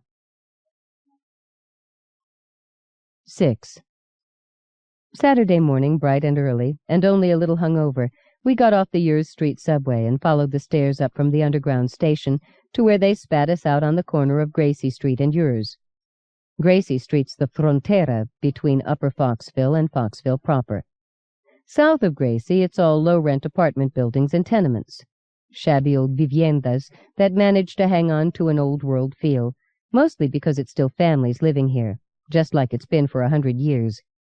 The people take care of their neighborhood, no differently than their parents did before them. North of Gracie, a bunch of developers got together and planned to give the area a new facelift. I've seen the plans. Condominiums, shopping malls, parks. Basically, what they wanted to do was shove a high-class suburb into the middle of the city. Only what happened was their backers pulled out while they were in the middle of leveling about a square mile of city blocks. So now the whole area is just a mess of empty buildings and rubble-strewn lots. It's creepy, looking out on it from Gracie Street. It's like standing on the line of a map that divides civilization from no man's land. You almost expect some graffiti to say, "Here there be dragons." And maybe they wouldn't be so far off, because you can find dragons in Upper Foxville. The muy malo kind that ride chop-down Harleys. The devil's dragon. Bikers making deals with their junkies. I think I'd prefer the kind that breathe fire. I don't like the open spaces of rubble in Upper Foxville. My true self, the way I see me, is like an alley cat, crouching for shelter under a car, watching the world go by. I'm comfortable in Croce's narrow streets and alleyways. They're like the barrio where I got my street smarts. It's easy to duck away from trouble, to get lost in the shadows, to hang out and watch but not be seen. Out there, in those desolate blocks north of Gracie, there's no place to hide, and too many places, all at the same time. If that kind of thing bothered Laurie, she sure wasn't showing it. She was all decked out in fatigues, hiking boots, and a khaki-colored shoulder bag like she was in the Army Reserves and going out on maneuvers or something. Ruth was almost as bad, only she went to the other extreme. She was wearing baggy white cotton pants with a puffed-sleeved blouse and a trendy vest, low-heeled sandals, and a matching purse. Me? That morning I dressed with survival in mind, not fashion. I had my yellow jeans and my red high tops, an old black Motorhead t-shirt, and a scuffed leather jacket that I hoped would make me look tough. I had some of my hair up in a topknot, the rest all loco, and went heavy on the makeup. My camera, a barato little Virore that I'd borrowed from Pipo last fall and still hadn't returned yet, was stuffed in a shapeless canvas shoulder bag. All I wanted to do was fit in. Checking out the skateboarders and other kids already clogging up Gracie's sidewalks, I didn't think I was doing too bad a job, especially when this little muchacho with a pink mohawk came whipping over on his board and tried to put the moves on me. I felt like I was 16 again. "Well, I'm going straight up yours," Laurie said. "Everybody got their cameras and some film?" Ruth and I dutifully patted our purse and shoulder bag respectively. "I guess I'll try the tombs," I said.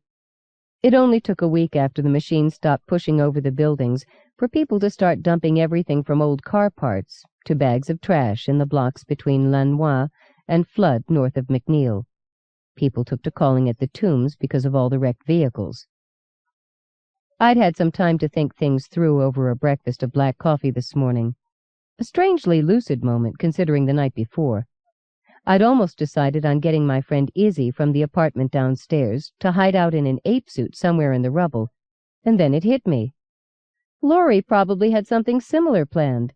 She'd have Ruth and I tramping around through the rubble, getting all hot and sweaty, and more than a little tense, and then she'd produce a photo of some friend of hers in an ape suit, snapped slightly out of focus as he was ducking into some run-down old building.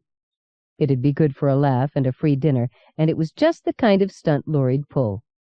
I mean, we could have been doing some serious shopping today. My new plan was to head out towards the tombs, then work my way over to yours, where I'd follow Laurie and take my picture of her and her pal in his monkey suit. Mama didn't raise any stupid kids, no matter what her neighbors thought. So I gave them both a jaunty wave and set off down Gracie to where Lenoir would take me north into the tombs. Laurie went up yours. Ruth was still standing by the stairs going down to the subway station by the time I lost sight of her, looking back through the crowds. My pink mohawked admirer followed me until I turned up towards the tombs. Then he went whizzing back to his friends, expertly guiding his skateboard down the congested sidewalk like the pro he was. He couldn't have been more than 13. 7. When you're a niña, and maybe 21 is still being a kid to some people, it's not so weird to be worrying about who you are and how you're ever going to fit in. But then you're supposed to get a handle on things, and by the time you're my age, you've got it all pretty well figured out. At least that's the impression I got when I was a niña, and 21 looked like it was about as old as you ever wanted to get. Verdad, I still didn't know who I am or where I fit in. I stand in front of the mirror, and the muchacha I see studying me just as carefully as I'm studying her looks older. But I don't feel any different from when I was 15. So when does it happen? Maybe it never does. Maybe that explains Poland. 8.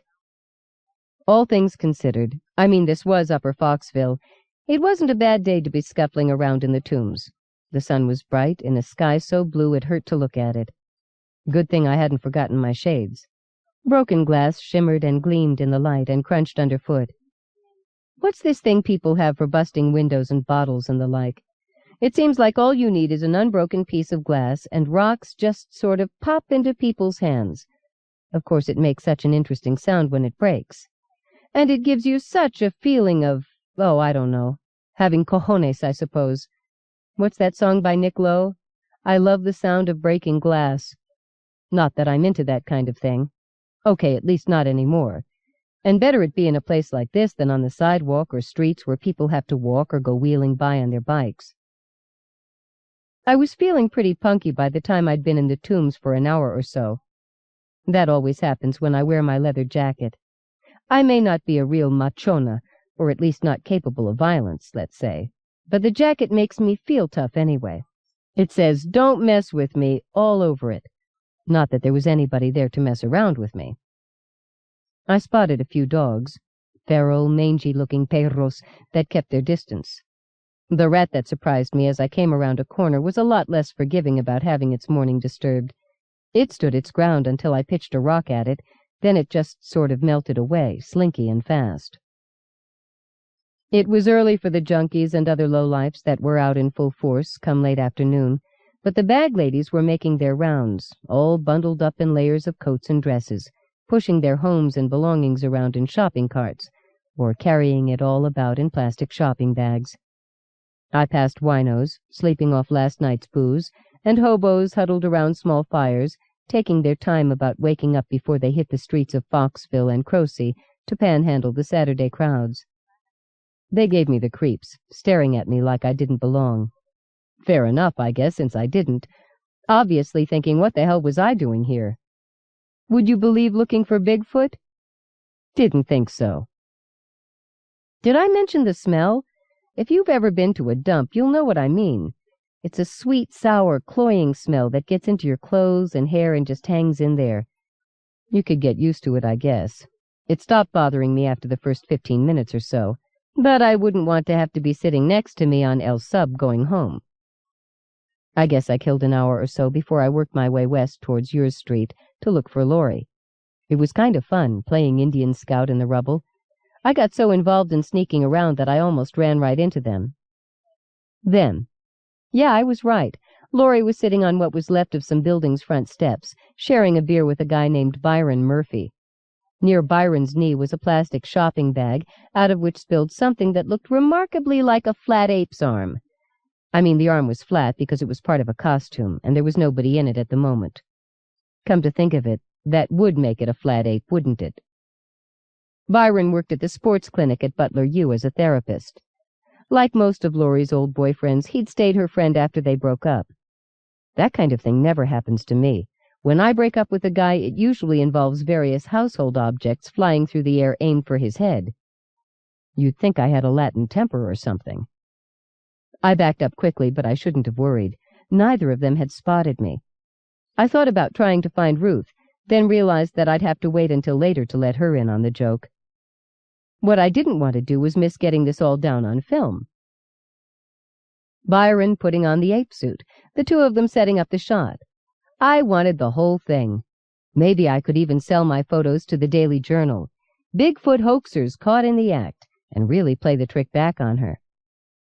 Circling around them, I made my way to an old deserted brownstone and went in. After checking around first to make sure I was alone, I got comfortable by a window where I had a perfect view of Laurie and Byron, and settled down to wait. Gotcha now, Laurie. 9. The best kinds of practical jokes are those that backfire on whoever's playing the trick. Didn't you ever want to get a camera on Alan Funt and catch him looking silly for a change? I didn't get many opportunities to catch Laurie, and don't think I haven't tried. Remind me to tell you the story of the 35 pizzas and the priest sometime.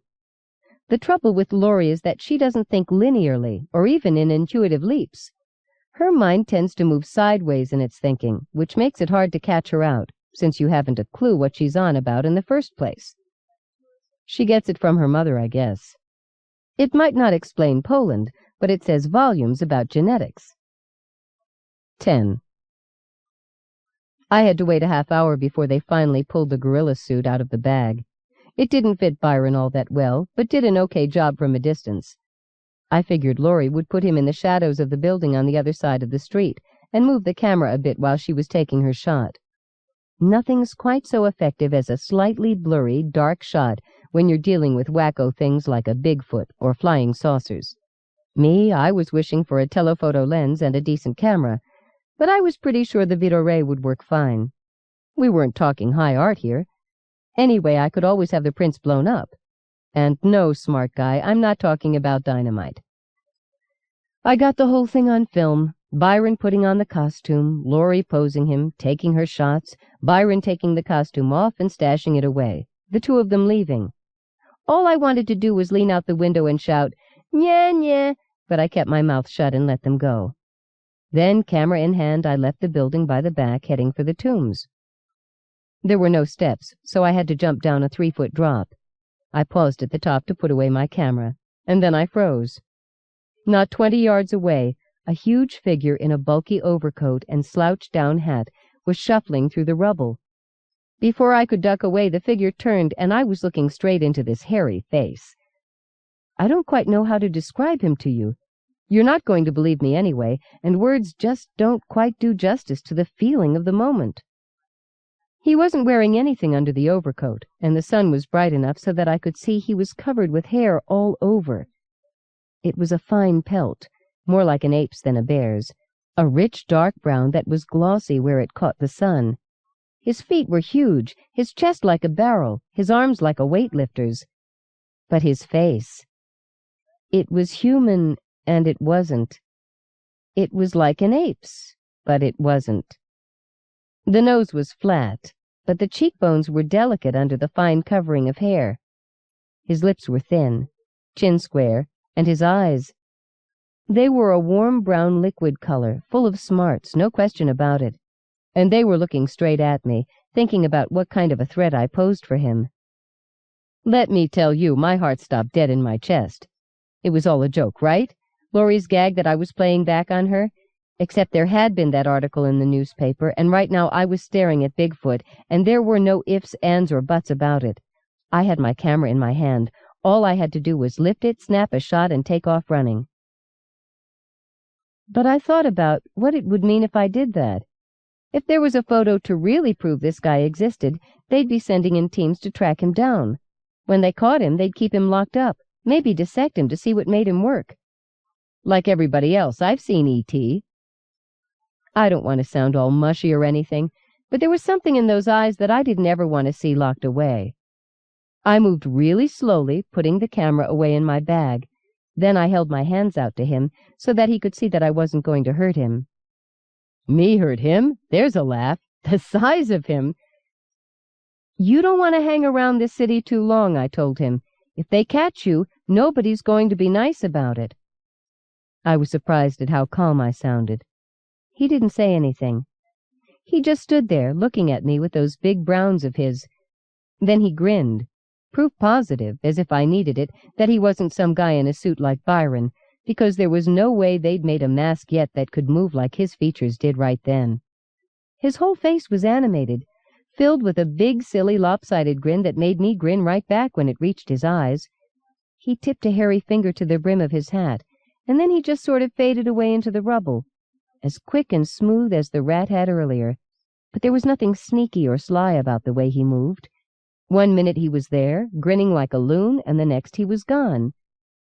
I sank down and sat in the doorway, my legs swinging in the space below, and looked at where he'd been. I guess I was there for a while, just trying to take it all in. I remembered a time when I'd been camping with my brother and a couple of friends from the neighborhood. I woke early the first morning and stuck my head out of the tent to find myself face to face with a deer. We both held our breath for what seemed like hours. When I finally breathed, she took off like a shot, but left me with a warm feeling that stayed with me for the rest of that weekend.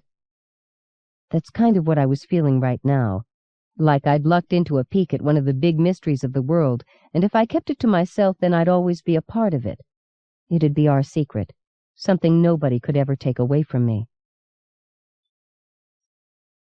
11. So we all survived our Casa de Grios in Upper Foxville. Ruth had gotten bored walking around in the rubble and gone back to Gracie Street, where she'd spent the better part of the day hanging around with some graffiti artists that she'd met while she was waiting for us. I got my film processed at one of those 1-hour places, and we'd made Laurie pay up with a fancy dinner for trying to pull another one over on us. Some reporters were in the area, too, we found out later, trying to do a follow-up on the piece in the Journal yesterday, but nobody came back with a photo of Bigfoot, except for me, and mine's just a snapshot sitting there in the back of my head, where I can take it out from time to time whenever I'm feeling blue and looking for a good memory. It's absurd when you think about it. Bigfoot wandering around in the city, poorly disguised in an oversized trench coat and battered slouch hat. But I like the idea of it. Maybe he was trying to figure out who he was and where he fit in. Maybe it was all a laugh for him, too. Maybe he really was just this hairy muchacho making do in the tombs. I don't know. I just think of him and smile. Maybe that explains Poland.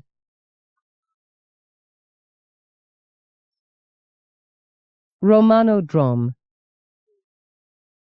The road leading to a goal does not separate you from the destination.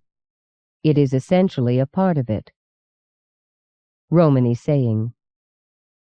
A light Friday night drizzle had left a glistening sheen on Ures Street when Lorio Munn stepped out of the club.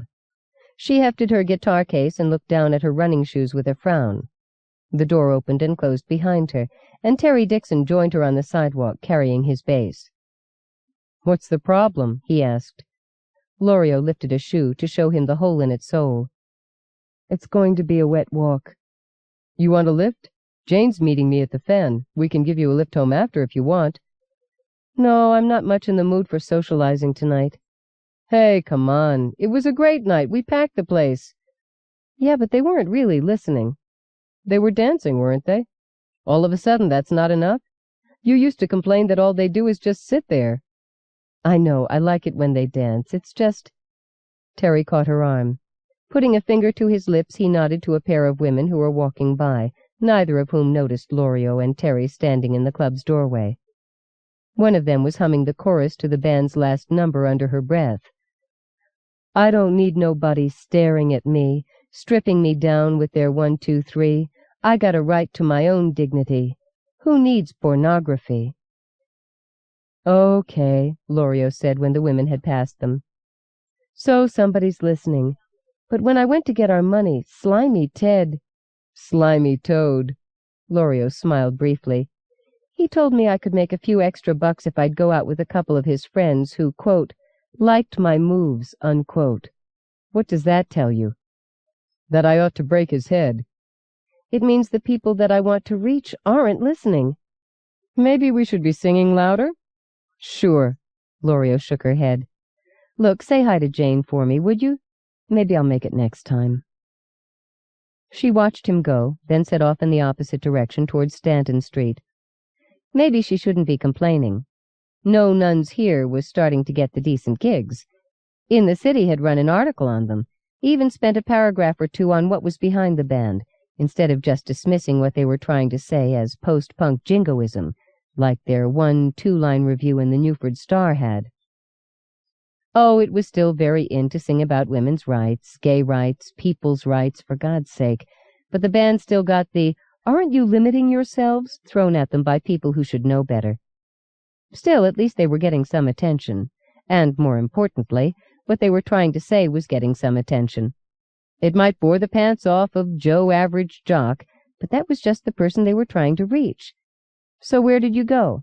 If they could only get a decent gig, a big one where they could really reach more— She paused in mid-step, certain she'd heard a moan from the alleyway she was passing. As she peered into it, the sound was repeated. Definitely a moan. She looked up and down Ures Street, but there was no one close to her. "Hey," she called softly into the alley. "Is there someone in there?" She caught a glimpse of eyes, gleaming like a cat's, caught in the headbeams of a car. Just a shivery flash and they were gone. Animals' eyes. But the sound she'd heard had seemed human. "Hey!"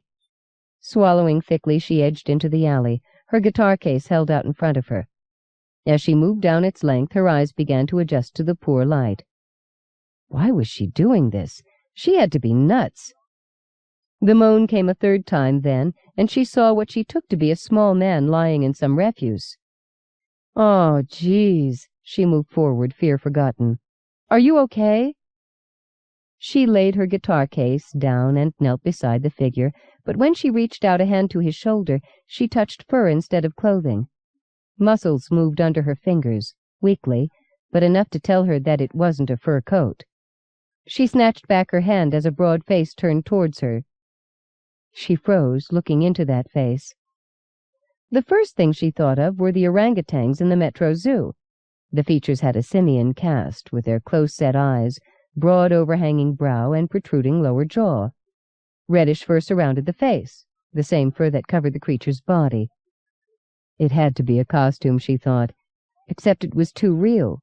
She began to back away. "Help me." This couldn't be real. "When they track me down again, this time, they will kill me." The gaze that met her own was cloudy with pain, but it wasn't an animal's. Intelligence lay in its depth, behind the pain. But this wasn't a man wearing a costume either. "Who will?" she asked at last. For the first time the gaze appeared to really focus on her. You're a gypsy," the creature said.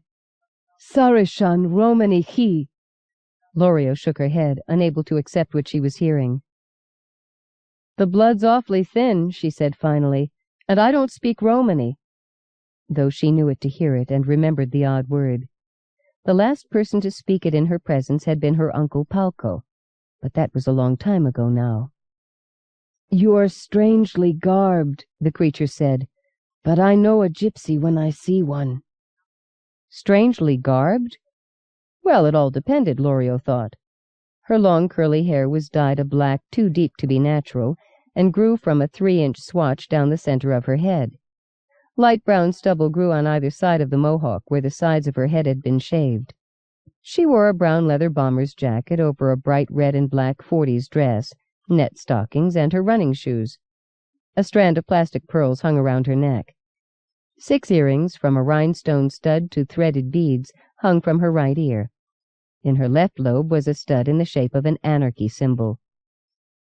"My mother was a gypsy," she said, "but my father—" She shook her head. What was she doing? Arguing with a ragged bundle of orange fur did not make much bloody sense. Your people know the roads, the creature said, the roads of this world and those roads beyond that bind the balance. You can help me. Take my place. The hound caught me before I could complete my journey. The boundaries grow thin, frail. You must... I don't know what you're talking about, Lorio said. God, I don't even know what you are. My name is Eldere, and this time Mahail's hound did its job too well. It will be back once it sensed my weakness. He coughed, and Lorio stared at the blood speckling the hand-like paw that went up to his mouth. Look, you shouldn't be talking. You need a doctor. Right. Maybe a vet would be more like it. She started to take off her jacket to lay it over him, but Eldere reached out and touched her arm. You need only walk it, he said. That's all it takes. Walk it with intent. An old straight track, there for those who know to see it. Like a gypsy road. Un Romano Drom. It will take you home. How do you know where I live? And why, she asked herself, am I taking this all so calmly? Probably because any minute she expected Steven Spielberg to step out and say, Cut, that's a take. Not where you live, but home, where all roads meet. Jaka calls it Lankeli, because of the sacred grove in the heart of the valley. But I just think of it as the wood. Lorio shook her head. This is a joke, right? You're just wearing a costume, right? A really good one. No, Sure, it's almost Halloween. You were at a party and you got mugged. The gypsy bit was a good guess. I can handle this, no problem. Now we've got to get you to a hospital. Too late. Geez, don't fade out on me now. I can... Her voice trailed off as she realized that the man in the monkey suit was looking behind her. She turned just in time to see a dog-like creature materialize out of nowhere. It came with a waft of displaced air, bringing an unpleasant reek in its wake. Crouching on powerful legs, it looked like a cross between a hyena and a wolf, except for the protruding canines that Lorio had only seen in zoological texts on extinct species, such as the saber-toothed tiger. Flee! Eldere croaked. You can't hope to face a pole wretch. His warning came too late. With a rumbling growl that came from deep in its chest, the creature charged. Lorio didn't even stop to think of what she was doing. She just hoisted her guitar case and swung it in a flailing arc as hard as she could.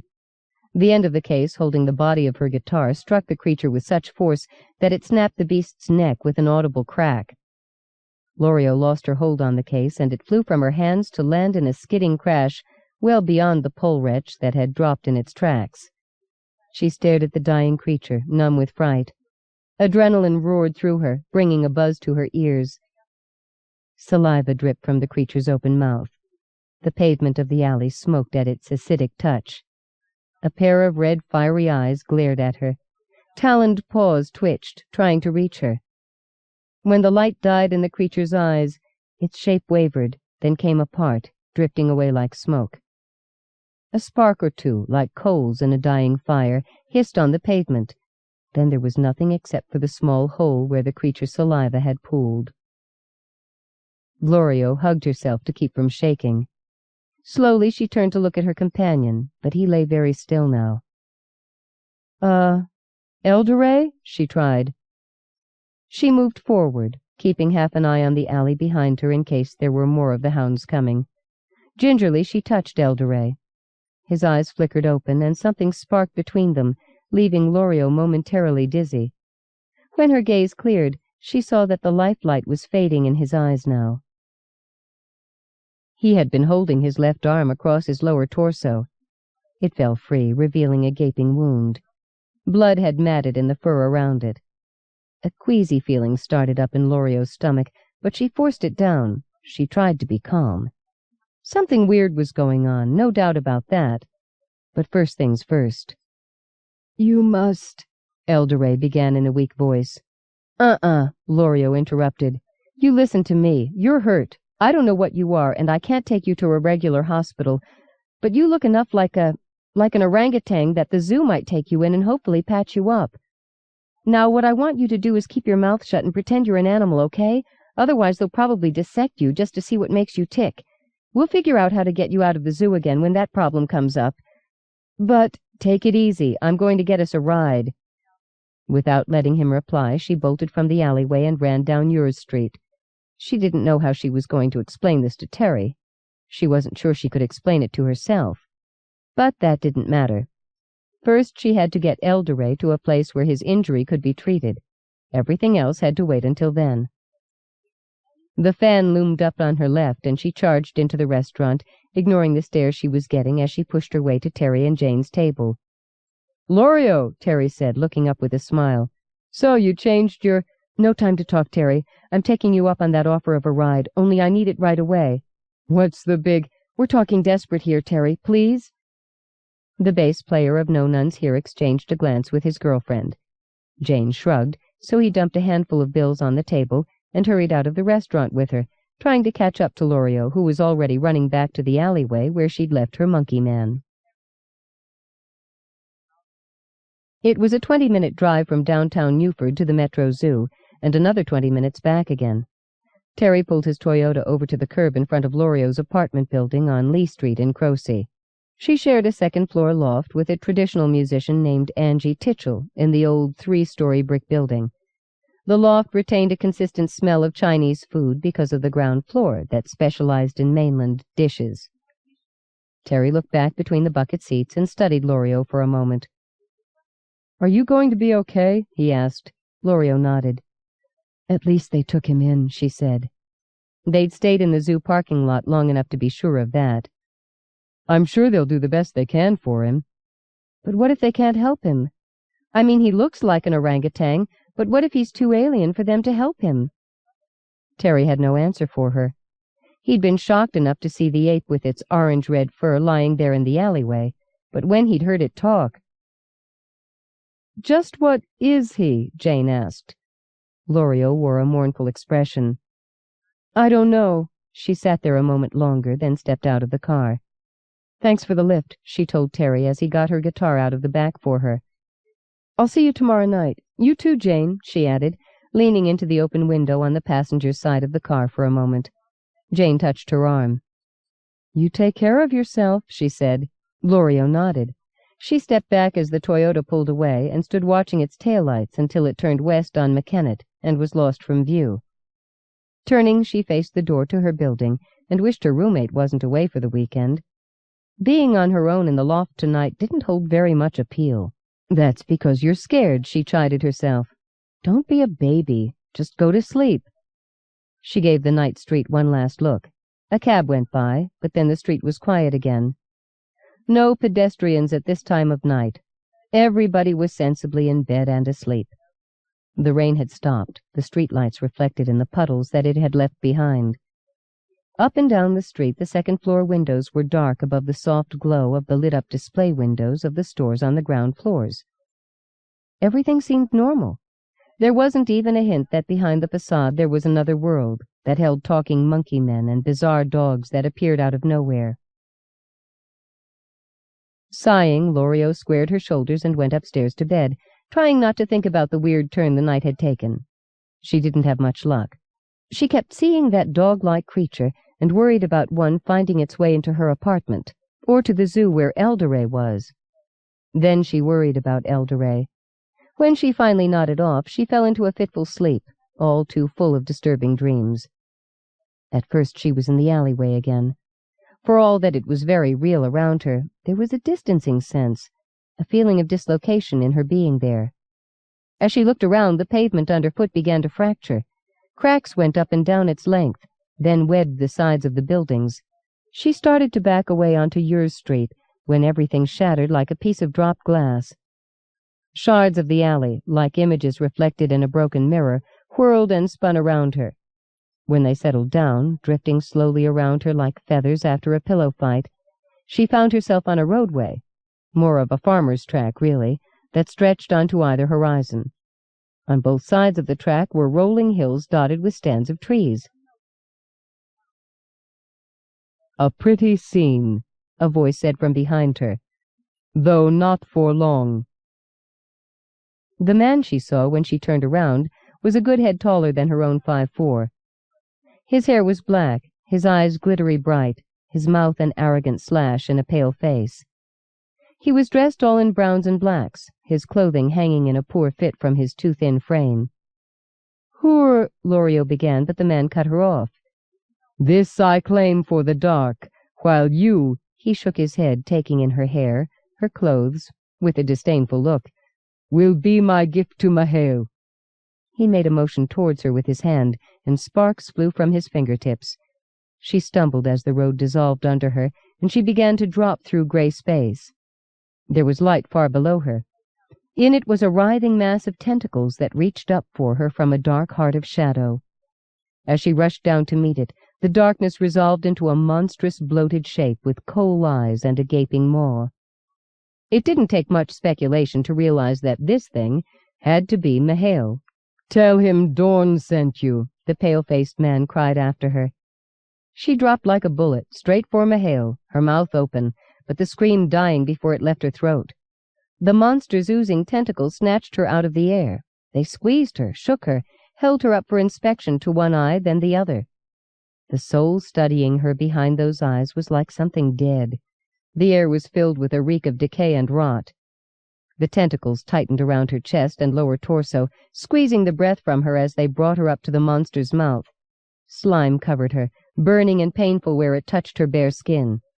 She flailed her arms, slapped at the creature's rubbery lips. The scream building up in her throat finally broke free, shrill and rattling, and it woke her to a tangle of bedclothes that were wrapped around her. Cold sweat covered her from head to toe.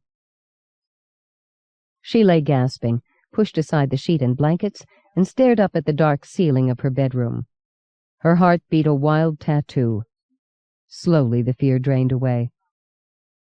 Just a dream, she thought. That was all. Maybe the whole night had been just a dream. But as she finally drifted off again, she remembered Elderay's warm eyes and the long winding track of a road that went uphill and down, and this time she smiled, and her sleep was dreamless. The next day it all did seem like a dream. She checked the papers, tried the news on both TV and radio, but there was no mention of the zoo acquiring a mysterious new animal. It wasn't until she called Terri to confirm that they had taken Elderay to the zoo that she was willing to believe that she hadn't gone crazy. Things were weird, sure, but at least she hadn't totally lost it herself. She spent the day in a state of anxiety that didn't go away until she got on stage at the club, and No Nuns Here went into their first set. The chopping rhythms of the music, her guitar humming in her hands, her voice soaring over the blast of the instruments, let her escape that feeling of being lost. By the time they got to the last song of the night, she was filled with a crackling energy that let her rip through the song and make it not just a statement, but an anthem. I hear your whistle when I cross the park. You make me nervous when I walk in the dark. But I won't listen. I won't scream. You won't find me in your magazines, 'cause I don't need nobody staring at me, stripping me down with their 1, 2, 3. The song ended with a thunderous chord that shook the stage underfoot. She helped pack up the gear once the crowd was gone, but left on her own, not even taking her guitar with her. Terri promised to drop it off on Sunday afternoon, but she only nodded and made her way out onto Ure Street. The sidewalks were crowded, overfilled with a strutting array of humanity, from the trendy to punks to burnouts, everyone on their own personal course and all of them the same. They made the city come to life, but at the same time they drowned it with postures and images like costumes. It was all artifice, lacking depth. Lorio turned to look at her own reflection in a store window. She was no different. Any meaning she meant to communicate was lost behind a shuffle of makeup, styling, and pose. Mahail fed on hearts, she thought, not knowing where the thought had come from. He fed on them and left the shells to walk around just like we walk around. She turned from the window and made her way through the people to the alley where she'd found Elderay. Without a pause, she turned into it and walked straight to its end. There she stopped and looked back at the sidewalk she'd just left. Cars flickered by on the street beyond it. On the sidewalk itself, every size and shape of Ure Street poseur walked by the mouth of the alley, leaving echoing spills of conversation or laughter in their wake. But here it was quiet, like a world apart. Here it was different. Your people know the roads. You need only walk it, with intent. She sighed. Maybe the Rome of old had known hidden roads, but nobody had taken the time to show her any. Not even Palco. Besides, her gypsy blood was thin, a matter of chance rather than upbringing, and these days there were as many gypsies in business suits as there were those following the old ways. Gypsy magic was just something the Rome used to baffle the Gaie, the non-gypsies. Magic itself was just parlor tricks. Except, she remembered the pole-wretch, appearing out of nowhere, dissolving into smoke when she'd killed it. And Eldoret, like an orangutan, only he could talk. Magic. She moved closer to one side of the alley, studying the brick wall of the building there. This alleyway was the last place in the world that she would ever expect to find a marvel. The grime and the dirt, the plastic garbage bags torn open in their corners, the refuse heaped against the walls. This wasn't the stuff of magic. Magic was Tolkien's Middle-earth, Cat Midhere's Borderlands. This was... She ran a hand down the side of the wall and looked at the smudge it left on her fingers. This was an armpit of the real world. Turning, she faced the mouth of the alley again, only to find a tall figure standing there, watching her. Fear made her blood pump quicker through her veins, and for the first time in her life she knew what it meant to have one's heart in one's mouth. She knew who this was. Dorn! The name came out of her mouth in a spidery croak. The man's face was in shadow, but she could still see, no, sense, his grin. I warned you not to involve yourself further in what doesn't concern you. He'd warned her? Then she remembered the dream. The thought of his sending her that dream, of his being inside her head like that, made her skin crawl. You should not have come back, he said. You don't scare me, she said. No, he terrified her. How could something she'd only dreamed be real? She took a step back, and the heel of her shoe came up against a garbage bag. Eldoret's road is mine, he said, moving closer. I took it from him. I set the hound on him. But I felt you drawing on its power, and then I knew you would try to take it from me. I think you're making a... No mistake. He touched his chest. I can feel the bond between you and that damned monkey. He gave it to you, didn't he? Heart's shadow, look at you. He stood very close to her now. A hand went up and flicked a finger against the stubble on the shaved part of her scalp. Lorio flinched at the touch, but couldn't seem to move away. She was weak with fear.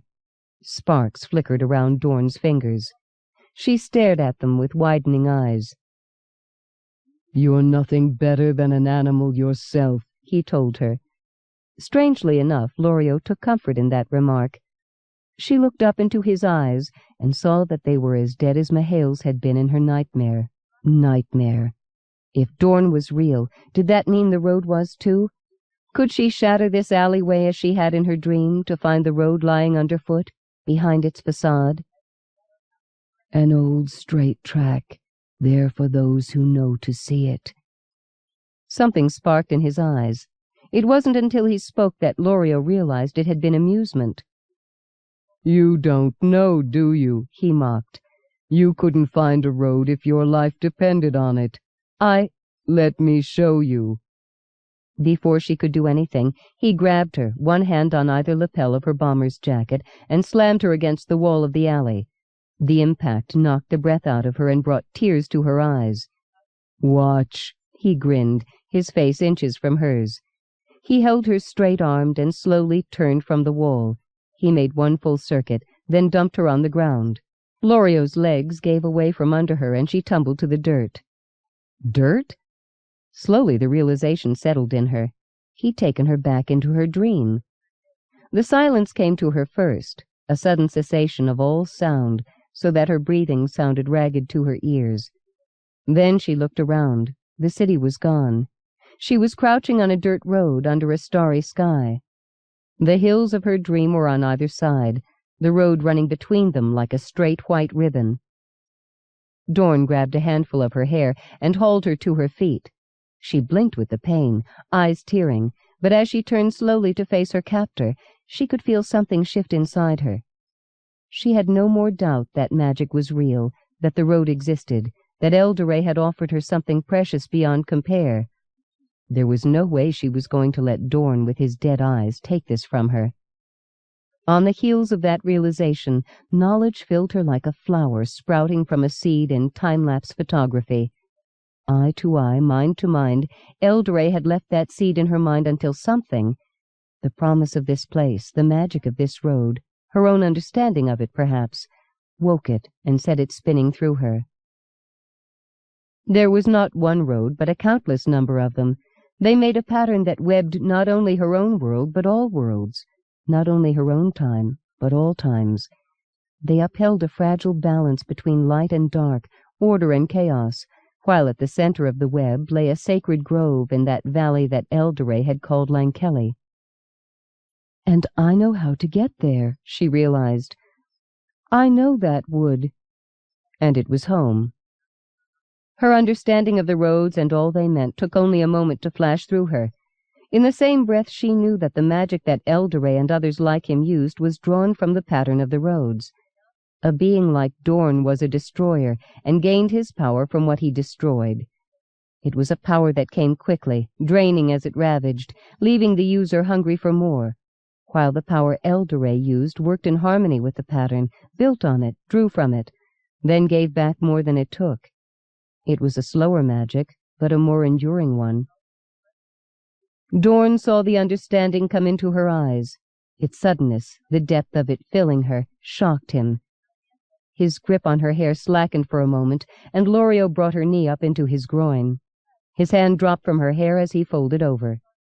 Lorio stood over him, staring at his bent figure. She raised her hands and gold sparks flickered between her fingers. But she didn't need magic to deal with him. She brought doubled fists down on the nape of his neck, and he sprawled face forward in the dirt. He turned pained eyes to her, hands scrabbling at the surface of the road. His magic glimmered dully between his fingers, but Lorio shook her head. He wouldn't look at her. Instead he concentrated, brow furrowed, as he called up his magic. Whatever spell he was trying to work made the light between his fingers gleam more sharply. Lorio stepped quickly forward and stamped down hard on his hand. She was wearing boots tonight.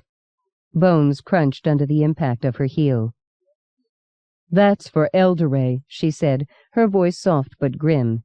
Dorn bit back a scream and glared at her. He sat up and scuttled a few paces away, moving on 2 bent legs and 1 arm, sideways like a crab. When he stopped, he cradled his hurt hand against his chest. Silently they faced each other. Dorn knew that she was stronger than he was at this moment. Her will was too focused. The cloak of knowledge that Elderay had given her was too powerful in its newness. She'd hurt him. Among humanoids, hands were needed to spark spells. Fingers and voice. She'd effectively cut him off from the use of his own spells, from calling up a pole-wretch, from anything he might have done to hurt her. In her eyes he could see that she knew, too. She took a step towards him, and he called up the one magic he could use, that which would take him from the road to safety in any one of the myriad worlds touched by the roads. "There will be another time," he muttered, and then he was gone. Displaced air wafted where he'd stood, and Lorio found herself alone on the road. She let out a long breath and looked around. The road. The Chinese called it a dragon track. Alfred Watkins in England had discovered the old straight tracks there and called them lays. Secret ways, hidden roads. The Native Americans had them, African tribesmen and the Aborigines of Australia. Even her own people had secret roads unknown to the non-gypsy. In every culture the wise people, the shamans and magicians, and the outsiders knew these ways, and it made sense, didn't it? It was by following such roads that they could grow strong themselves. But not like Dorn, she thought. Not the kind of strength that destroys, but rather the kind of strength that gives back more than it takes. Like playing on stage with no nuns here. Having something to say and putting it across as honestly as possible. When it worked, when something sparked between herself and the audience, a strength went back and forth between them, each of them feeding the other, the sensation so intense that she often came off the stage just vibrating. Loreo smiled. She started to walk the road, giving herself to it as step followed step. She walked, and a hum built up in her mind. Time went spilling down other corridors, leaving her to stride through a place where hours moved to a different step. The stars in their unfamiliar constellations wheeled above her. The landscape on either side of the road changed from hills to woodlands, to deserts, to mountainsides, to seashores, until she found herself back in the hills once more. She paused there. A thrumming sensation filled her, giving her surroundings a sparkle. Rich scents filled her nostrils. The wind coming down from the hills was a sigh like a synthesizer, dreamy and distant. And underfoot, the road glimmered faintly as though in response to what she'd given it by walking its length. There's no end to it, she realized. It just goes around and around. Sometimes it'll be longer, sometimes shorter. It just goes on. Because it wasn't where she was coming from, nor where she was going to that was important, but the road itself and how she walked it. And it would never be the same. She ruffled through the knowledge that Elderay had planted in her and found a way to step off the road. But when she moved back into her own world, she didn't return to the alleyway where it had all begun. Instead, she chose a different exit point and stepped towards it. The road and surrounding hills shimmered around her, and then were gone. It was more a room than a cage, the concrete floor and walls smelling strongly of disinfectant and the unmistakable odor of a zoo's monkey house. The only light came through the barred front of the cage, but it was enough for Loreo to see Elderay glance up at her sudden appearance. A look of fatherly pride came over his simian features. Loreo stood self-consciously in the middle of the floor for a long moment. Then, after a quick look around to make sure they were alone, she walked over to where Elderay lay, her boots scuffing quietly on the concrete. "Hi," she said, crouching down beside him. "Hello yourself. How are you feeling?" A faint smile touched his lips. "I've felt better." "The doctors fixed you up?" "Oh, yes, and a remarkable job they've done. I'm alive, am I not?" He paused, then laid a hand gently on her shoulder. "You found the road?" Loreo smiled. "Along with everything else you stuck in my head. How did you do that?" She didn't ask why. Having walked the road, she knew that someone had to assume his responsibility of it. He'd chosen her. "I'll show you sometime, when I'm better. Did you go to the wood?" "No, I thought I'd save that for when I could go with you." "Did you have any trouble?" Her dream of Mihail flashed into her mind, and Dorn's very real presence, the hounds that he could have called down on her if he hadn't been so sure of himself. "Ah," Elderay said, catching the images. "Dorn. I wish I'd been there to see you deal with him." "Are you reading my mind?" "Only what you're projecting to me." "Oh." Loreo settled down into a more comfortable position. "He folded pretty easily, didn't he? Just like the pole wretch that attacked us in the alley." Elderay shrugged. "Dorn is a lesser evil. He could control one hound at a time, no more. But like most of his kind, he liked to think of himself as far more than he was. You did well. As for the pole wretch, you were simply stronger and quicker." Loreo flushed at the praise. "And now?" Elderay asked. "What will you do?" "Geez, I don't know. Take care of your part of the road until you get better, I guess." "I'm getting old," Elderay said. "I could use your help, even when I'm better. There are more of them." He didn't need to name Mihail and his minions, for Loreo to know whom he meant. "Than there ever are of us, and there are many roads."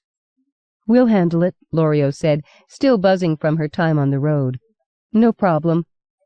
"It can be dangerous," Elderay warned, "if a pole wretch catches you unaware, or if you run into a pack of them. And there are others like Dorn, only stronger, fiercer." "But," he added as Lorio's humor began to drain away. "There are good things, too. Wait until you see the monkey puzzle tree.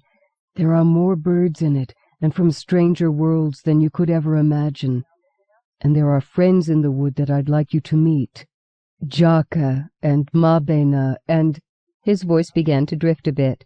"You're wearing yourself out," Lorio said. Eldore nodded. "I'll come back and see you tomorrow night," she said. "You should rest now. There'll be time enough to meet all your friends and for us to get to know each other better later on." She stood up and smiled down at him. Eldore's gaze lifted to meet hers. "Batalo Drom," he said in Romany.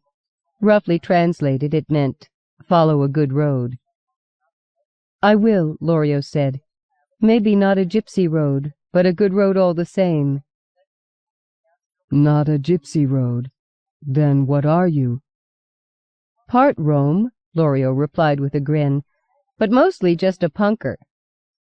Eldore shook his head. Lorio lifted a hand in farewell, then reached for and found the road that would take her home. She stepped onto it and disappeared. Eldore lay back with a contented smile on his lips and let sleep rise up to claim him once again. The Sacred Fire. No one lives forever, and dead men rise up never, and even the longest river winds somewhere safe to sea. From British Folklore, collected by Stephen Gallagher. There were 10,000 maniacs on the radio. The band, not a bunch of lunatics, playing their latest single, Natalie Merchant's distinctive voice rising from the music like a soothing balm. Trouble Me. Sharing your problems. Sometimes talking a thing through was enough to ease the burden. You didn't need to be a shrink to know it could work. You just had to find someone to listen to you. Nicky Straw had tried talking. He'd try anything if it would work, but nothing did. There was only one way to deal with his problems, and it took him a long time to accept that. But it was hard because the job was never done. Every time he put one of them down, another of the freaks would come buzzing in his face like a fly on a corpse. He was getting tired of fixing things, tired of running, tired of being on his own. Trouble Me. He could hear the music clearly from where he crouched in the bushes. The boombox pumped out the song from one corner of the blanket on which she was sitting, reading a paperback edition of Christy Riddle's How to Make the Wind Blow. She even looked a little like Natalie Merchant. Same dark eyes, same dark hair, same slight build. Better taste in clothes, though. None of those thrift shop dresses and the like that made Merchant look like she was old before her time. Just a nice white Butler U t-shirt and a pair of bright yellow jogging shorts. White Reeboks with laces to match the shorts. A red headband. The light was leaking from the sky. Be too dark to read soon. Maybe she'd get up and go. Nicky sat back on his haunches. He shifted his weight from one leg to the other. Maybe nothing would happen, but he didn't see things working out that way. Not with how his luck was running. All bad. Trouble Me. I did, he thought. I tried. But it didn't work out, did it? So now he was back to fixing things the only way he knew how. Her name was Luann Summerson. She'd picked him up in the Tombs, about as far from the green harbor of Fitzhenry Park as you could get in Newford. It was the lost part of the city, a wilderness of urban decay stolen back from the neon and glitter. Block on block of decaying tenements and run-down buildings.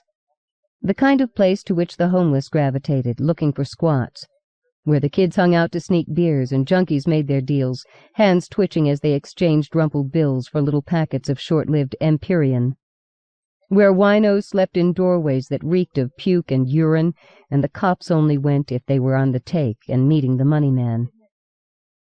It was also the kind of place where the freaks hid out, waiting for Lady Night to start her prowl. Waiting for dark. The freaks liked her shadows, and he did too, because he could hide in them as well as they could. Maybe better. He was still alive, wasn't he? He was looking for the freaks to show when Luann approached him, sitting with his back against the wall, right on the edge of the tombs, watching the rush hour slow to a trickle on Gracie Street. He had his legs splayed out on the sidewalk in front of him, playing the drunk, the bum. 3 days' stubble, hair getting ragged, scruffy clothes, 2 dimes in his pocket. It wasn't hard to look the part. Commuters stepped over him or went around him, but nobody gave him a second glance. Their gazes just touched him, then slid on by. Until she showed up. She stopped, then crouched down so that she wasn't standing over him. She looked too healthy and clean to be hanging around this part of town. "You look like you could use a meal," she said. "I suppose you're buying." She nodded. Nicky just shook his head. "What, you like to live dangerously or something, lady? I could be anybody." She nodded again, a half-smile playing on her lips. "Sure," she said, "anybody at all. Except you're Nicky Straw. We used to take English 201 together, remember?" He'd recognized her as well. Just hoped she hadn't. The guy she remembered didn't exist anymore.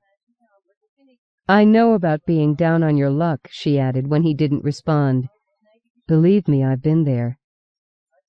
"You haven't been anywhere," he thought. "You don't want to know about the places I've been." "You're Luann Summerson," he said finally. Again that smile. "Let me buy you a meal, Nicky." He'd wanted to avoid this kind of a thing, but he supposed he'd known all along that he couldn't. This was what happened when the hunt took you into your hometown. You didn't disappear into the background like all the other bums. Someone was always there to remember. "Hey, Nicky, how's it going? How's the wife and that kid of yours?" Like they cared. Maybe he should just tell the truth for a change. "You know those things we used to think were hiding in the closet when we were too young to know any better? Well, surprise. One night one of those monsters came out of the closet and chewed off their faces." "Come on," Luann was saying. She stood up, waiting for him. He gave it a heartbeat, then another. When he saw she wasn't going without him, he finally got to his feet.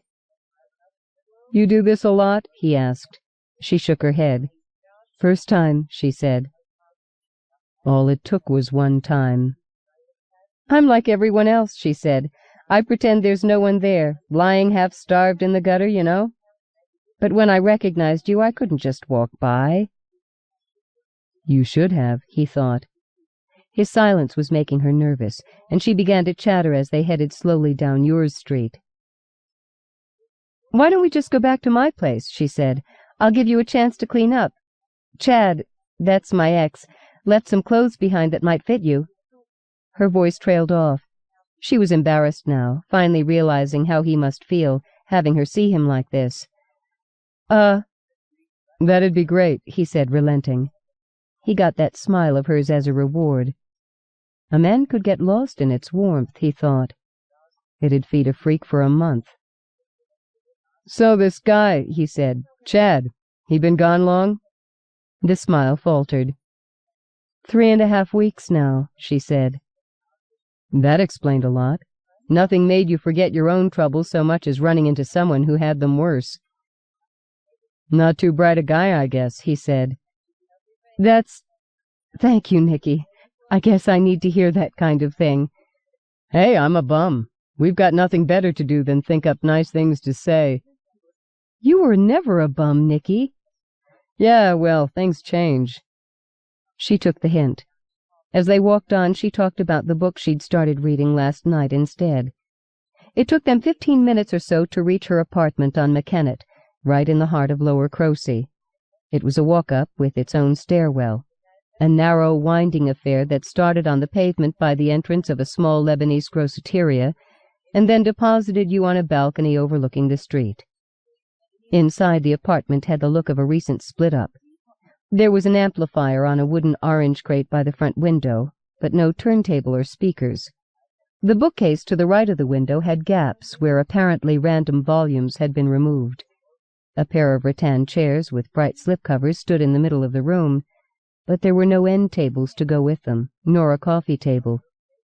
She was making do with another orange crate, this one cluttered with magazines, a couple of plates stacked on top of each other, and what looked like every coffee mug she owned squeezed into the remaining space. A small, portable black and white Zenith TV stood at the base of the bookcase, alongside a portable cassette deck. There were a couple of rectangles on the wall where paintings had obviously been removed.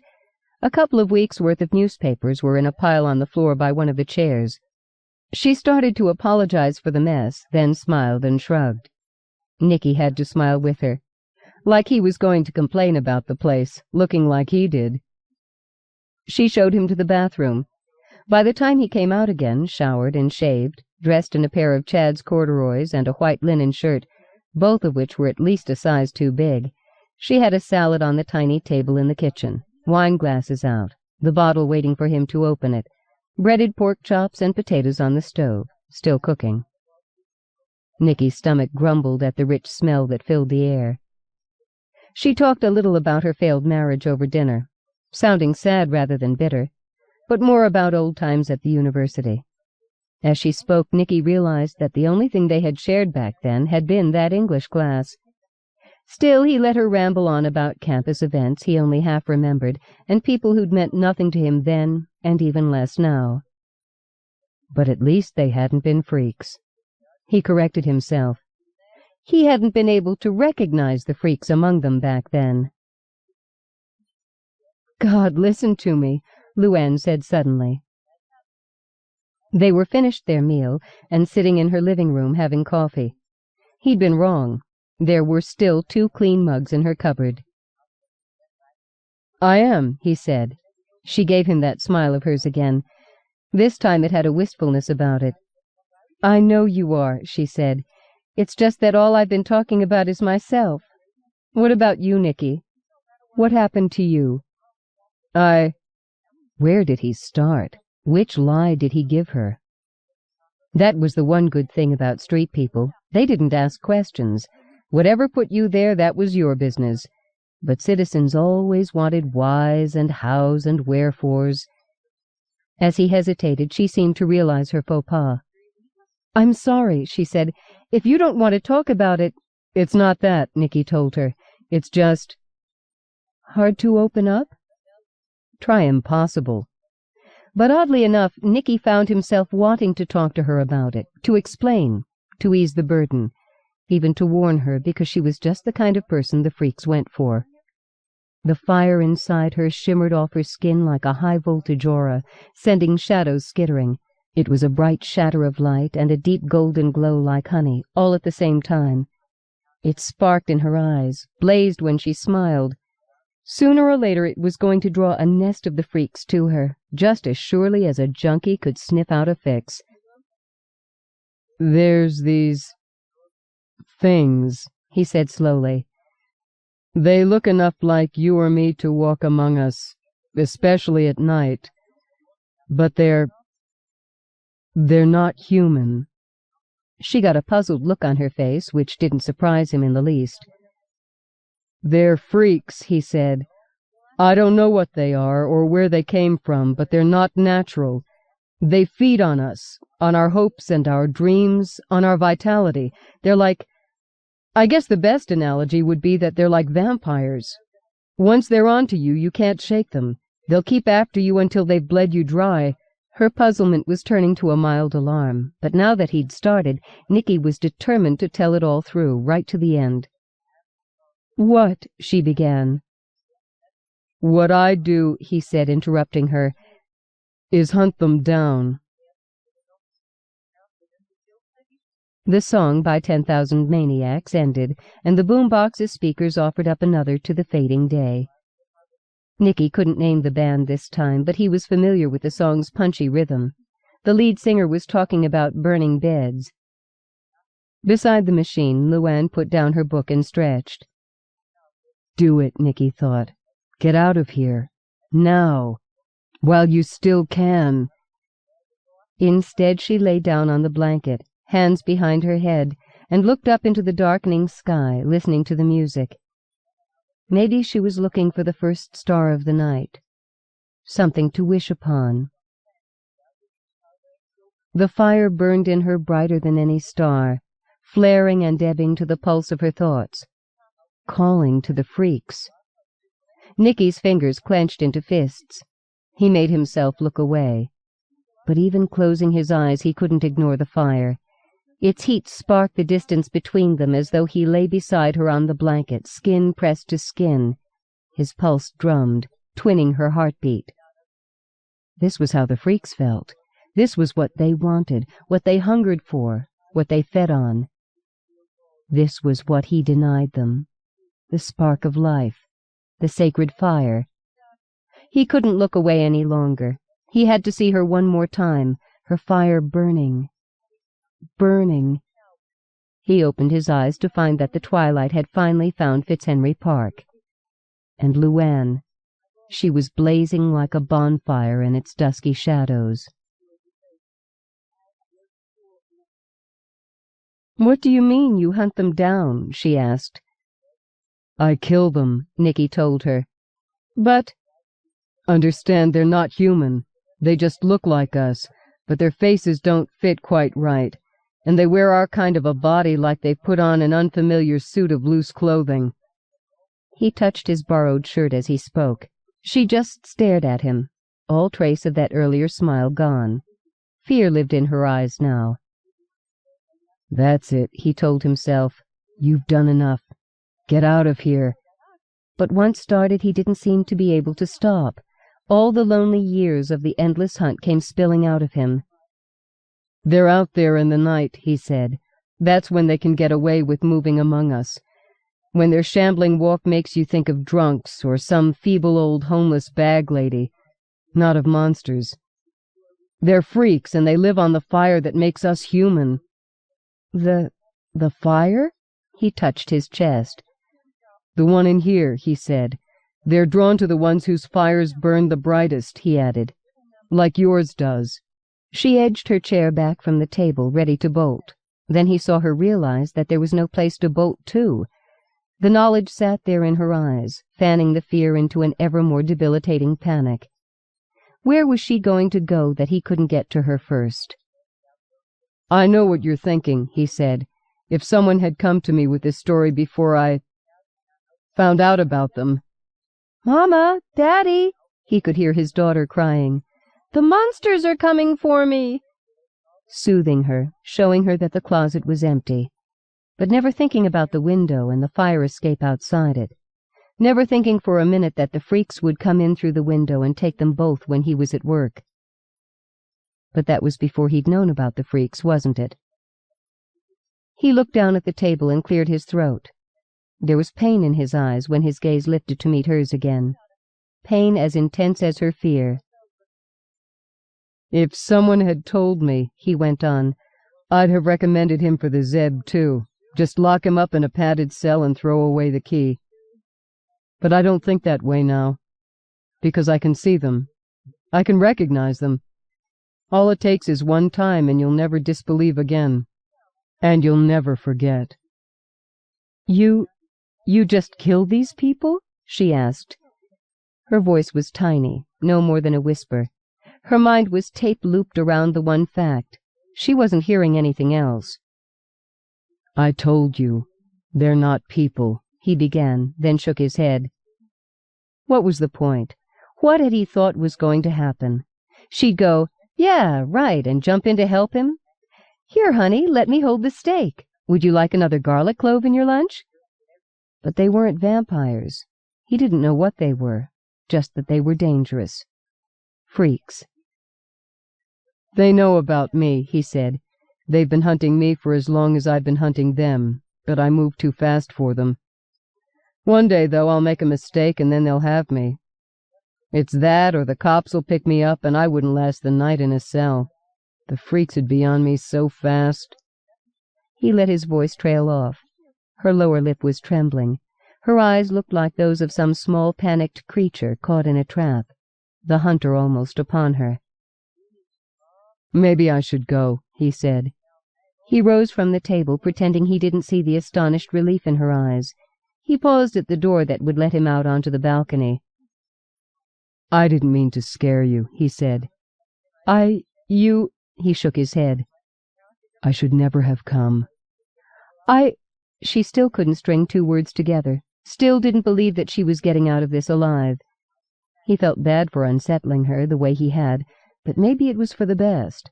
Maybe she wouldn't bring any more strays home the way she had him. Maybe the freaks would never get to her. "Just think about this," he said before he left. "What if I'm right?" Then he stepped outside and closed the door behind him. He could move fast when he had to. It was what had kept him alive through all these years. By the time she reached her living room window, he was down the stairs and across the street, looking back at her from the darkened mouth of an alleyway nestled between a yuppie restaurant and a bookstore, both of which were closed. He could see her studying the street, looking for him. But she couldn't see him, and that was the way he'd keep it. He came out of the bushes, the mask of his face shifting and unsettled in the poor light. Luann was sitting up, fiddling with the dial on her boombox, flipping through the channels. She didn't hear him until he was almost upon her. When she turned, her face drained of color. She sprawled backwards in her attempt to escape, and then could only lie there and stare, mouth working, but no sound coming out. He lunged for her. But then Nicky was there. The hunting knife that he carried in a sheath under his shirt was in his hand, cutting edge up. He grabbed the freak by the back of his collar and hauled him around. Before the freak could make a move, Nicky rammed the knife home in the freak's stomach and ripped it up. Blood sprayed, showering them both.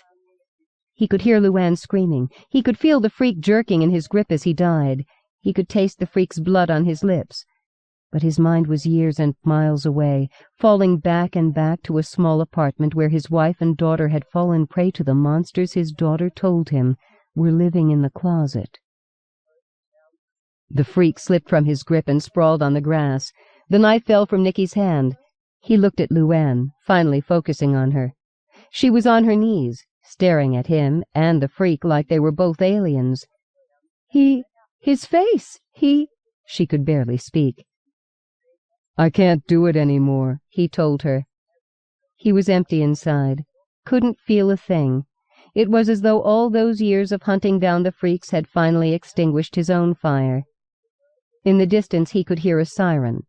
Someone must have seen what went down. Had to have been a citizen, because street people minded their own business. Didn't matter what they saw. "It ends here," he said. He sat down beside the freak's corpse to wait for the police to arrive. "For me, it ends here." Late the following day, Luann was still in shock. She'd finally escaped the endless barrage of questions from both the police and the press, only to find that being alone brought no relief. She kept seeing the face of the man who had attacked her. Had it really seemed to shift about like an ill-fitting mask, or had that just been something she'd seen as a result of the poor light and what Nicky had told her? Their faces don't fit quite right. She couldn't get it out of her mind. The face, the blood, the police dragging Nicky away, and all those things he told her last night. "They're freaks. Crazy things. They live on the fire that makes us human." Words that seemed to well up out of some great pain he was carrying around inside him. "They're not human. They just look like us." A thump on her balcony had her jumping nervously out of her chair until she realized that it was just the paperboy tossing up today's newspaper. She didn't want to look at what the Daily Journal had to say, but couldn't seem to stop herself from going out to get it. She took the paper back inside and spread it out on her lap. Naturally enough, the story had made the front page. There was a picture of her, looking washed out and stunned. A shot of the corpse being taken away in a body bag. A head and shoulders shot of Nicky. She stopped, her pulse doubling its tempo as the headline under Nicky's picture sank in. "Killer found dead in cell. Police baffled." "No," she said. "They know about me." She pushed the paper away from her until it fell to the floor. But Nicky's picture continued to look up at her from where the paper lay. "They've been hunting me." None of what he told her could be true. It had just been the pitiful ravings of a very disturbed man.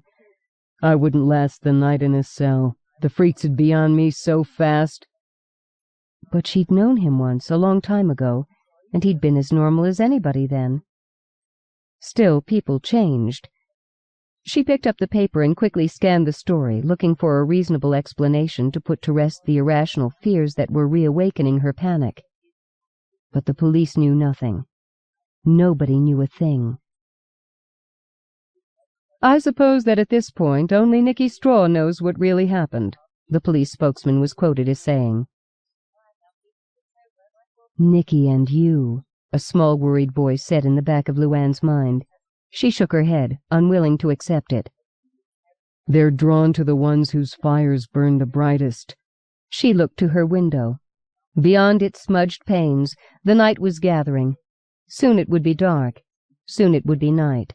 Light showed a long way in the dark. A bright light would show further.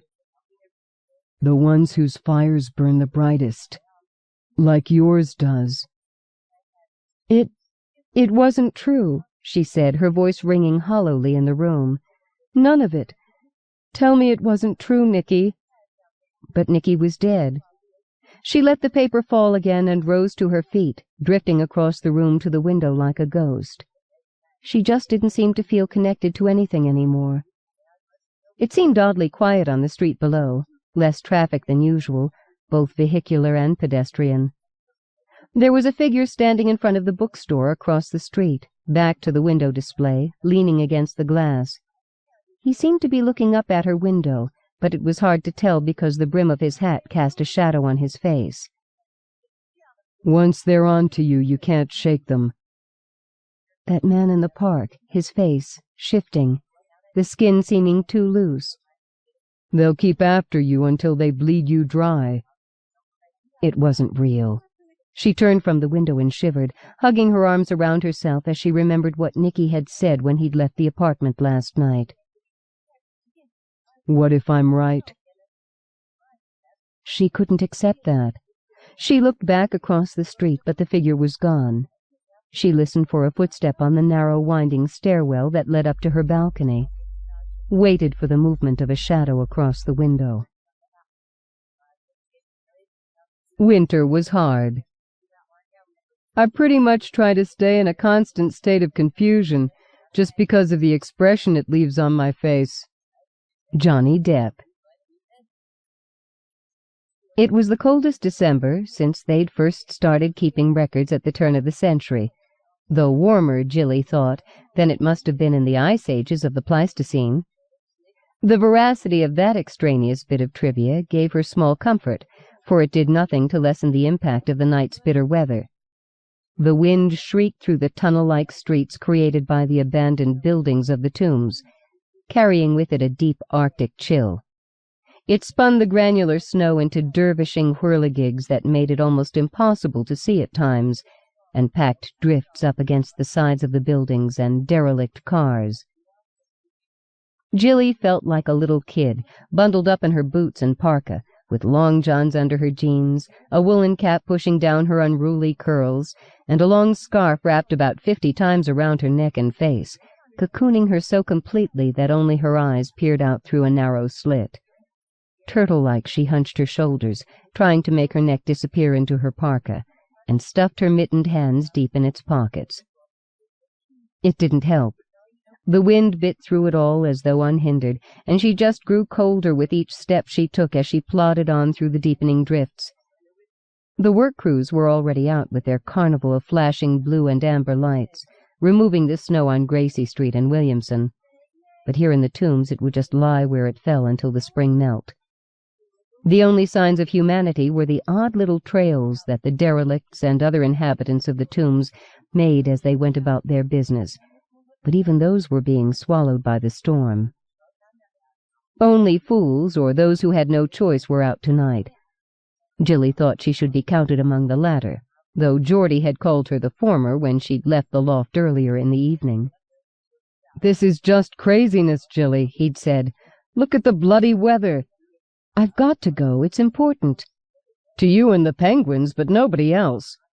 Still, she'd had to come. It was the eve of the solstice, 1 year exactly since the Gemmin went away, and she didn't feel as though she had any choice in the matter. She was driven to walk the tombs tonight, never mind the storm. What sent her out from the warm comfort of her loft was like what Professor Dapple said they used to call a gace in the old days.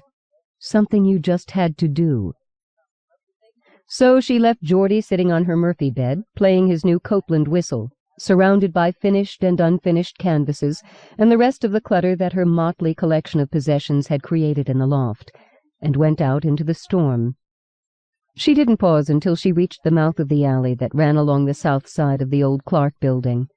There, under the suspicious gaze of the building's snow-swept gargoyles, she hunched her back against the storm and pulled her scarf down a little, widening the eye-slit so that she could have a clearer look down the length of the alley.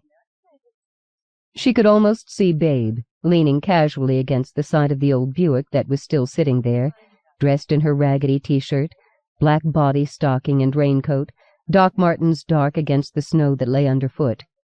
She could almost hear the high, husky voices of the other gemmen, chanting an eerie version of a rap song that had been popular at the time. She could almost. But no. She blinked as the wind shifted, blinding her with snow. She saw only snow, heard only the wind. But in her memory...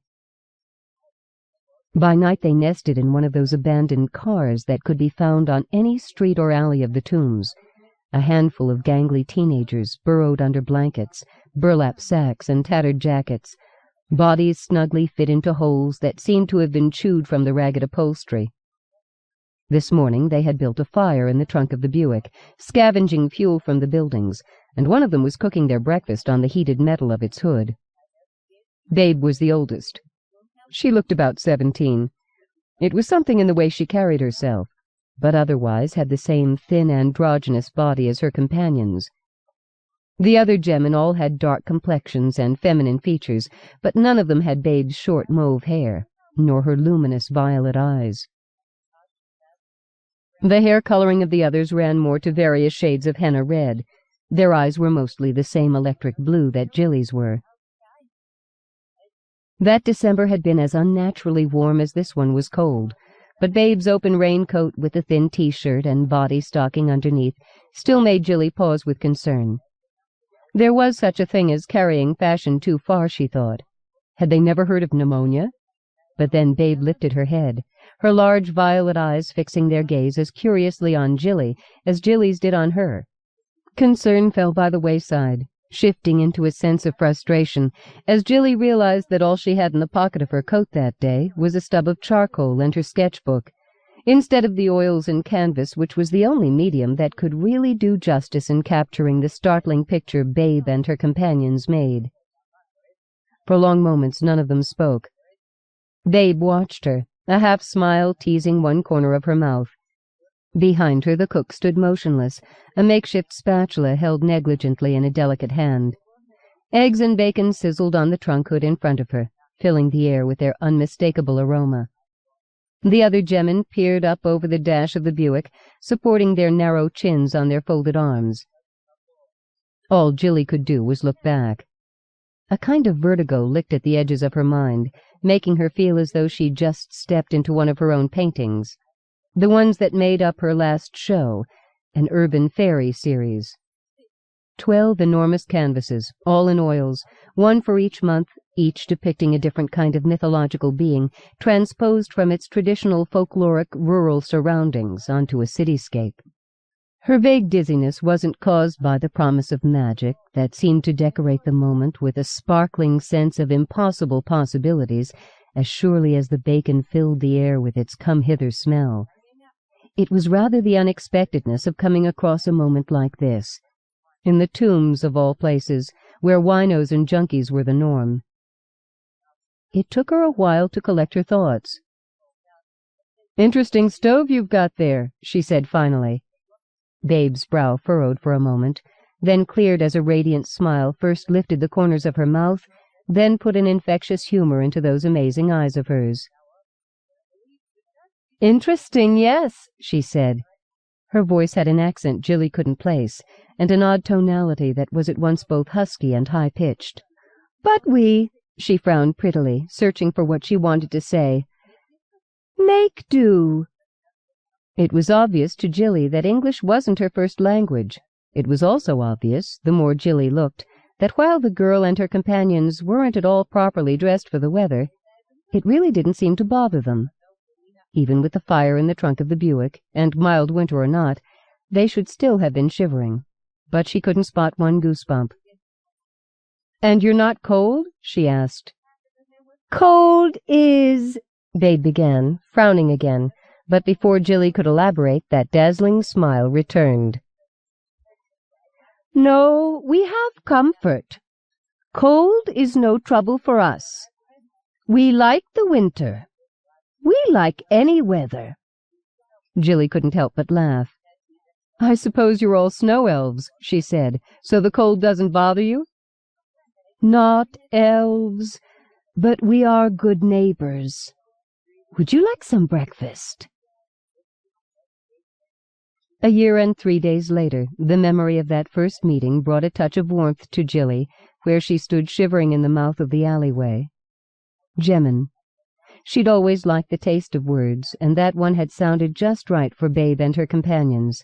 It reminded Jilly of gummy bears, thick cotton quilts, and the sound that the bass strings of Geordie's fiddle made when he was playing a fast reel.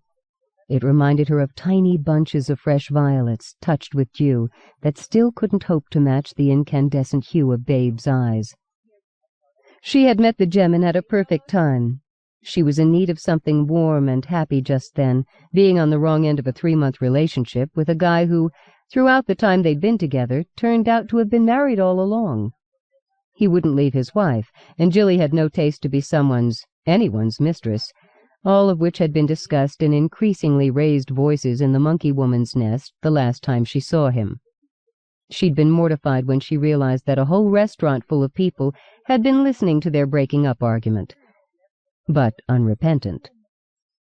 She missed Jeff, missed him desperately, but refused to listen to any of the subsequent phone calls or answer any of the letters that had deluged her loft over the next couple of weeks, explaining how they could work things out. She wasn't interested in working things out. It wasn't just the fact that he had a wife, but that he'd kept it from her. The thing she kept asking her friend Sue was, having been with him for all that time, how could she not have known? So she wasn't a happy camper, traipsing aimlessly through the tombs that day. Her normally high-spirited view of the world was overhung with gloominess, and there was a sick feeling in the pit of her stomach that just wouldn't go away. Until she met Babe and her friends. Gemmin wasn't a name that they used. They had no name for themselves. It was Frank Hodgers who told Jilly what they were. Breakfast with the Gemmin on that long-gone morning was odd. Jilly sat behind the driver's wheel of the Buick with the door propped open and her feet dangling outside. Babe sat on a steel drum set a few feet from the car, facing her. 4 of the other Gemmin were crowded in the back seat.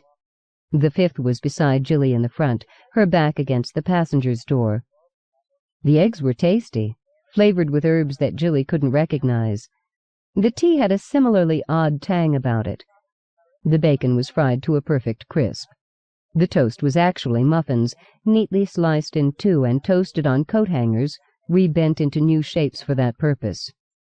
The Gemmin acted like they were having a picnic. When Jilly introduced herself, a chorus of odd names echoed back in reply. Nita, Emmy, Callio, Yoon, Perspy, and Babe. "Babe?" Jilly repeated. "It was a present.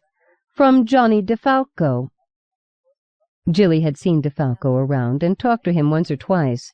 He was a hash dealer who'd had himself a squat in the Clark building up until the end of the summer, when he'd made the mistake of selling to a narc, and had to leave the city just 1 step ahead of a warrant. Somehow she couldn't see him keeping company with this odd little gaggle of street girls. DeFalco's taste seemed to run more to what her bouncer friend Percy called the 3 Bs, bold, blonde, and built. Or at least it had whenever she'd seen him in the clubs. "He gave all of you your names?" Jilly asked. Babe shook her head. "He only ever saw me. And whenever he did, he'd say, 'Hey, Babe, how're you doin'?'" Babe's speech pattern seemed to change the longer they talked, Jilly remembered thinking later. She no longer sounded like a foreigner struggling with the language. Instead, the words came easily, sentences peppered with conjunctions and slang. "We miss him," Perspy, or perhaps it was Nita, said. Except for Babe, Jilly was still having trouble telling them all apart. "He talked in the dark." That was definitely Emmy. Her voice was slightly higher than those of the others. "He told stories to the walls," Babe explained. "and we'd creep close and listen to him." "You've lived around here for a while?" Jilly asked. Yoon, or was it Callio, nodded. "All our lives." Jilly had to smile at the seriousness with which that line was delivered, as though, except for Babe, there was one of them older than 13. She spent the rest of the morning with them, chatting, listening to their odd songs, sketching them whenever she could get them to sit still for longer than 5 seconds. Thank goodness, she thought more than once, as she bent over her sketchbook for life drawing classes, and Albert Coira, one of her arts instructors at Butler U, who had instilled in her and every one of his students the ability to capture shape and form in just a few quick strokes of charcoal. Her depression and the sick feeling in her stomach had gone away, and her heart didn't feel nearly so fragile anymore. But all too soon it was noon and time for her to go. She had Christmas presents to deliver at St. Vincent's Home for the Aged, where she did volunteer work twice a week. Some of her favorites were going to stay with family during the holidays, and today would be her last chance to see them. "We'll be going soon, too," Babe told her when Jilly explained she had to leave. "Going?" Jilly repeated, feeling an odd tightness in her chest. It wasn't the same kind of a feeling that Jeff had left in her, but it was discomforting all the same. Babe nodded. "When the moon's full, we'll sail away." "Away, away, away," the others chorused. There was something both sweet and sad in the way they half spoke, half chanted the words. The tightness in Jilly's chest grew more pronounced. She wanted to ask, "Away to where?" but found herself only saying, "But you'll be here tomorrow." Babe lifted a delicate hand to push back the unruly curls that were forever falling in Jilly's eyes. There was something so maternal in the motion that it made Jilly wish she could just rest her head on Babe's breast, to be protected from all that was fierce and mean and dangerous in the world beyond the enfolding comfort that motherly embrace would offer. "We'll be here," Babe said. Then, giggling like schoolgirls, the little band ran off through the ruins, leaving Jilly to stand alone on the deserted street. She felt giddy and lost all at once.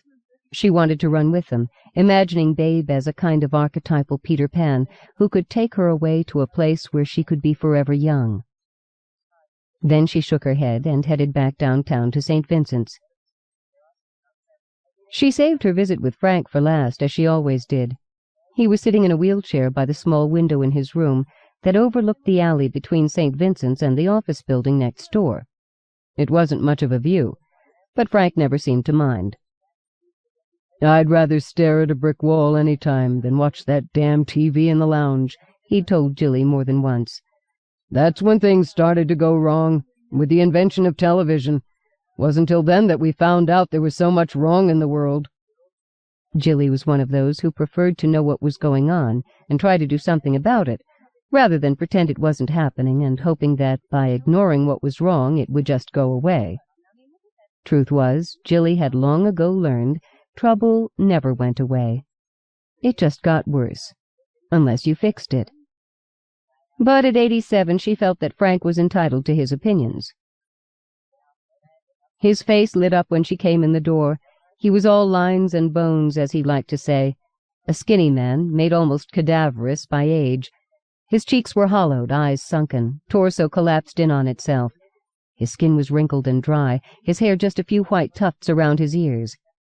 But whatever ruin the years had brought to his body, they hadn't managed to get even a fingerhold on his spirit.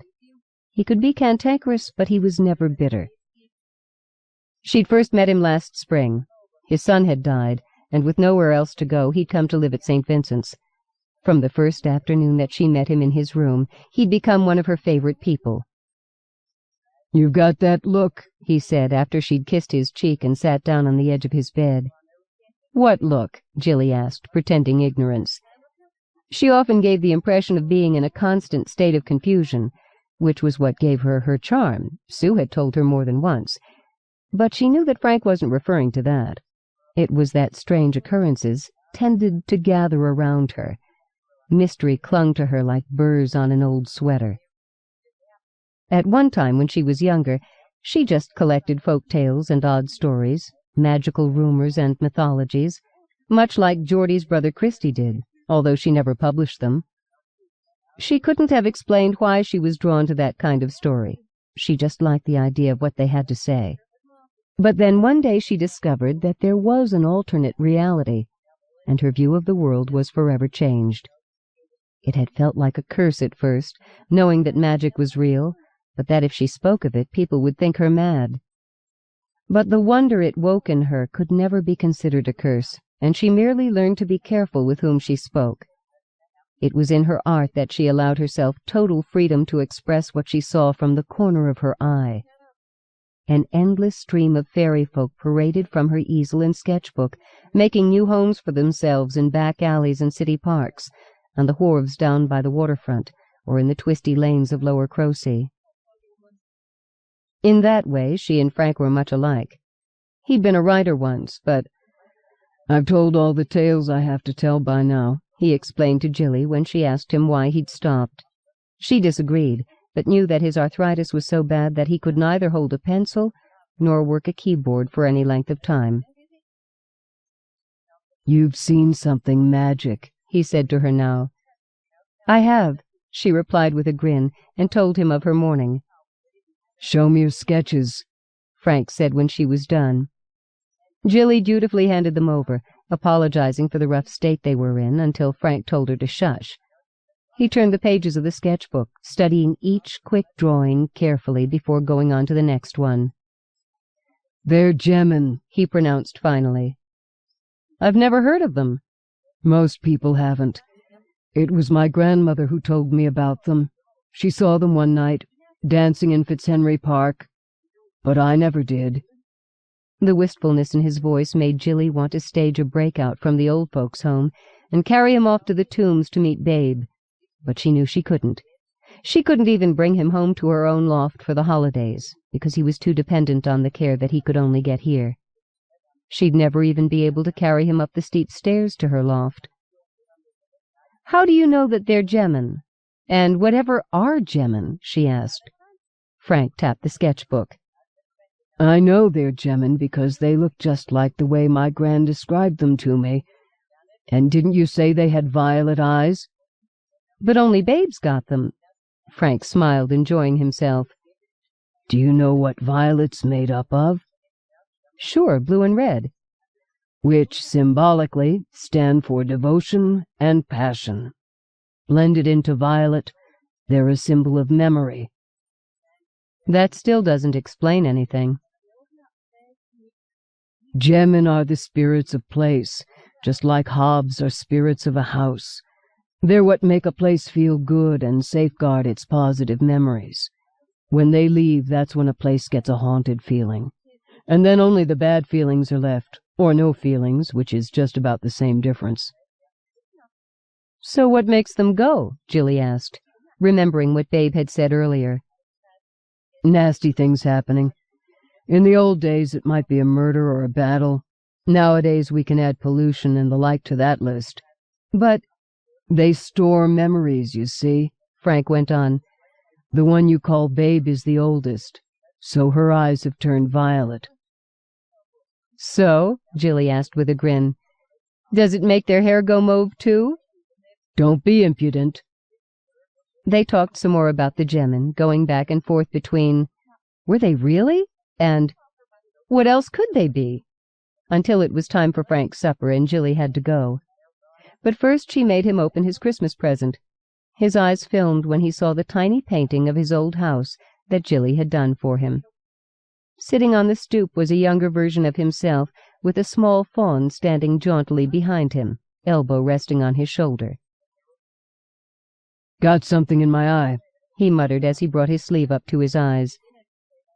"I just wanted you to have this today, because I brought everybody else their presents," Jilly said.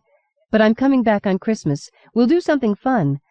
I'd come Christmas Eve, but I've got to work at the restaurant that night. Frank nodded. His tears were gone, but his eyes were still shiny. The solstice is coming, he said. In 2 days. Jilly nodded, but didn't say anything. That's when they'll be going, Frank explained. The Gemmin. The moon'll be full, just like Babe said. Solstices are like May Eve and Halloween. The borders between this world and others are thinnest then.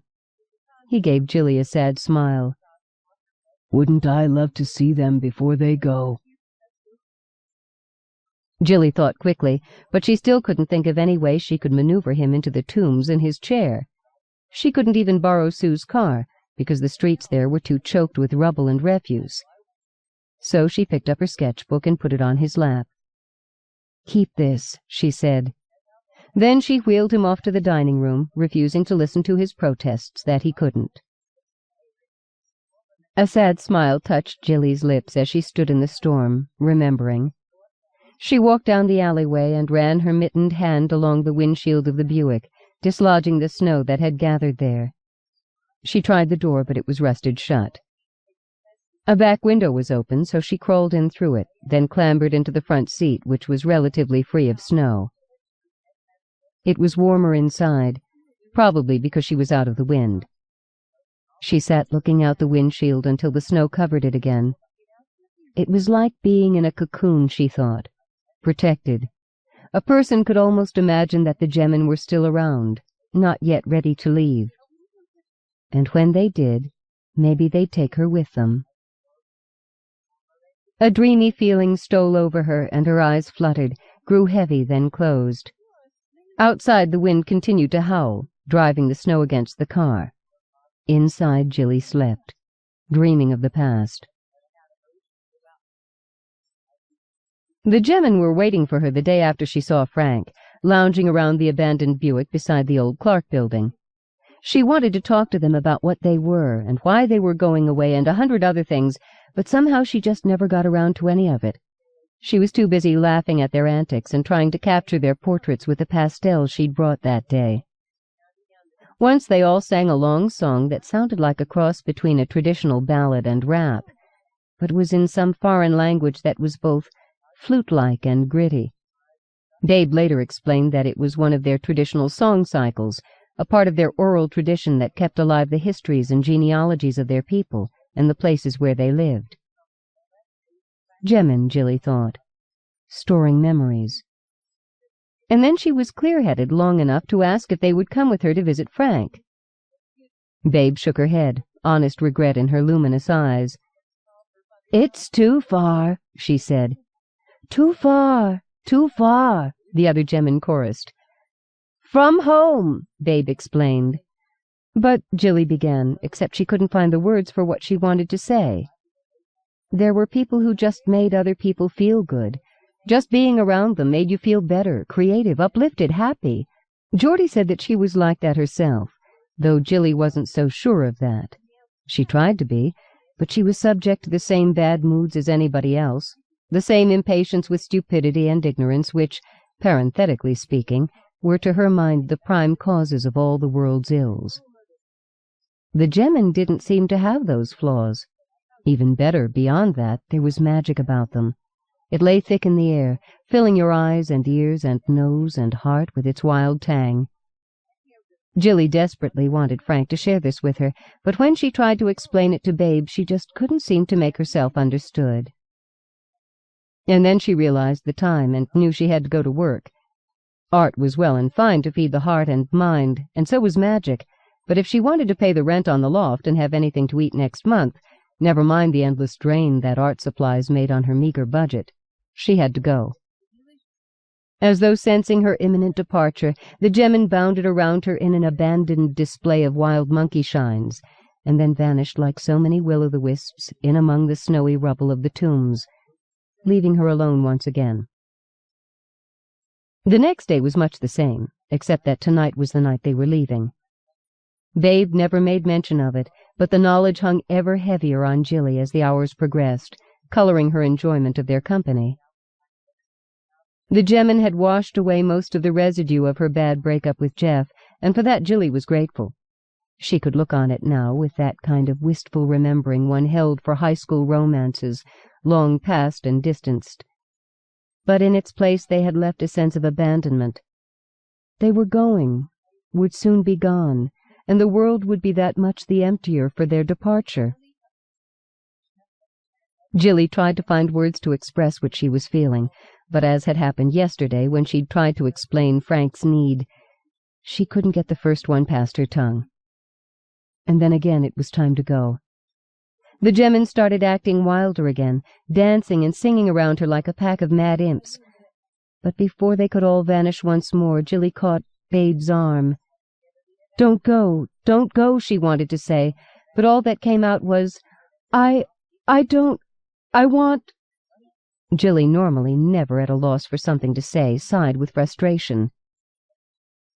"We won't be gone forever," Babe said, understanding Jilly's unspoken need. She touched a long, delicate finger to her temple.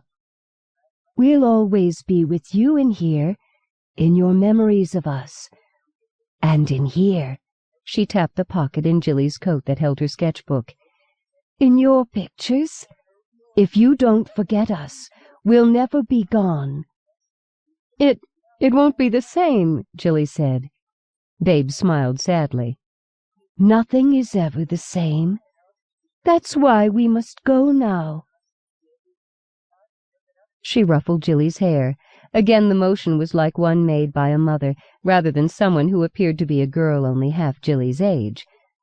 Then stepped back. The other gemmen approached and touched her as well, feather-light fingers brushing against her arms, tousling her hair like a breeze. And then they all began their mad dancing and pirouetting like so many scruffy ballerinas. Until they were gone. Jilly thought she would just stay here, never mind going into work, but somehow she couldn't face a second parting. Slowly she headed south, towards Gracie Street, and the subway that would take her to work. And oddly enough, though she was sad at their leaving, it wasn't the kind of sadness that hurt. It was the kind that was like a singing in the soul. Frank died that night, on the winter solstice, but Jilly didn't find out until the next day. He died in his sleep, Jilly's painting propped up on the night table beside him, her sketchbook with her initial rough drawings of the gemmen in it held against his thin chest. On the first blank page after her sketches of the gemmen, in an awkward script that must have taken him hours to write, he'd left her a short note. "I have to tell you this, Jilly. I never saw any real magic. I just pretended that I did. I only knew it through the stories I got from my gran and from you. But I always believed. That's why I wrote all those stories when I was younger, because I wanted others to believe. I thought if enough of us did, if we learned to care again about the wild places from which we'd driven the magic away, then maybe it would return. I didn't think it ever would, but I'm going to open my window tonight and call to them. I'm going to ask them to take me with them when they go. I'm all used up, at least the man I am in this world is, but maybe in another world I'll have something to give. I hope they'll give me the chance. The fairy folk used to do that in the old days, you know. That was what a lot of the stories were about. People like us going away, beyond the fields we know. If they take me, don't be sad, Jilly. I'll be waiting for you there." The script was almost illegible by the time it got near the end, but Jilly managed to decipher it all. At the very end, he just signed the note with an F, with a small flower drawn beside it. It looked an awful lot like a tiny violet, though maybe that was only because that was what Jilly wanted to see. You saw real magic, she thought, when she looked up from the sketchbook. You were real magic. She gazed out the window of his room to where a soft snow was falling in the alley between St. Vincent's and the building next door. She hoped that on their way to wherever they'd gone, the gemmen had been able to include the tired and lonely spirit of one old man in their company. "Take care of him, babe," she thought. That Christmas was a quiet period in Jilly's life. She had gone to a church service for the first time since she was a child, to attend the memorial service that St. Vincent's held for Frank. She and Geordie and a few of the staff of the home were the only ones in attendance. She missed Frank and found herself putting him in crowd scenes in the paintings she did over the holidays. Frank in the crowds, and the thin ghostly shapes of gemmen peering out from behind cornices and roof lines and the corners of alleyways. Often when she went out on her night walks, after the restaurant was closed, when the city was half asleep, she'd hear a singing in the quiet snow-muffled streets. Not an audible singing, something she could hear with her ears, but one that only her heart and spirit could feel. Then she'd wonder if it was the voices of Frank and Babe and the others she heard, singing to her from the far away, or that of other gemmen, not yet gone. She never thought of Jeff, except with distance. Life was subdued, a hiatus between storms. Just thinking of that time usually brought her a sense of peace, if not completion. So why, remembering now, this time? There was a ringing in her ears, sharp and loud like thunderclaps erupting directly above her. She felt as though she was in an earthquake, her body being violently shaken. Everything felt topsy-turvy. There was no up and no down, just a sense of vertigo and endless spinning, a roar and whirl of shouting and shaking until... She snapped her eyes open to find Geordie's worried features peering out at her from the circle that the fur of his parka hood made around his face. He was in the Buick with her, on the front seat beside her. It was his hands on her shoulders shaking her, his voice that sounded like thunder in the confines of the Buick. The Buick! And then she remembered, walking in the tombs, the storm, climbing into the car, falling asleep. "Jesus, Jilly," Geordie was saying. He sat back from her, giving her a bit of space, but the worry hadn't left his features yet. "You really are nuts, aren't you? I mean, falling asleep out here. Didn't you ever hear of hypothermia?" She could have died, Jilly realized. She could have just slept on here until she froze to death, and nobody'd know until the spring thaw, or until some poor homeless bugger crawled in to get out of the wind and found himself sharing space with Jilly, the amazing dead woman. She shivered, as much from dread as the storm's chill. How did you find me?" she asked. Geordie shrugged. "God only knows. I got worried the longer you were gone, until finally I couldn't stand it and had to come looking for you. It was like there was a nagging in the back of my head, sort of a lassie kind of a thought, you know?" Jilly had to smile at the analogy. "Maybe I'm getting psychic. What do you think?" he asked. "Finding me the way you did, maybe you are," Jilly said. She sat up a little straighter, then realized that sometime during her sleep she had unbuttoned her parka enough to stick a hand in under the coat. She pulled it out, and both she and Geordie stared at what she held in her mittened hand. It was a small violet flower, complete with roots. "Jilly, where did you—" Geordie began, but then he shook his head.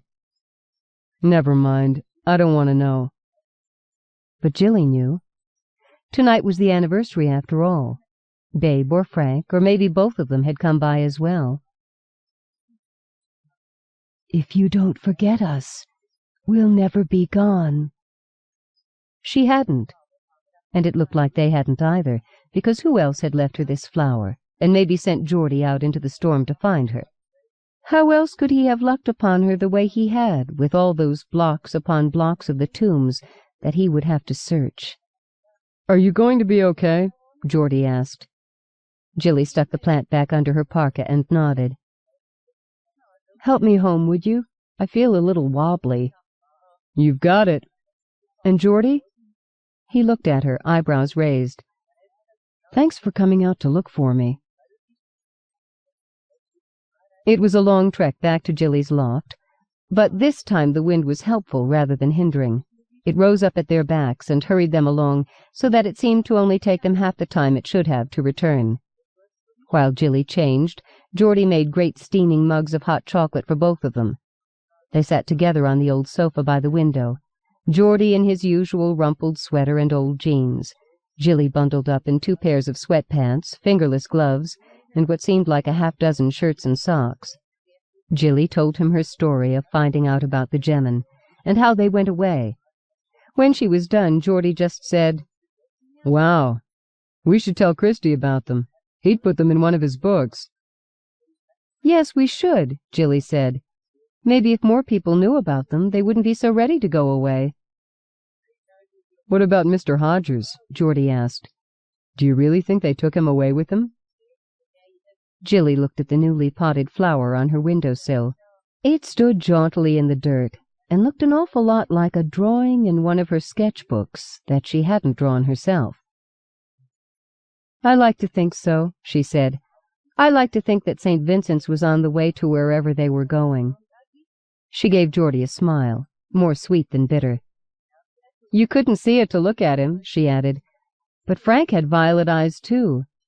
He had all kinds of memories stored away in that old head of his, just like Babe did. Her own eyes took on a distant look, as though she was looking into the far away herself, through the gates of dream and beyond the fields we know. I like to think they're getting along just fine, she said. Pity the monsters. We are standing in the storm of our own being. Michael Ventura. I was a beauty once, the old woman said. The neighborhood boys were forever standing outside my parents' home, hoping for a word, a smile, a kiss, as though somehow my unearned beauty gave me an intrinsic worth that far overshadowed Emma's cleverness with her schoolwork, or Betsy's gift for music. It always seemed unfair to me. My value was based on an accident of birth. Theirs was earned. The monster made no reply. I would have given anything to be clever, or to have had some artistic ability, the old woman added. Those are assets with which a body can grow old. She drew her tattery shawl closer, hunching her thin shoulders against the cold. Her gaze went to her companion. The monster was looking at the blank expanse of wall above her head, eyes unfocused, scars almost invisible in the dim light. Yes, well, she said, I suppose we all have our own cross to bear. At least I have good memories to go with the bad. The snow was coming down so thickly that visibility had already become all but impossible. The fat, wet flakes whirled and spun in dervishing clouds, clogging the sidewalks and streets, snarling traffic, making the simple act of walking an epic adventure. One could be anywhere, any when. The familiar was suddenly strange, the city transformed. The wind and the snow made even the commonest landmarks unrecognizable. If she hadn't already been so bloody late, Harriet Pearson would have simply walked her mountain bike through the storm. She only lived a mile or so from the library, and the trip wouldn't have taken that long by foot. But she was late, desperately late, and being sensible had never been her forte. So there she was, pedaling like a madwoman in her highest gear, the wheels skidding and sliding for purchase on the slippery street, as she biked along the narrow passageway between the curb and the crawling traffic. The so-called waterproof boots that she'd bought on sale last week were already soaked, as were the bottoms of her jeans. Her old camel hair coat was standing up to the cold, however, and her earmuffs kept her ears warm. The same couldn't be said for her hands and face. The wind bit straight through her thin woolen mittens, her cheeks were red with the cold, while her long brown hair, bound up into a vague bun on the top of her head, was covered with an inch of snow that was already leaking its wet chill into her scalp. Why did I move to this bloody country, she thought. It's too hot in the summer, too cold in the winter. England looked very good right at that moment, but it hadn't always been so. England hadn't had Brian, whom she'd met while on holiday here in Newford 3 years ago. Brian who'd been just as eager for her to come as she had been to emigrate. Brian who walked out on her not 2 months after she'd arrived, and they had gotten an apartment together. She'd refused to go back. Deciding to make the best of her new homeland, she had stuck it out surprisingly well.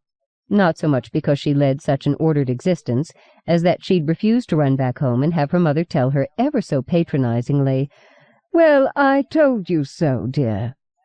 She had a good job, if not a great one, a lovely little flat that was all her own, a fairly busy social life, that admittedly contained more friends than it did romantic interests, and liked everything about her new home. except for the weather. She turned off Ure Street onto Kelly, navigating more by instinct than vision, and was just starting to congratulate herself on having completed her journey all in one piece, with time to spare, when a tall shape loomed suddenly up out of the whirling snow in front of her. Trying to avoid a collision, she turned the handlebars too quickly, and the wrong way. Her front wheel hit the curb and she sailed over the handlebars, one more white airborne object defying gravity, except that unlike the lighter snowflakes with which she momentarily shared the sky, her weight brought her immediately down with a jarring impact against a heap of refuse that someone had set out in anticipation of tomorrow's garbage pickup. She rose, spluttering snow, and staggered back towards her bike, disoriented, the suddenness of her accident not yet having sunk in. She knelt beside the bike and stared with dismay at the bent wheel frame. Then she remembered what had caused her to veer in the first place. Her gaze went to the street, but then traveled up and up to the face of the tall shape that stood by the curb. The man was a giant. At 5'1", Harriet wasn't tall, and perhaps it had something to do with her low perspective, but he seemed to be at least 7 feet high. And yet it wasn't his size that brought the small gasp to her lips. That face! It was set in a squarish head, which was itself perched on thick, broad shoulders.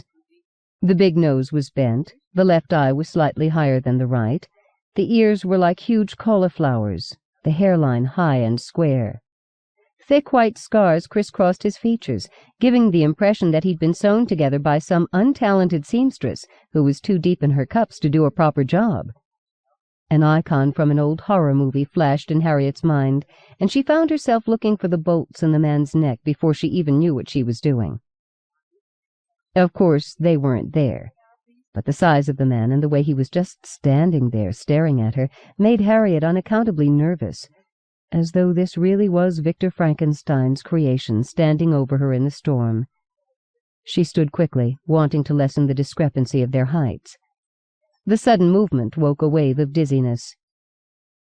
"I'm dreadfully sorry," she meant to say, but the words slurred, turning to mush in her mouth, and what came out was, "Red folly, Shuri." Vertigo jellied her legs and made the street underfoot so wobbly that she couldn't keep her balance.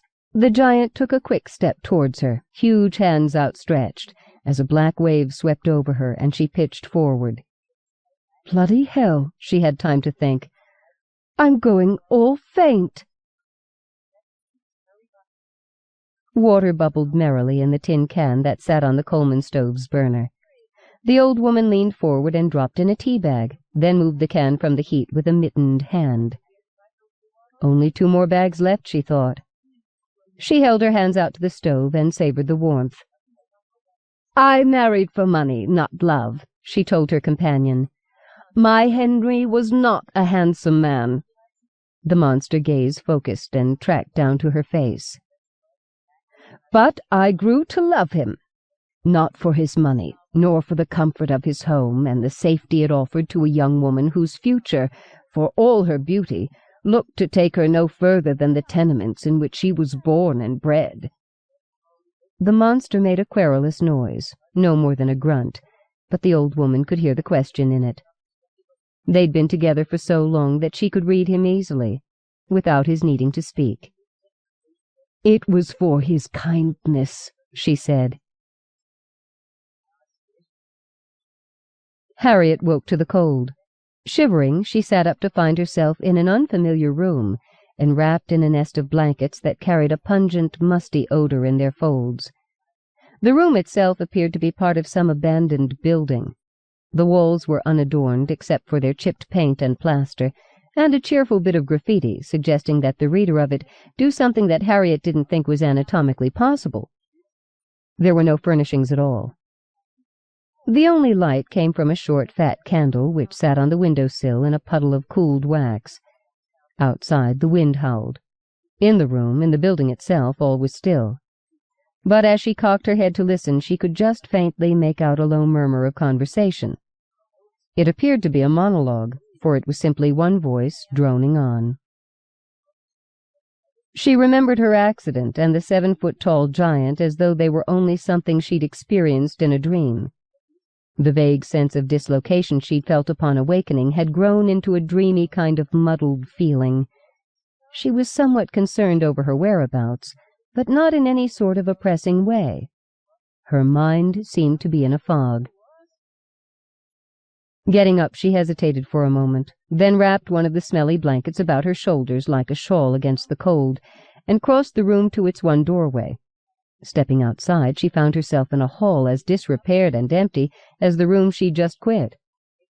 The murmuring voice led her down the length of the hall into what proved to be a foyer. Leaning against the last bit of wall, there, where the hallway opened up into the larger space, she studied the odd scene before her.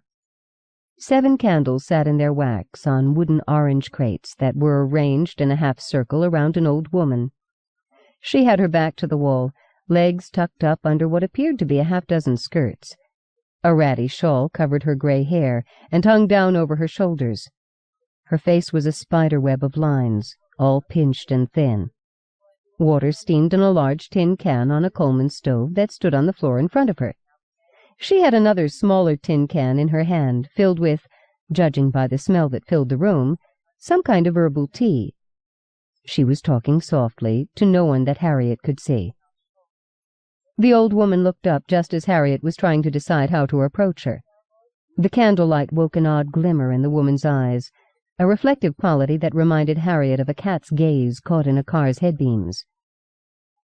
"And who are you, dear?" the woman asked. My name's Harriet Pearson." She got the odd feeling that she should curtsy as she introduced herself. "You may call me Flora," the old woman said. "My name's actually Anne Boddicker, but I prefer Flora." Harriet nodded absently.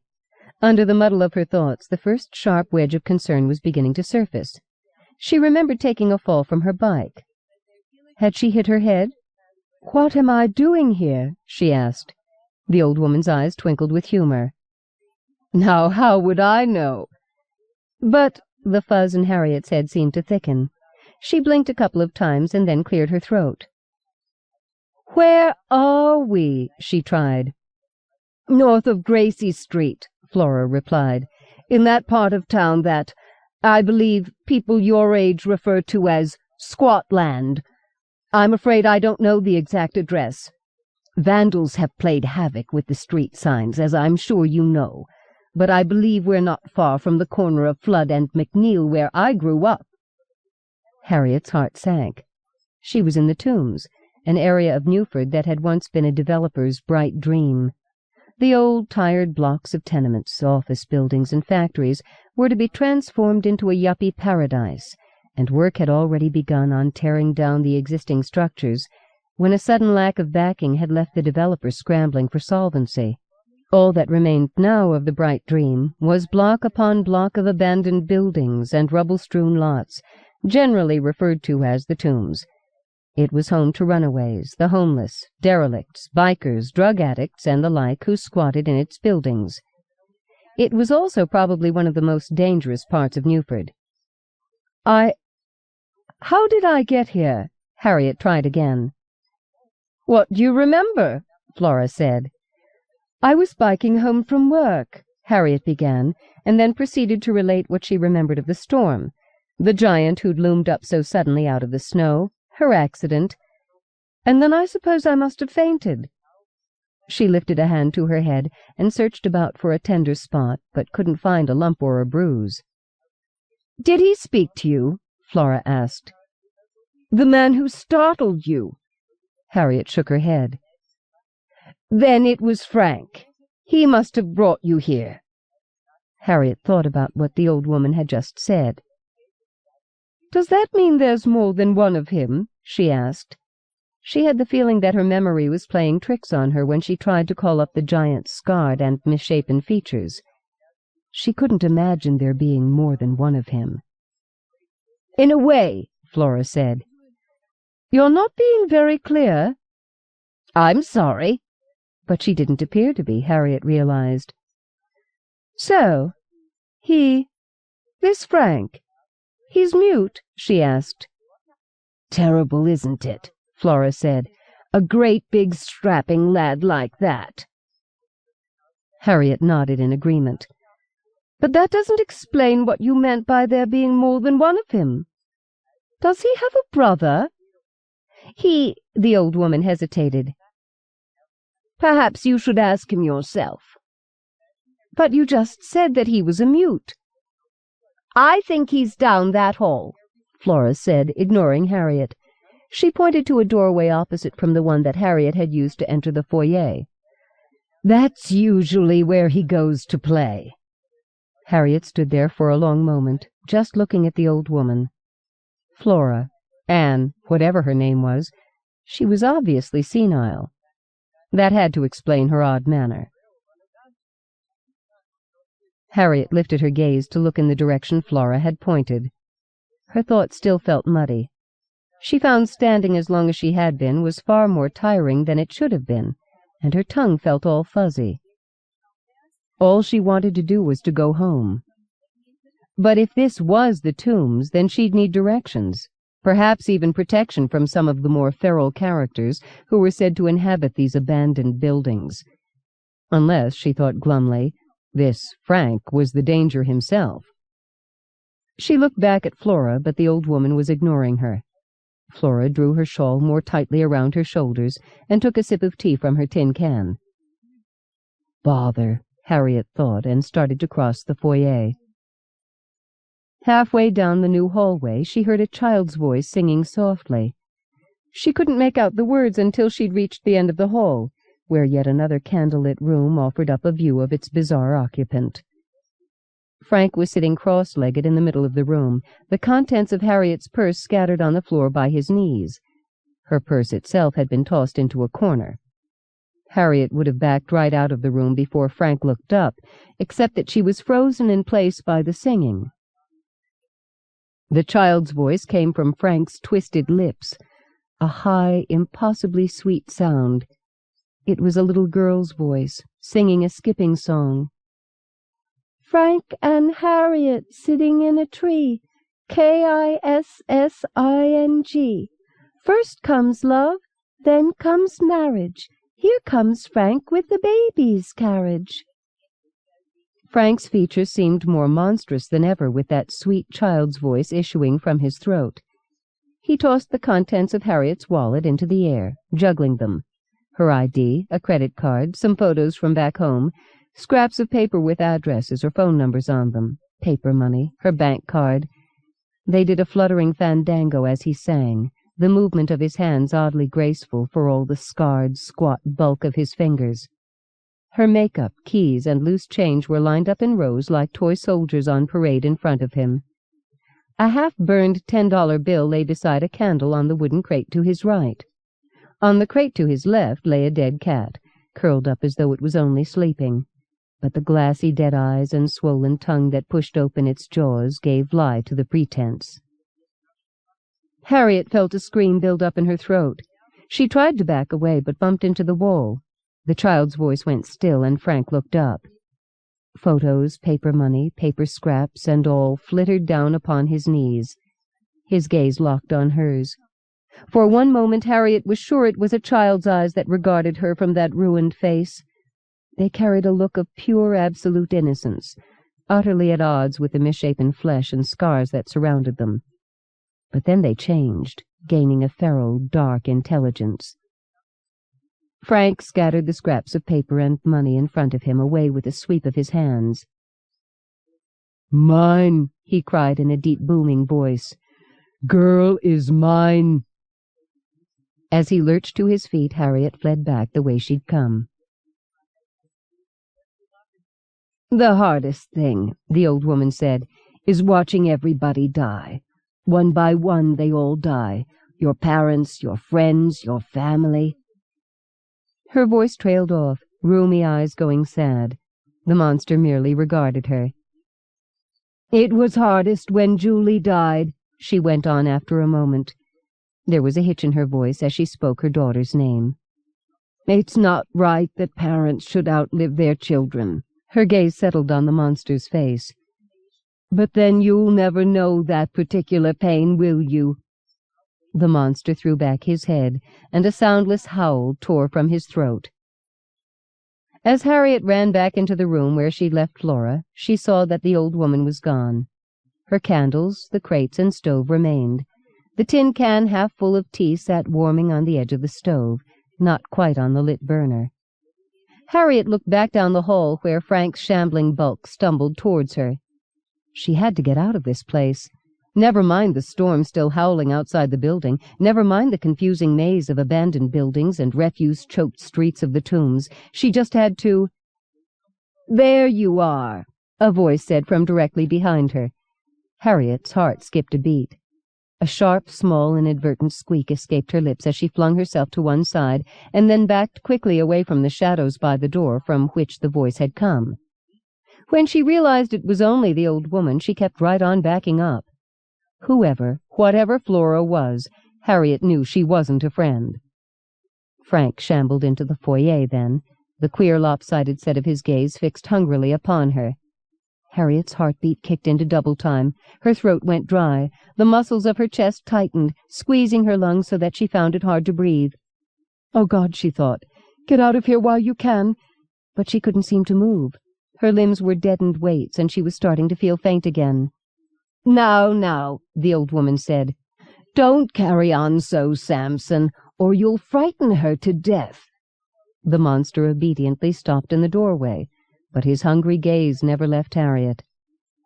Samson?" Harriet asked in a weak voice. "Oh, there's all sorts of bits and pieces of people inside that poor, ugly head," Flora replied. "Comes from traumas he suffered as a child. He suffers from— what was it that Dr. Adams called him? Dissociation.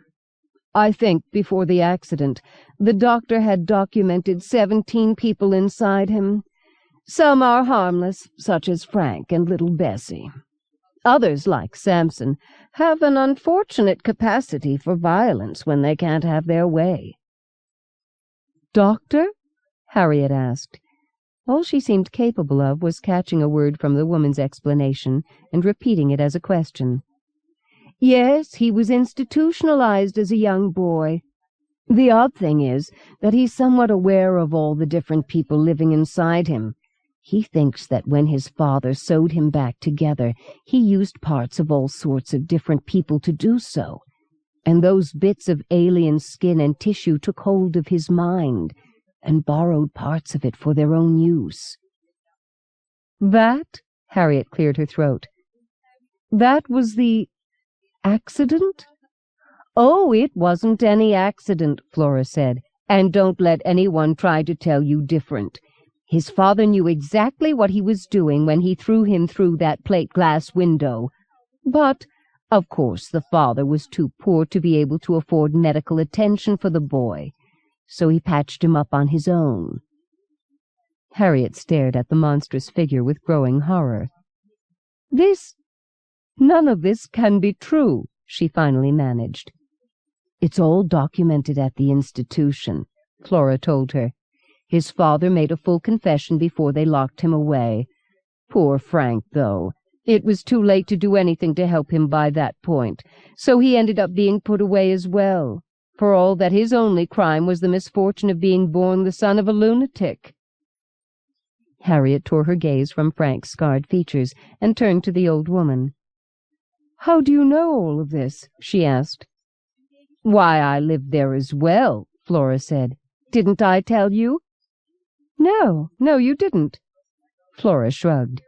"It's old history. Mind you, when you get to be my age, everything's old history." Harriet wanted to ask why Flora had been in the institution herself, but couldn't find the courage to do so. She wasn't even sure she wanted to know. But there was something she had no choice but to ask. She hugged her blanket closer around her, no longer even aware of its smell, but the chill that was in her bones didn't come from the cold. "What happens now?" she said. "I'm not sure I understand the question," Flora replied with a sly smile in her eyes that said she understood all too well. Harriet pressed forward. "What happens to me?" "Well, now," Flora said. She shot the monster an affectionate look. "Frank wants to start a family. Harriet shook her head. "No," she said, her voice sounding weak and ineffectual, even to her own ears. "No way." "You don't exactly have a say in the matter, dear. It's not as though there's anyone coming to rescue you. Not in this storm. And even if someone did come searching, where would they look? People disappear in this city all of the time. It's a sad but unavoidable fact in these trying times that we've brought upon ourselves." Harriet was still shaking her head. "Oh, think of someone else for a change," the old woman told her. "I know your type. You're filled with your own self-importance. The whole world revolves around you. It's a party here, an evening of dancing there, theater, clubs, cabaret, with never a thought for those less fortunate. What would it hurt you to give a bit of love and affection to a poor lonely monster?" "I've gone all demented," Harriet thought. All of this, the monster, the lunatic calm of the old woman, none of it was real. None of it could be real. "Do you think he likes being this way?" Flora demanded. Her voice grew sharp, and the monster shifted nervously at the tone of her anger, the way a dog might bristle, catching its master's mood. "It's got nothing to do with me," Harriet said, surprising herself that she could still find the courage to stand up for herself. "I'm not like you think I am, and I had nothing to do with what happened to Frank." "It's got everything to do with you," the old woman replied. "It's got to do with caring and family and good Samaritanism and decency and long-lasting relationships." "You can't force a person into something like that," Harriet argued. Flora sighed.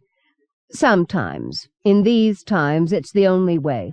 There's a sickness abroad in the world, child. Your denial of what's right and true is as much a cause as a symptom." "You're the one that's sick," Harriet cried. She bolted for the building's front doors, praying they weren't locked. The monster was too far away and moved too slowly to stop her. The old woman was closer and quicker, but in her panic Harriet found the strength to fling her bodily away. She raced for the glass doors that led out of the foyer and into the storm. The wind almost drove her back inside when she finally got a door open, but she pressed against it, through the door and out onto the street. The whirling snow, driven by the mad, capricious wind, soon stole away all sense of direction, but she didn't dare stop. She plowed through drifts, blinded by the snow, head bent against the howling wind, determined to put as much distance between herself and what she fled. "Oh, God," she thought at one point, "my purse was back there, my ID. They know where I live. They can come and get me at home or at work any time they want." But mostly she fought the snow and wind. How long she fled through the blizzard she had no way of knowing. It might have been an hour. It might have been the whole night. She was shaking with cold and fear when she stumbled to the ground one last time and couldn't get up. She lay there, a delicious sense of warmth enveloping her. All she had to do was let go, she realized. Just let go, and she could drift away into that dark, warm place that beckoned to her. She rolled over on her side and stared up into the white sky. Snow immediately filmed her face. She rubbed it away with her hand, already half frozen with the cold. She was ready to let go. She was ready to just give up the struggle, because she was only so strong, and she'd given it her all, hadn't she? A tall, dark figure loomed up suddenly, towering over her. Snow blurred her sight so that it was only a shape, an outline against the white. "No," she pleaded. "Don't take me back. I'd rather die than go back." As the figure bent down beside her, she found the strength to beat at it with her frozen hands. "Easy now," a kind voice said, blocking her weak blows. "We'll get you out of here." She stopped trying to fight. It wasn't the monster, but a policeman. Somehow, in her aimless flight, she'd wandered out of the tombs. "What are you doing out here?" the policeman said. "Monster," she wanted to say. "There's a monster. It attacked me." But all that came out from her frozen lips was, "Attacked me." "First we'll get you out of this weather," he told her. "Then we'll deal with the man who assaulted you." The hours that followed passed in a blur. She was in a hospital being treated for frostbite. A detective interviewed her, calmly, patiently sifting through her mumbled replies for a description of what had happened to her, and then finally she was left alone. At one point she came out of her dozing state and thought she saw 2 policemen standing at the end of her bed. She wasn't sure if they were actually present or not, but like Agatha Christie characters gathered at the denouement of one of the great mystery writer's stories, their conversation conveniently filled in some details concerning her captors, of which she hadn't been aware. "Maybe it was before your time," one of the policemen was saying, "but that description she gave fits." "No, I remember," the other replied. "They were residents in the Zeb's criminal ward, and Cross killed their shrink during a power failure." The first officer nodded. "I don't know which of them was worse, Cross with that monstrous face, or Boddicker." "Poisoned her whole family, didn't she?" "Yeah, but I remember seeing what Cross did to the shrink. Just about tore the poor bastard in 2. I heard that it was Boddicker who put him up to it. The poor geek doesn't have a mind of his own." Vaguely, as though observing the action from a vast distance, Harriet could sense the first officer looking in her direction. "She's lucky she's still alive," he added, looking back at his companion. In the days that followed, researching old newspapers at the library, Harriet found out that all that the 2 men had said, or that she dreamed they had said, was true. But she couldn't absorb any of it at the moment. For now she just drifted away once more, entering a troubled sleep that was plagued with dreams of ghosts and monsters. The latter wore masks to hide the horror inside them, and they were the worst of all. She woke much later, desperately needing to pee. It was still dark in her room. Outside she could hear the wind howling.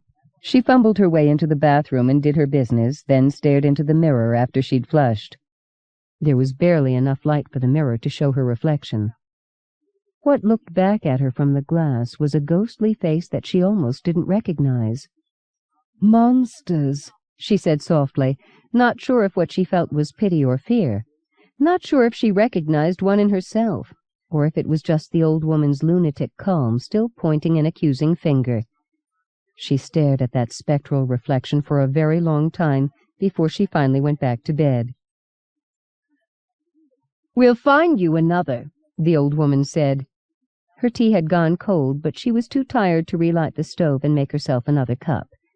Her hands were folded on her lap, her gaze fixed on the tin can of cold water that still sat on the stove. A film of ice was forming on the water. "You'll see," she added. "We'll find another, but this time we'll put her together ourselves, just the way your father did with you. We'll take a bit from one and a bit from another, and we'll make you the perfect mate. Just see if we don't. I always was a fair hand with a needle and thread, you know. A necessary quality for a wife in my time. Of course, everything's different now. Everything's changed. Sometimes I wonder why we bother to go on." The monster stared out the window to where the snow still fell, quietly now, the blizzard having moved on, leaving only this calm memory of its storm winds in its wake. He gave no indication that he was listening to the old woman, but she went on talking all the same. Ghosts of wind and shadow. There may be great and undreamed-of possibilities awaiting mankind, but because of our line of descent, there are also queer limitations. Clarence Day, from This Simian World. Tuesday and Thursday afternoons from 2 to 4, Merrin Kelledy gave flute lessons at the old fire hall on Lee Street, which served as Lower Crowsea's community center. A small room in the basement was set aside for her at those times. The rest of the week it served as an office for the editor of the Crowsea Times, the monthly community newspaper. The room always had a bit of a damp smell about it. The walls were bare except for 2 old posters. One sponsored a community rummage sale, now long past. The other was an advertisement for a Jilly Coppercorn one-woman show at the Green Man Gallery, featuring a reproduction of the fire hall that had been taken from the artists in Lower Crowsea's series of street scenes. It, too, was long out of date. Much of the room was taken up by a sturdy oak desk. A computer sat on its broad surface, always surrounded by a clutter of manuscripts waiting to be put on diskette, spot art, advertisements, sheets of letraset, glue sticks, pens, pencils, scratch pads, and the like. Its printer was relegated to an apple crate on the floor.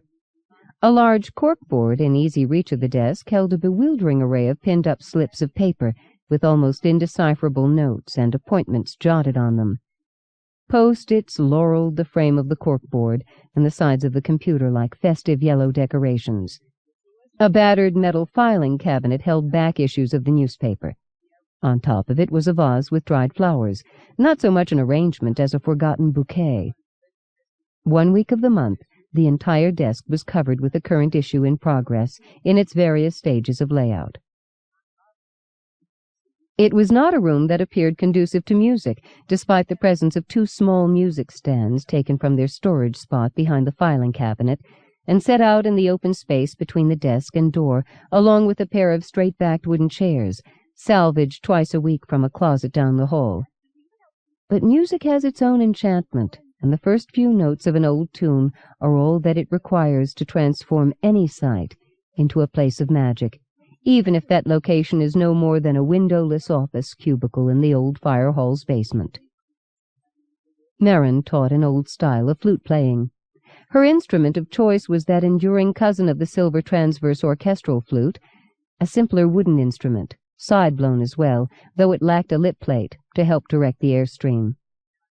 Keyless with only 6 holes, it was popularly referred to as an Irish flute, since it was used for the playing of traditional Irish and Scottish dance music and the plaintive, slow airs native to those same countries. But it had relatives in most countries of the world, as well as in Baroque orchestras. In one form or another it was one of the first implements created by ancient people to give voice to the mysteries that words cannot encompass, but that they had a need to express. Only the drum was older. With her last student of the day just out of the door, Merrin began the ritual of cleaning her instrument in preparation to packing it away and going home herself. She separated the flute into its 3 parts, swabbing dry the inside of each piece, with a piece of soft cotton attached to a flute rod. As she was putting the instrument away in its case, she realized that there was a woman standing in the doorway, a hesitant presence, reluctant to disturb the ritual until Merrin was ready to notice her. "Mrs. Batterbury," Merrin said, "I'm sorry. I didn't realize you were there." The mother of her last student was in her late 30s, a striking, well-dressed woman whose attractiveness was undermined by an obvious lack of self-esteem. "I hope I'm not intruding." "Not at all. I'm just packing up. Please have a seat."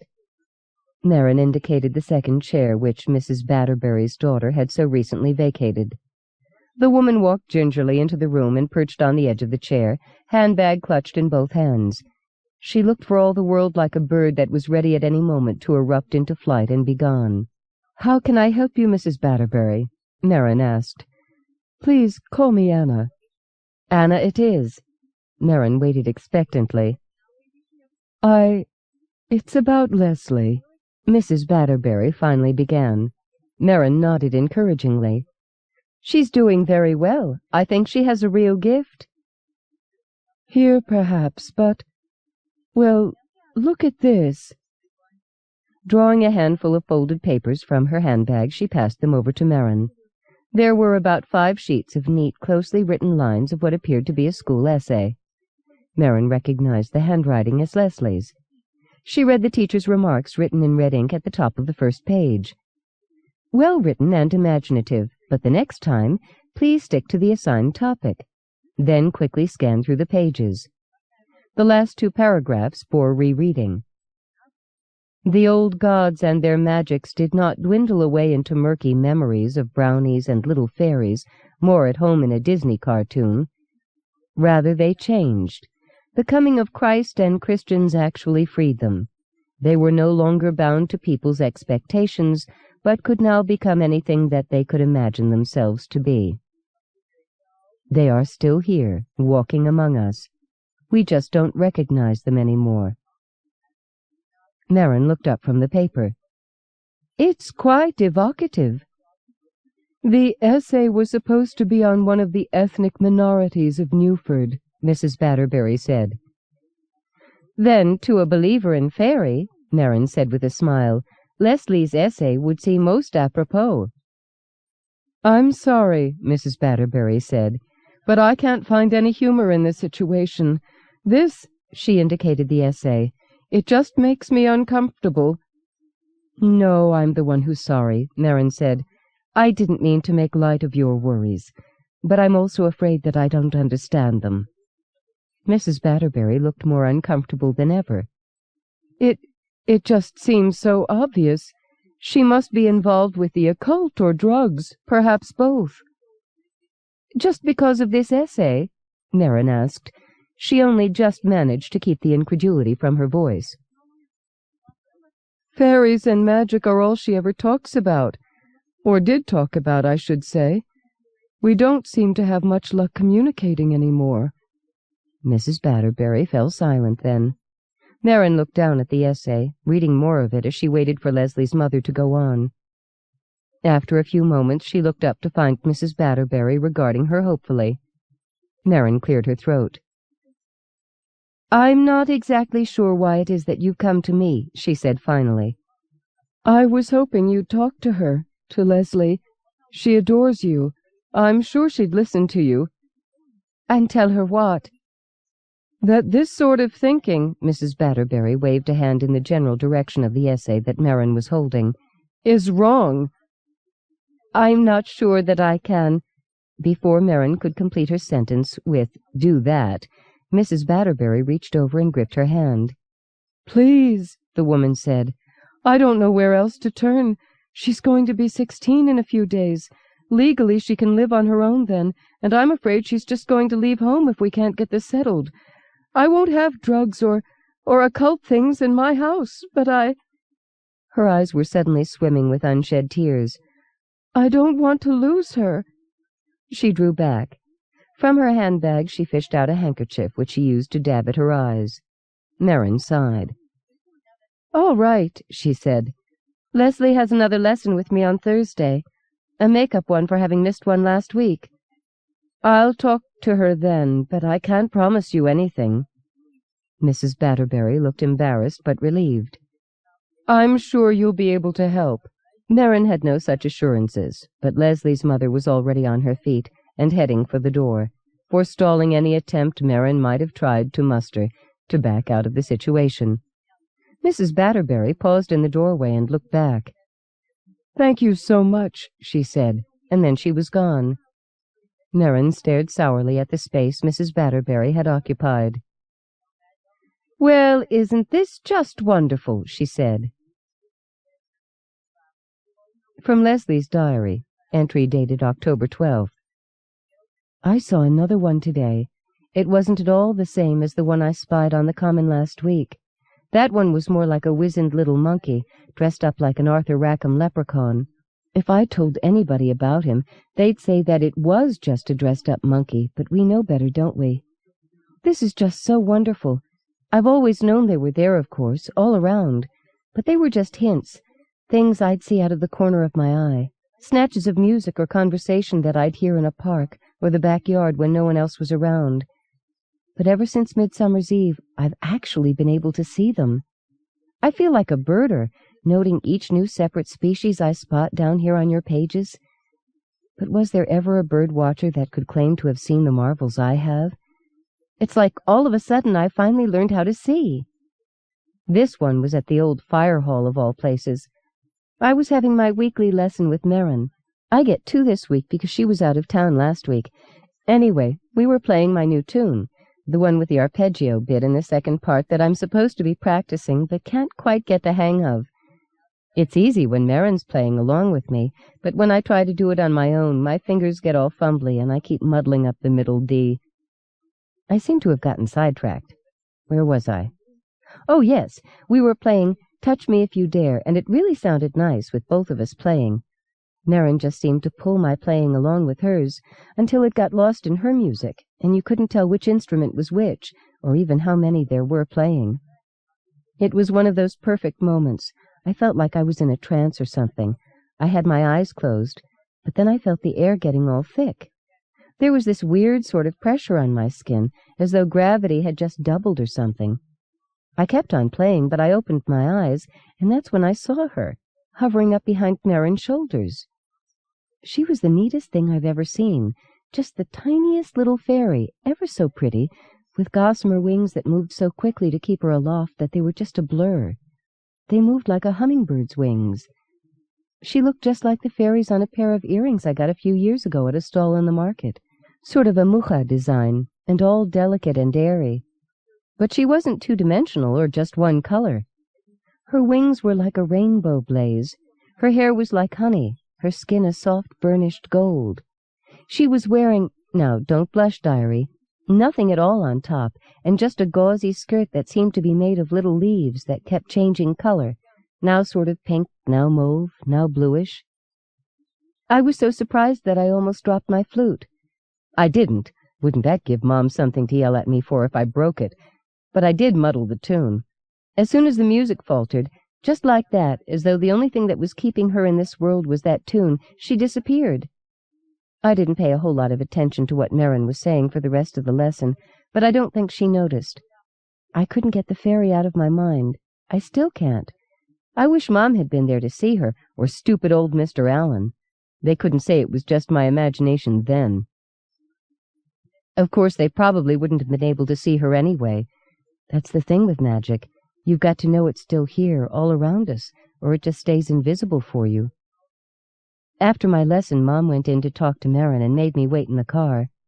She wouldn't say what they'd talked about, but she seemed to be in a way better mood than usual when she got back. God, I wish she wouldn't get so uptight. So, Siren said finally, setting aside his book. Merrin had been moping about the house for the whole of the hour since she'd gotten home from the fire hall. Do you want to talk about it? You'll just say I told you so. Told you so how? Merrin sighed. Oh, you know. How did you put it? The problem with teaching children is that you have to put up with their parents. It was something like that. Siren joined her in the window seat where she'd been staring out at the garden.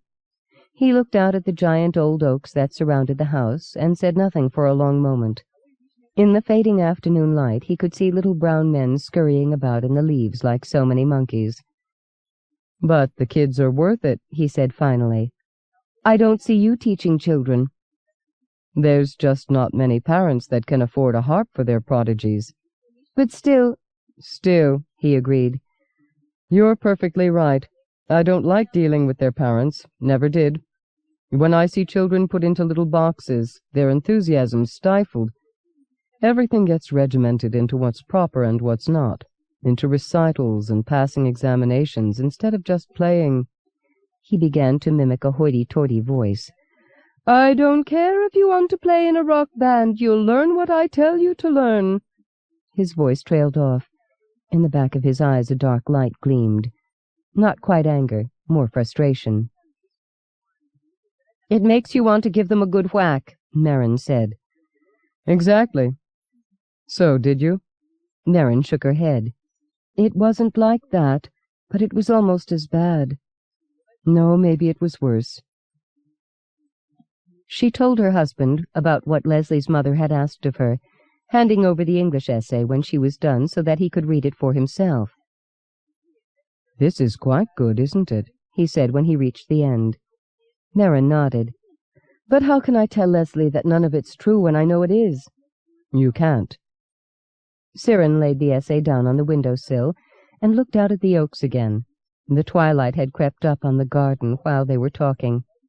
All the trees wore thick mantles of shadow now, poor recompense for the glorious cloaks of leaves that the season had stolen from them over the past few weeks.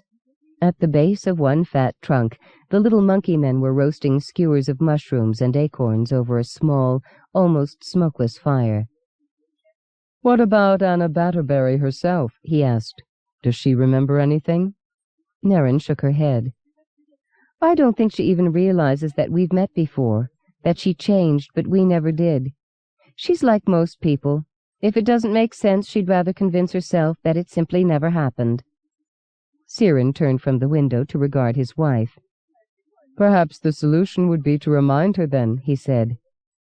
I don't think that's such a good idea. It'd probably do more harm than good. She's just not the right sort of person. Merrin sighed again. But she could have been, Siren said. Oh, yes, Merrin said, remembering. She could have been. But it's too late for her now. Siren shook his head. It's never too late.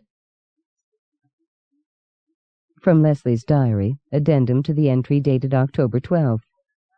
I hate living in this house. I just hate it. How could she do this to me? It's bad enough that she never lets me so much as breathe without standing there behind me to determine that I'm not making a vulgar display of myself in the process, but this really isn't fair. I suppose you're wondering what I'm talking about. Well, remember that essay I did on ethnic minorities for Mr. Allen? Mom got her hands on it, and it's convinced her that I've turned into a Satan-worshipping drug fiend. The worst thing is that she gave it to Merrin, and now Merrin's supposed to have a talk with me to set me straight on Thursday. I just hate this. She had no right to do that. And how am I supposed to go to my lesson now? It's so embarrassing, not to mention disappointing.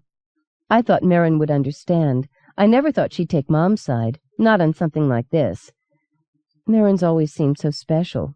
It's not just that she wears all those funky clothes and doesn't talk down to me and looks just like one of those pre-Raphaelite women, except that she's got those really neat green streaks in her hair. She's just a great person. She makes playing music seem so effortlessly magical, and she's got all these really great stories about the origins of the tunes. When she talks about things like where the gold ring came from, it's like she really believes it was the fairies that gave that piper the tune in exchange for the lost ring he returned to them.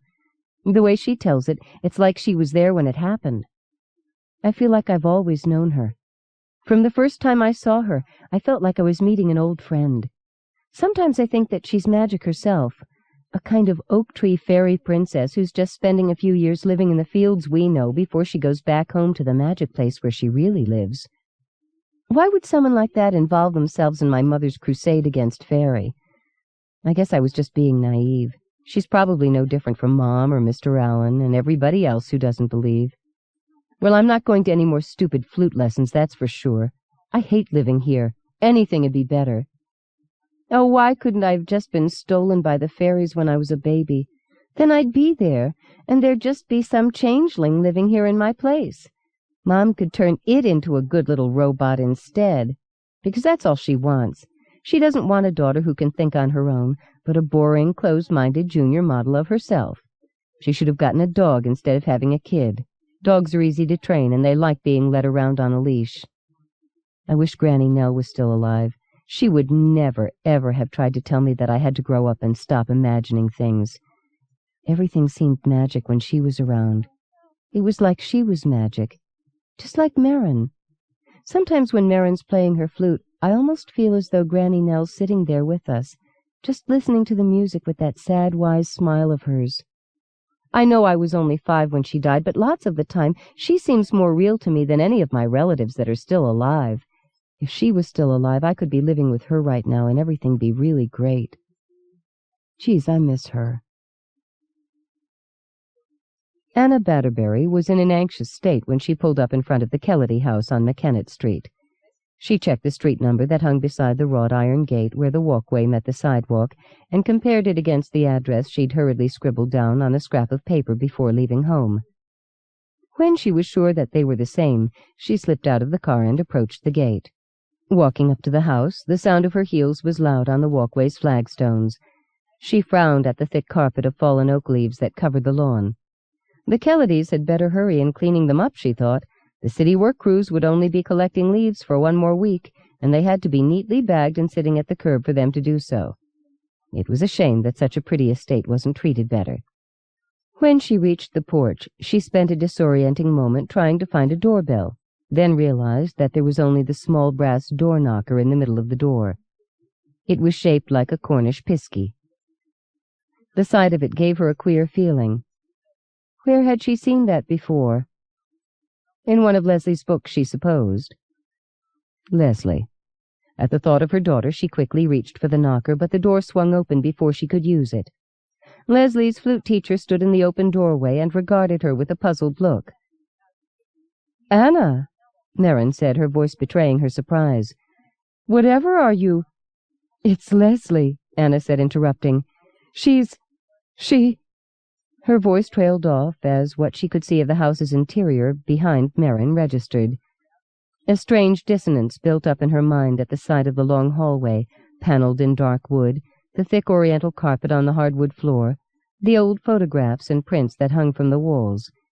It was when she focused on the burnished metal umbrella stand, which was itself in the shape of a partially opened umbrella, and the side table on which stood a cast-iron grinning gargoyle, bereft of its roof-gutter home, that the curious sense of familiarity she felt delved deep into the secret recesses of her mind and connected with a swell of long-forgotten memories. She put out a hand against the door jamb to steady herself as the flood rose up inside her. She saw her mother-in-law standing in that hallway with a kind of glow around her head. She was older than she'd been when Anna had married Peter, years older, her body wreathed in a golden Botticelli nimbus, that beatific smile on her lips. Merrin Kelledy standing beside her, the two of them sharing some private joke, and all around them, presences seemed to slip and slide across one's vision. No, she told herself, none of that was real. Not the golden glow, nor the flickering twig-thin figures that teased the mind from the corner of the eye. But she'd thought she'd seen them. Once, more than once, many times, whenever she was with Helen Batterbury.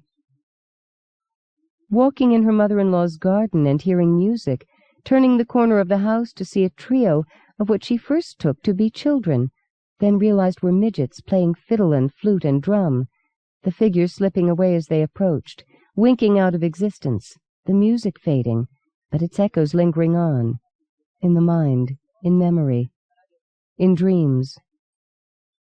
"Fairy," her mother-in-law explained to her matter-of-factly. Leslie, as a toddler, playing with her invisible friends that could actually be seen when Helen Batterbury was in the room. No, none of that was possible. That was when she and Peter were going through a rough period in their marriage. Those sights, those strange ethereal beings, music played on absent instruments, they were all part and parcel of what she later realized had been a nervous breakdown. Her analyst had agreed. But they'd seemed so real. In the hospital room where her mother-in-law lay dying, her bed a clutter of strange creatures, tiny wizened men, small perfect women, all of them flickering in and out of sight, the wonder of their presences, the music of their voices, Leslie sitting wide-eyed by the bed as the courts of Fairy came to bid farewell to an old friend. "Say you're going to live forever," Leslie had said to her grandmother. "I will," the old woman replied. "But you have to remember me. You have to promise never to close your awareness to the other world around you. If you do that, I'll never be far." All nonsense. But there in the hospital room, with the scratchy sound of the IVAC pump, the clean white walls, the incessant beep of the heart monitor, the antiseptic sting in the air, Anna could only shake her head. None of this is real," she said. Her mother-in-law turned her head to look at her, an infinite sadness in her dark eyes. "Maybe not for you," she said sadly, "but for those who will see, it will always be there." And later, with Leslie at home, when just she and Peter were there, she remembered Merrin coming into that hospital room, Merrin and her husband, neither of them having aged since the first time Anna had seen them at her mother-in-law's house, years ago. The four of them were there when Helen Batterbury died. She and Peter had bent their heads over the body at the moment of death, but the other two, the unaging musicians who claimed Fairy more silently, but as surely and subtly as ever Helen Batterbury had, stood at the window and watched the twilight grow across the hospital lawn, as though they could see the old woman's spirit walking off into the night. They didn't come to the funeral. She tried to push the memories aside, just as she had when the events had first occurred, but the flood was too strong, and worse, she knew they were true memories, not the clouded rantings of a stressful mind suffering a mild breakdown. Merrin was speaking to her, but Anna couldn't hear what she was saying. She heard a vague, disturbing music that seemed to come from the ground underfoot. Small figures seemed to caper and dance in the corner of her eye, humming and buzzing like summer bees. Vertigo gripped her, and she could feel herself falling. She realized that Merrin was stepping forward to catch her, but by then the darkness had grown too seductive, and she simply let herself fall into its welcoming depths. From Leslie's diary, entry dated October 13th. I've well and truly done it. I got up this morning, and instead of my school books, I packed my flute and some clothes, and you, of course, in my knapsack, and then I just left. I couldn't live there anymore. I just couldn't. Nobody's going to miss me. Daddy's never home anyway, and Mom won't be looking for me. She'll be looking for her idea of me, and that person doesn't exist. The city's so big that they'll never find me. I was kind of worried about where I was going to stay tonight, especially with the sky getting more and more overcast all day long. But I met this really neat girl in Fitzhenry Park this morning. Her name's Susan, and even though she's just a year older than me, she lives with this guy in an apartment in Chinatown. She's gone to ask him if I can stay with them for a couple of days. His name's Paul. Susan says he's in his late 20s, but he doesn't act at all like an old guy. He's really neat and treats her like she's an adult, not a kid. She's his girlfriend. I'm sitting in the park waiting for her to come back as I write this. I hope she doesn't take too long, because there's some weird-looking people around here. This one guy sitting over by the war memorial keeps giving me the eye, like he's going to hit on me or something. He really gives me the creeps. He's got this kind of dark aura that flickers around him, so I know he's bad news. I know it's only been one morning since I left home, but I already feel different. It's like I was dragging around this huge weight, and all of a sudden it's gone. I feel light as a feather. Of course, we all know what that weight was. Neuro-mother. Once I get settled in at Susan and Paul's, I'm going to go look for a job. Susan says Paul can get me some fake ID so that I can work in a club or something and make some real money. That's what Susan does. She said that there's been times when she's made $50 in tips in just one night.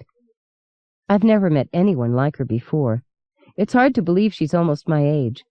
When I compare the girls at school to her, they just seem like a bunch of kids. Susan dresses so cool, like she just stepped out of an MTV video. She's got short, funky black hair, a leather jacket, and jeans so tight I don't know how she gets into them. Her T-shirt's got this really cool picture of a Brian Froud fairy on it that I'd never seen before. When I asked her if she believes in fairy, she just gave me this big grin and said, "I'll tell you, Leslie, I'll believe in anything that makes me feel good." I think I'm going to like living with her. When Anna Batterbury regained consciousness, it was to find herself inside that disturbingly familiar house.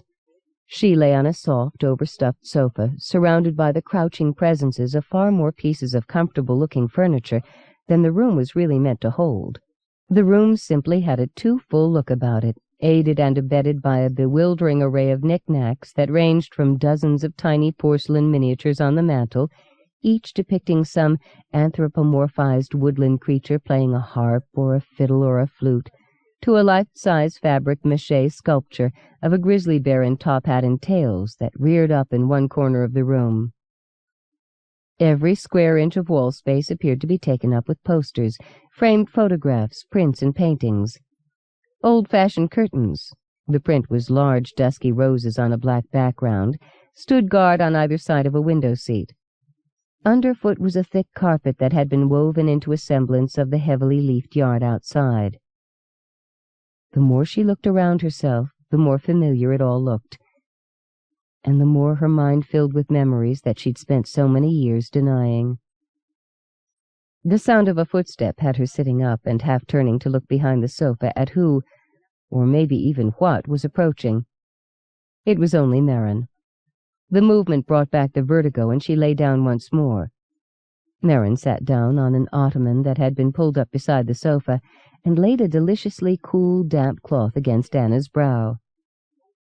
"You gave me a bit of a start," Merrin said, "collapsing on my porch like that."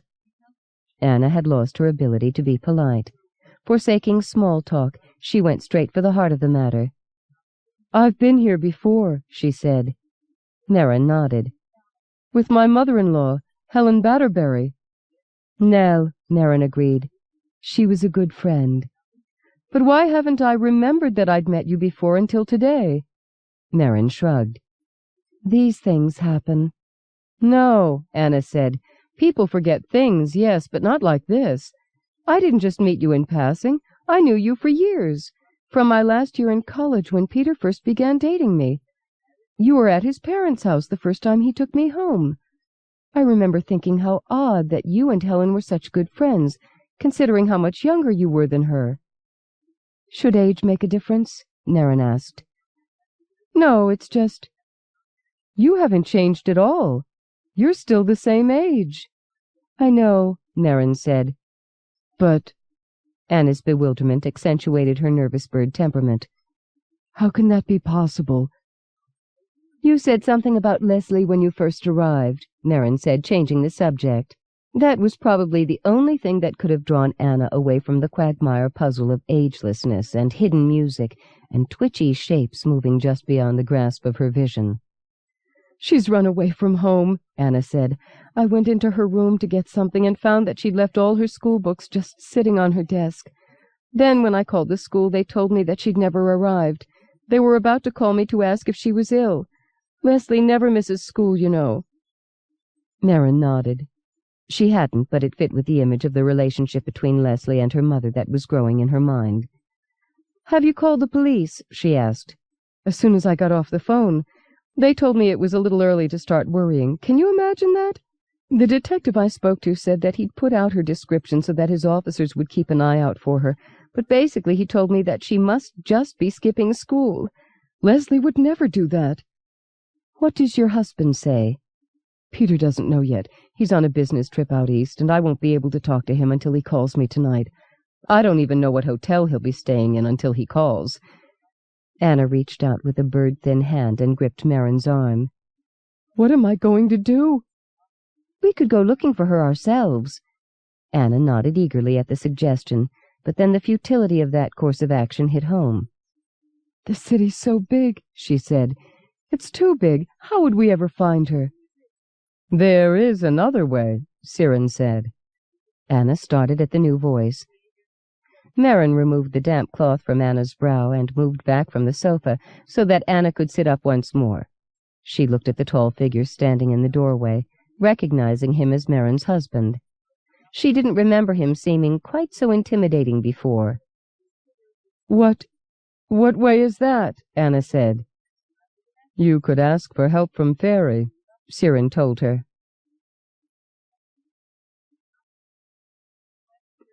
So, you're going to be one of Polly's girls? Leslie looked up from writing in her diary to find that the creepy guy by the war memorial had sauntered over to stand beside her bench. Up close he seemed even tougher than he had from a distance. His hair was slicked back on top, long at the back.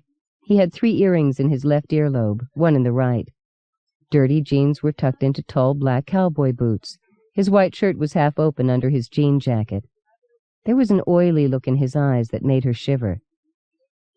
She quickly shut the diary, keeping her place with a finger, and looked around hopefully to see if Susan was on her way back. But there was no sign of her new friend. Taking a deep breath, she gave him what she hoped was a look of appropriate streetwise bravado. I don't know what you're talking about, she said. I saw you talking to Susie, he said, sitting down beside her on the bench. She's Polly's recruiter. Leslie started to get a bad feeling right about then. It wasn't just that this guy was so awful, but that she might have made a terrible misjudgment when it came to Susan. I think I should go, she said. She started to get up, but he grabbed her arm. Off balance, she fell back onto the bench. Hey, look, he said. I'm doing you a favor. Polly's got 10 or 12 girls in his string, and he works them like they're dogs. You look like a nice kid. Do you really want to spend the next 10 years peddling your ass for some homeboy who's going to have you hooked on junk before the week's out? I run a clean shop. No drugs, nice clothes for the girls, nice apartment that you're going to share with just one other girl, not a half dozen the way Paulie run his biz. My girls turn maybe 2-3 tricks a night and that's it. Paulie'll have you on the street 9-10 hours a pop, easy. His voice was calm, easygoing, but Leslie had never been so scared before in her life. Please, she said, you're making a mistake. I really have to go. She tried to rise again, but he kept a hand on her shoulder so that she couldn't get up. His voice, so mild before, went hard. "You go anywhere, babe, you're going with me," he said. "There are no other options. End of conversation." He stood up and hauled her to her feet. His hand held her in a bruising grip. Her diary fell from her grip, and he let her pick it up and stuff it into her knapsack. But then he pulled her roughly away from the bench. "You're hurting me!" she cried. He leaned close to her, his mouth only inches from her ear. "Keep that up," he warned her, "and you're really going to find out what pain's all about. Now make nice, you're working for me now. Repeat after me, sweet stuff. I'm Cutter's girl." Tears welled in Leslie's eyes. She looked around the park, but nobody was paying any attention to what was happening to her. Cutter gave her a painful shake that made her teeth rattle. "Come on," he told her. "Say it." He glared at her with the promise of worse to come in his eyes if she didn't start doing what he said. His grip tightened on her shoulder, fingers digging into the soft flesh of her upper arm. "Say it." I'm Cutter's girl." "See, that wasn't so hard." He gave her another shove to start her moving again. She wanted desperately to break free of his hand and just run, but as he marched her across the park, she discovered that she was too scared to do anything but let him lead her away. She'd never felt so helpless or alone in all her life. It made her feel ashamed. "Please don't joke about this," Anna said in response to Siren's suggestion that they turn to Ferry for help in finding Leslie. "Yes," Marin agreed, though she wasn't speaking of jokes. "This isn't the time." Siren shook his head. "This seems a particularly appropriate time to me." He turned to Anna. "I don't like to involve myself in private quarrels, but since it's you that's come to us, I feel I have the right to ask you this. Why is it you think that Leslie ran away in the first place?" "What are you insinuating, that I'm not a good mother?" "Hardly. I no longer know you well enough to make that sort of a judgment. Besides, it's not really any of my business, is it?" "Siren, please," Marin said. A headache was starting up between Anna's temples. "I don't understand," Anna said. "What is it that you're saying?" "Marin and I loved Nell Batterberry," Siren said. "I don't doubt that you held some affection for her as well, but I do know that you thought her a bit of a daft old woman. She told me once that after her husband, after Philip, died, you tried to convince Peter that she should be put in a home. Not in a home for the elderly, but for the, shall we say, gently mad. But she was full of stories that made no sense to you," Siren said. "She heard and saw what others couldn't, though she had the gift that would allow such people to see into the invisible world of Fairy when they were in her presence. You saw into that world once, Anna. I don't think you ever forgave her for showing it to you." It wasn't real." Siren shrugged. "That's not really important at this moment. What's important is that, if I understand the situation correctly, you've been living in the fear that Leslie would grow up just as fey as her grandmother. And if this is so, your denying her belief in Fairy lies at the root of the troubles that the two of you share." Anna looked to Marin for support, but Marin knew her husband too well and kept her own counsel. Having begun, Siren wouldn't stop until he said everything he meant to. "Why are you doing this to me?" Anna asked. "My daughter's run away. All of this." She waved a hand that was perhaps meant to take in just the conversation, perhaps the whole room. "It's not real. Little people and fairies and all the things my mother-in-law reveled in discussing just aren't real. She could make them seem real, I'll grant you that, but they could never exist." "In your world," Siren said. "In the real world." "They're not one and the same," Siren told her. Anna began to rise from the sofa.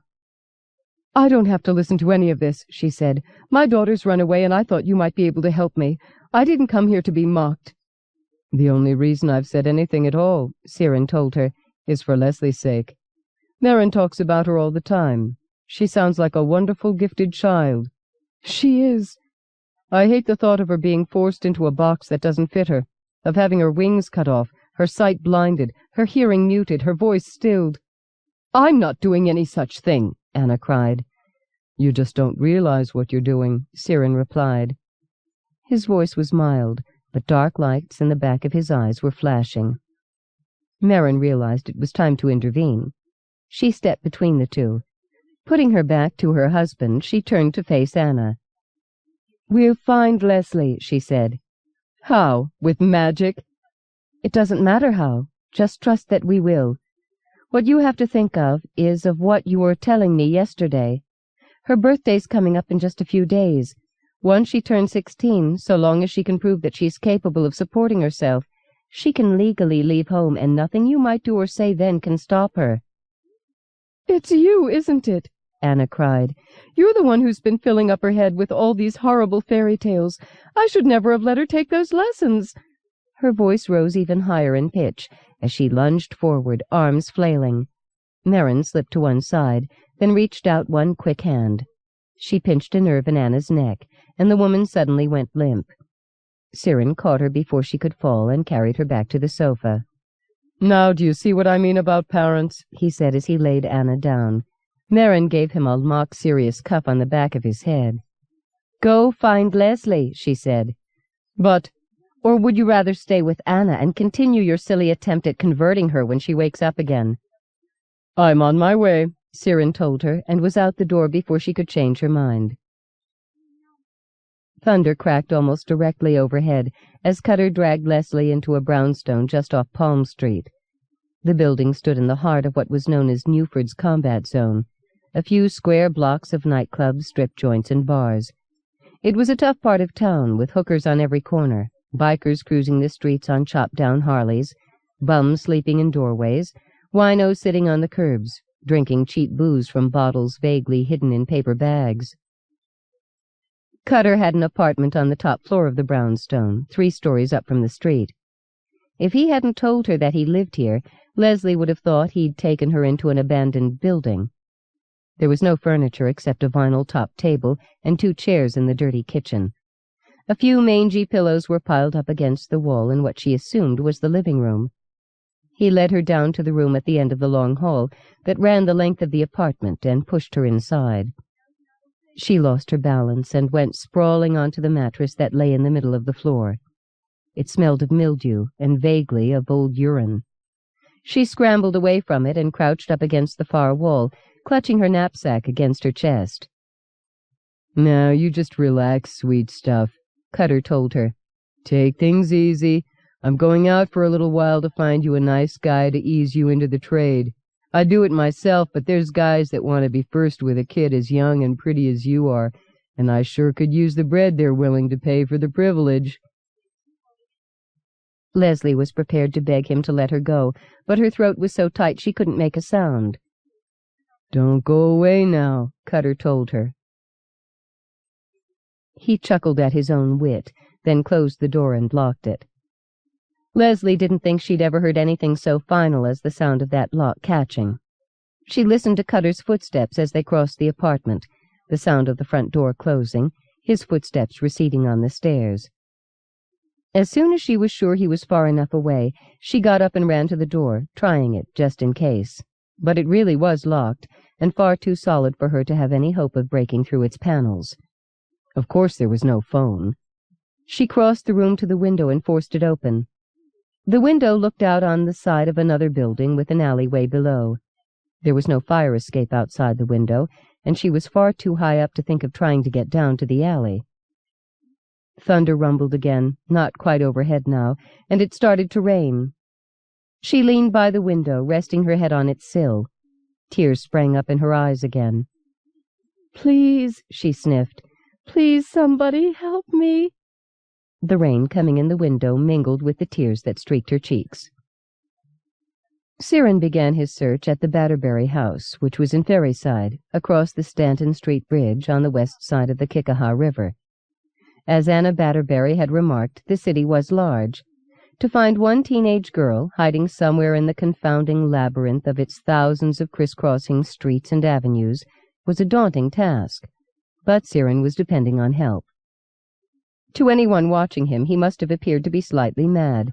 He wandered back and forth across the streets of Ferryside, stopping under trees to look up into their bare branches, hunkering down at the mouths of alleys or alongside hedges, apparently talking to himself. In truth, he was looking for the city's gossips. Magpies and crows, sparrows and pigeons saw everything, but listening to their litanies of the day's events was like looking something up in an encyclopedia that was merely a confusing heap of loose pages gathered together in a basket. All the information you wanted was there, but finding it would take more hours than there were in a day. Cats were little better. They liked to keep most of what they knew to themselves, so what they did offer him was usually cryptic and sometimes even pointedly unhelpful. Siren couldn't blame them. They were by nature secretive and, like much of fairy, capricious. The most ready to give him a hand were those little sprites commonly known as the flower fairies. They were the little winged spirits of the various trees and bushes, flowers and weeds that grew tidily in parks and gardens, rioting only in the odd empty lot or wild place, such as the river banks that ran down under the Stanton Street Bridge to meet the water. Years ago, Cicely Mary Barker had catalogued any number of them in a loving series of books.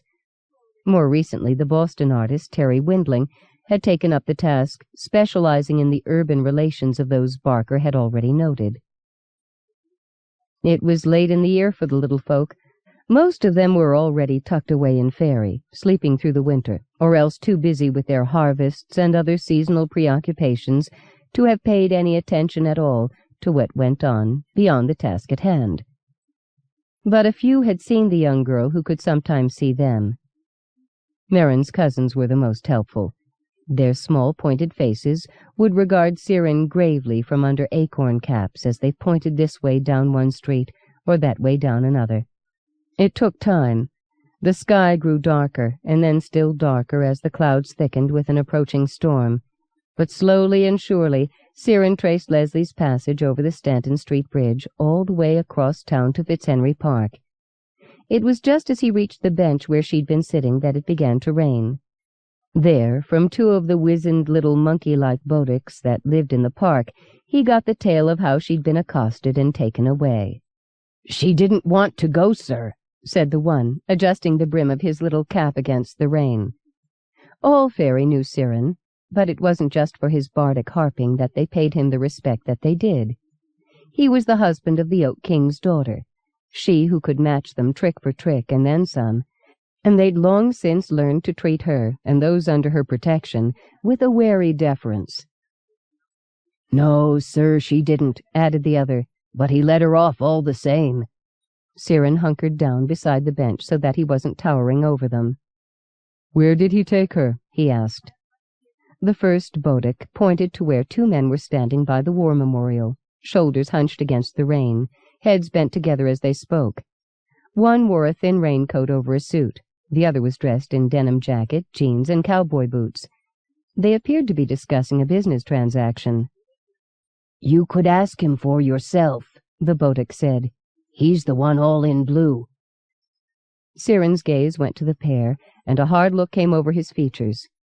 If Merrin had been there, she might have laid a hand on his arm or spoken a calming word to bank the dangerous fire that grew in behind his eyes. But she was at home, too far away for her quieting influence to be felt. The bodak scampered away as Siren rose to his feet. By the war memorial, the two men seemed to come to an agreement and left the park together. Siren fell in behind them, the rain that slicked the pavement underfoot muffling his footsteps. His fingers twitched at his side as though striking a harp's strings. From the branches of the tree where they'd taken sanctuary, the bodaks thought they could hear the sound of a harp, its music echoing softly against the rhythm of the rain. Anna came to once more just as Merrin was returning from the kitchen with a pot of herb tea and a pair of mugs. Merrin set the mugs and pot down on the table by the sofa and sat down beside Leslie's mother. "How are you feeling?" she asked as she adjusted the cool cloth she'd laid upon Anna's brow earlier. Anna's gaze flicked from left to right, over Merrin's shoulder and down to the floor, as though tracking invisible presences. Merrin tried to shoo away the inquisitive fairy, but it was a useless gesture. In this house, with Anna's presence to fuel their quenchless curiosity, it was like trying to catch the wind. "I've made us some tea," Merrin said. "It'll make you feel better." Anna appeared docile now. Her earlier anger fled as though it had never existed.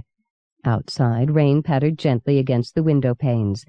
The face of a nosy hob was pressed against one lower pane, its breath clouding the glass, its large eyes glimmering with their own inner light. Can you make them go away?" Anna asked. Merrin shook her head. "But I can make you forget again." "Forget?" Anna's voice grew dreamy. "Is that what you did before? You made me forget?" "No, you did that on your own. You didn't want to remember, so you simply forgot." "And you didn't do a thing?" "We do have a certain aura," Merrin admitted, "which accelerates the process. It's not even something we consciously work at. It just seems to happen when we're around those who'd rather not remember what they see." "So I'll forget, but they'll all still be there?" Merrin nodded. "I just won't be able to see them?" "It'll be like it was before," Merrin said. I don't think I like that." Her voice slurred. Merrin leaned forward with a worried expression. Anna seemed to regard her through blurring vision. "I think I'm going away now," she said. Her eyelids fluttered, then her head lolled to one side, and she lay still. Merrin called Anna's name and gave her a little shake, but there was no response. She put 2 fingers to Anna's throat and found her pulse. It was regular and strong, but try though she did, Merrin couldn't rouse the woman. Rising from the sofa, she went into the kitchen to phone for an ambulance. As she was dialing the number, she heard Siren's harp begin to play by itself up in his study on the 2nd floor. Leslie's tears lasted until she thought she saw something moving in the rain on the other side of the window. It was a flicker of movement and color, just above the outside windowsill, as though a pigeon had come in for a wet landing, but it had moved with far more grace and deftness than any pigeon she'd ever seen. And that memory of color was all wrong, too. It hadn't been the blue, white, gray of a pigeon. It had been more like a butterfly. Doubtful, she thought, in the rain and this time of year. Or a hummingbird. Even more doubtful. But then she remembered what the music had woken at her last flute lesson. She rubbed at her eyes with her sleeve to remove the blur of her tears and looked more closely into the rain. Face on, she couldn't see anything, but as soon as she turned her head, there it was again. She could see it out of the corner of her eye, a dancing dervish of color and movement that flickered out of her line of sight as soon as she concentrated on it. After a few moments, she turned from the window. She gave the door a considering look and listened hard, but there was still no sound of Cutter's return. "Maybe," she thought, "maybe magic can rescue me." She dug out her flute from her knapsack and quickly put the pieces together. Turning back to the window, she sat on her haunches and tried to start up a tune, but to no avail. She was still too nervous, her chest felt too tight, and she couldn't get the air to come up properly from her diaphragm. She brought the flute down from her lip and laid it across her knees. Trying not to think of the locked door, of why it was locked and who would be coming through it, she steadied her breathing. In, slowly now. Hold it. Let it out, slowly. And again. She pretended she was with Merrin, just the 2 of them in the basement of the old fire hall. There. She could almost hear the tune that Merrin was playing, except it sounded more like the bell-like tones of a harp than the breathy timbre of a wooden flute. But still, it was there for her to follow, a path marked out on a road map of music. Lifting the flute back up to her lips, she blew again, a narrow channel of air going down into the mouth-hole at an angle, all her fingers down, the low D note ringing in the empty room, a deep, rich sound, resonant and full. She played it again, then caught the music she heard, that particular path laid out on the road map of all tunes that are or yet could be, and followed where it led. It was easier to do than she would have thought possible, easier than at all those lessons with Merrin. The music she followed seemed to allow her instrument to almost play itself, and as the tune woke from her flute, she fixed her gaze on the rain falling just outside the window, where a flicker of color appeared, a spin of movement. Please, she thought. Oh, please. And then it was there, hummingbird wings vibrating in the rain, sending incandescent sprays of water arcing away from their movement. The tiny naked upper torso, the lower wrapped in tiny leaves and vines, The dark hair gathered wetly against her miniature cheeks and neck, the eyes, tiny and timeless, watching her as she watched back, and all the while the music played. "Help me," she thought to that little hovering figure. "Won't you please?" She had been oblivious to anything but the music and the tiny fairy outside in the rain. She hadn't heard the footsteps on the stairs, nor heard them crossing the apartment, but she heard the door open. The tune faltered. The fairy flickered out of sight as though it had never been there. She brought the flute down from her lip and turned, her heart drumming wildly in her chest, but she refused to be scared. That's all guys like Cutter wanted. They wanted to see you scared of them. They wanted to be in control, but no more. "I'm not going to go without a fight," she thought. "I'll break my flute over his stupid head, I'll—" The stranger standing in the doorway brought her train of thought to a scurrying halt. And then she realized that the harping she'd heard, the tune that had led her flute to join it, had grown in volume rather than diminished. Who are you?" she asked. Her hands had begun to perspire, making her flute slippery and hard to hold. The stranger had longer hair than Cutter. It was drawn back in a braid that hung down one side of his head and dangled halfway down his chest. He had a full beard and wore clothes that, though they were simple jeans, shirt, and jacket, seemed to have a timeless cut to them, as though they could have been worn at any point in history and not seemed out of place. Marin dressed like that as well, she realized. But it was his eyes that held her, not their startling brightness, but the fire that seemed to flicker in their depths, a rhythmic movement that seemed to keep time to the harping she heard. "Have you come to rescue me?" she found herself asking before the stranger had time to reply to her first question. "I'd think," he said, "with a spirit so brave as yours, that you'd simply rescue yourself." Leslie shook her head. "I'm not really brave at all."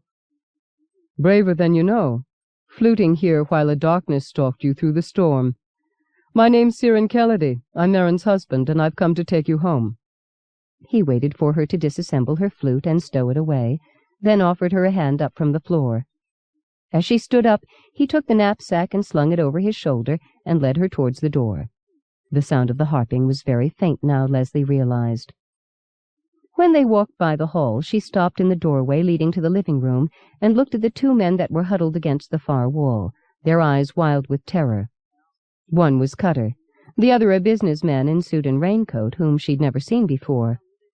She hesitated, fingers tightening on Ciaran's hand as she turned to see what was frightening them so much.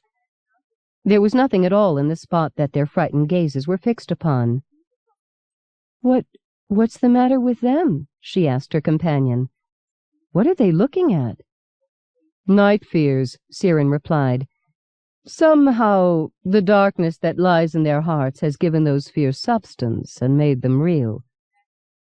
The way he said "somehow" let Leslie know that he'd been responsible for what the two men were undergoing. "Are they going to die?" she asked. She didn't think she was the first girl to fall prey to Cutter, so she wasn't exactly feeling sorry for him at that point. Ciaran shook his head. "But they will always have the sight.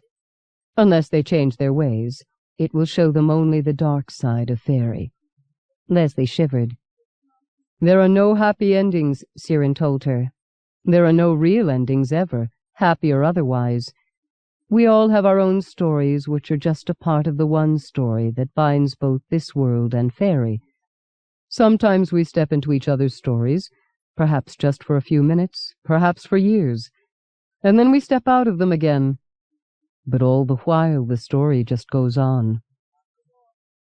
That day his explanation only served to confuse her. From Leslie's diary, entry dated November 24th. Nothing turned out the way I thought it would. Something happened to Mom. Everybody tells me it's not my fault, but it happened when I ran away, so I can't help but feel that I'm to blame. Daddy says she had a nervous breakdown, and that's why she's in the sanitarium. It happened to her before, and it had been coming again for a long time. But that's not the way Mom tells it. I go by to see her every day after school. Sometimes she's pretty spaced from the drugs they give her to keep her calm, but on one of her good days, she told me about Granny Nell and the Kelledy's and Fairy. She says the world's just like I said it was in that essay I did for English. Fairy's real, and it didn't go away. It just got freed from people's preconceptions of it, and now it's just whatever it wants to be. And that's what scares her. She also thinks the Kellidys are some kind of earth spirits. I can't forget this time, she told me. But if you know, I asked her, if you believe, then why are you in this place? Maybe I should be in here too. And you know what she told me? I don't want to believe in any of it. It just makes me feel sick. But at the same time, I can't stop knowing it's all out there. Every kind of magic being and nightmare, they're all real. I remember thinking of Cutter and that other guy in his apartment, and what Siren said about them. Did that make my mom a bad person? I couldn't believe that.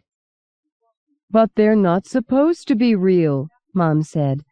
That's what got me feeling so crazy. In a sane world, in the world that was the way I'd grown up believing it to be, that wouldn't be real. The Kellidys could fix it so that I'd forget again, but then I'd be back to going through life always feeling like there was something important that I couldn't remember. And that just leaves you with another kind of craziness, an ache that you can't explain and it doesn't ever go away. It's better this way, and my medicine keeps me from feeling too crazy. She looked away then, out the window of her room. I looked too and saw the little monkey man that was crossing the lawn of the sanitarium, pulling a pig behind him. The pig had a load of gear on its back like it was a pack horse. Could you ask the nurse to bring my medicine? Mom said. I tried to tell her that all she had to do was accept it, but she wouldn't listen. She just kept asking for the nurse, so finally I went and got one. I still think it's my fault. I live with the Kellidys now. Daddy was going to send me away to a boarding school because he felt that he couldn't be home enough to take care of me. I never really thought about it before, but when he said that, I realized that he didn't know me at all. Marin offered to let me live at their place. I moved in on my birthday. There's a book in their library. Ha! There's like 10 million books in there, but the one I'm thinking of is by a local writer, this guy named Christy Riddle. In it, he talks about fairy, how everybody just thinks of them as ghosts of wind and shadow. Fairy music is the wind, he says, and their movement is the play of shadow cast by moonlight, or starlight, or no light at all. Fairy lives like a ghost beside us, but only the city remembers. But then the city never forgets anything. I don't know if the Kellidys are part of that ghostliness.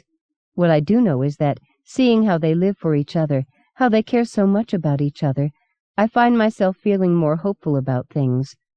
My parents and I didn't so much not get along as lack interest in each other.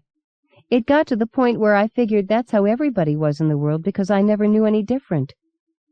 So I'm trying harder with Mom.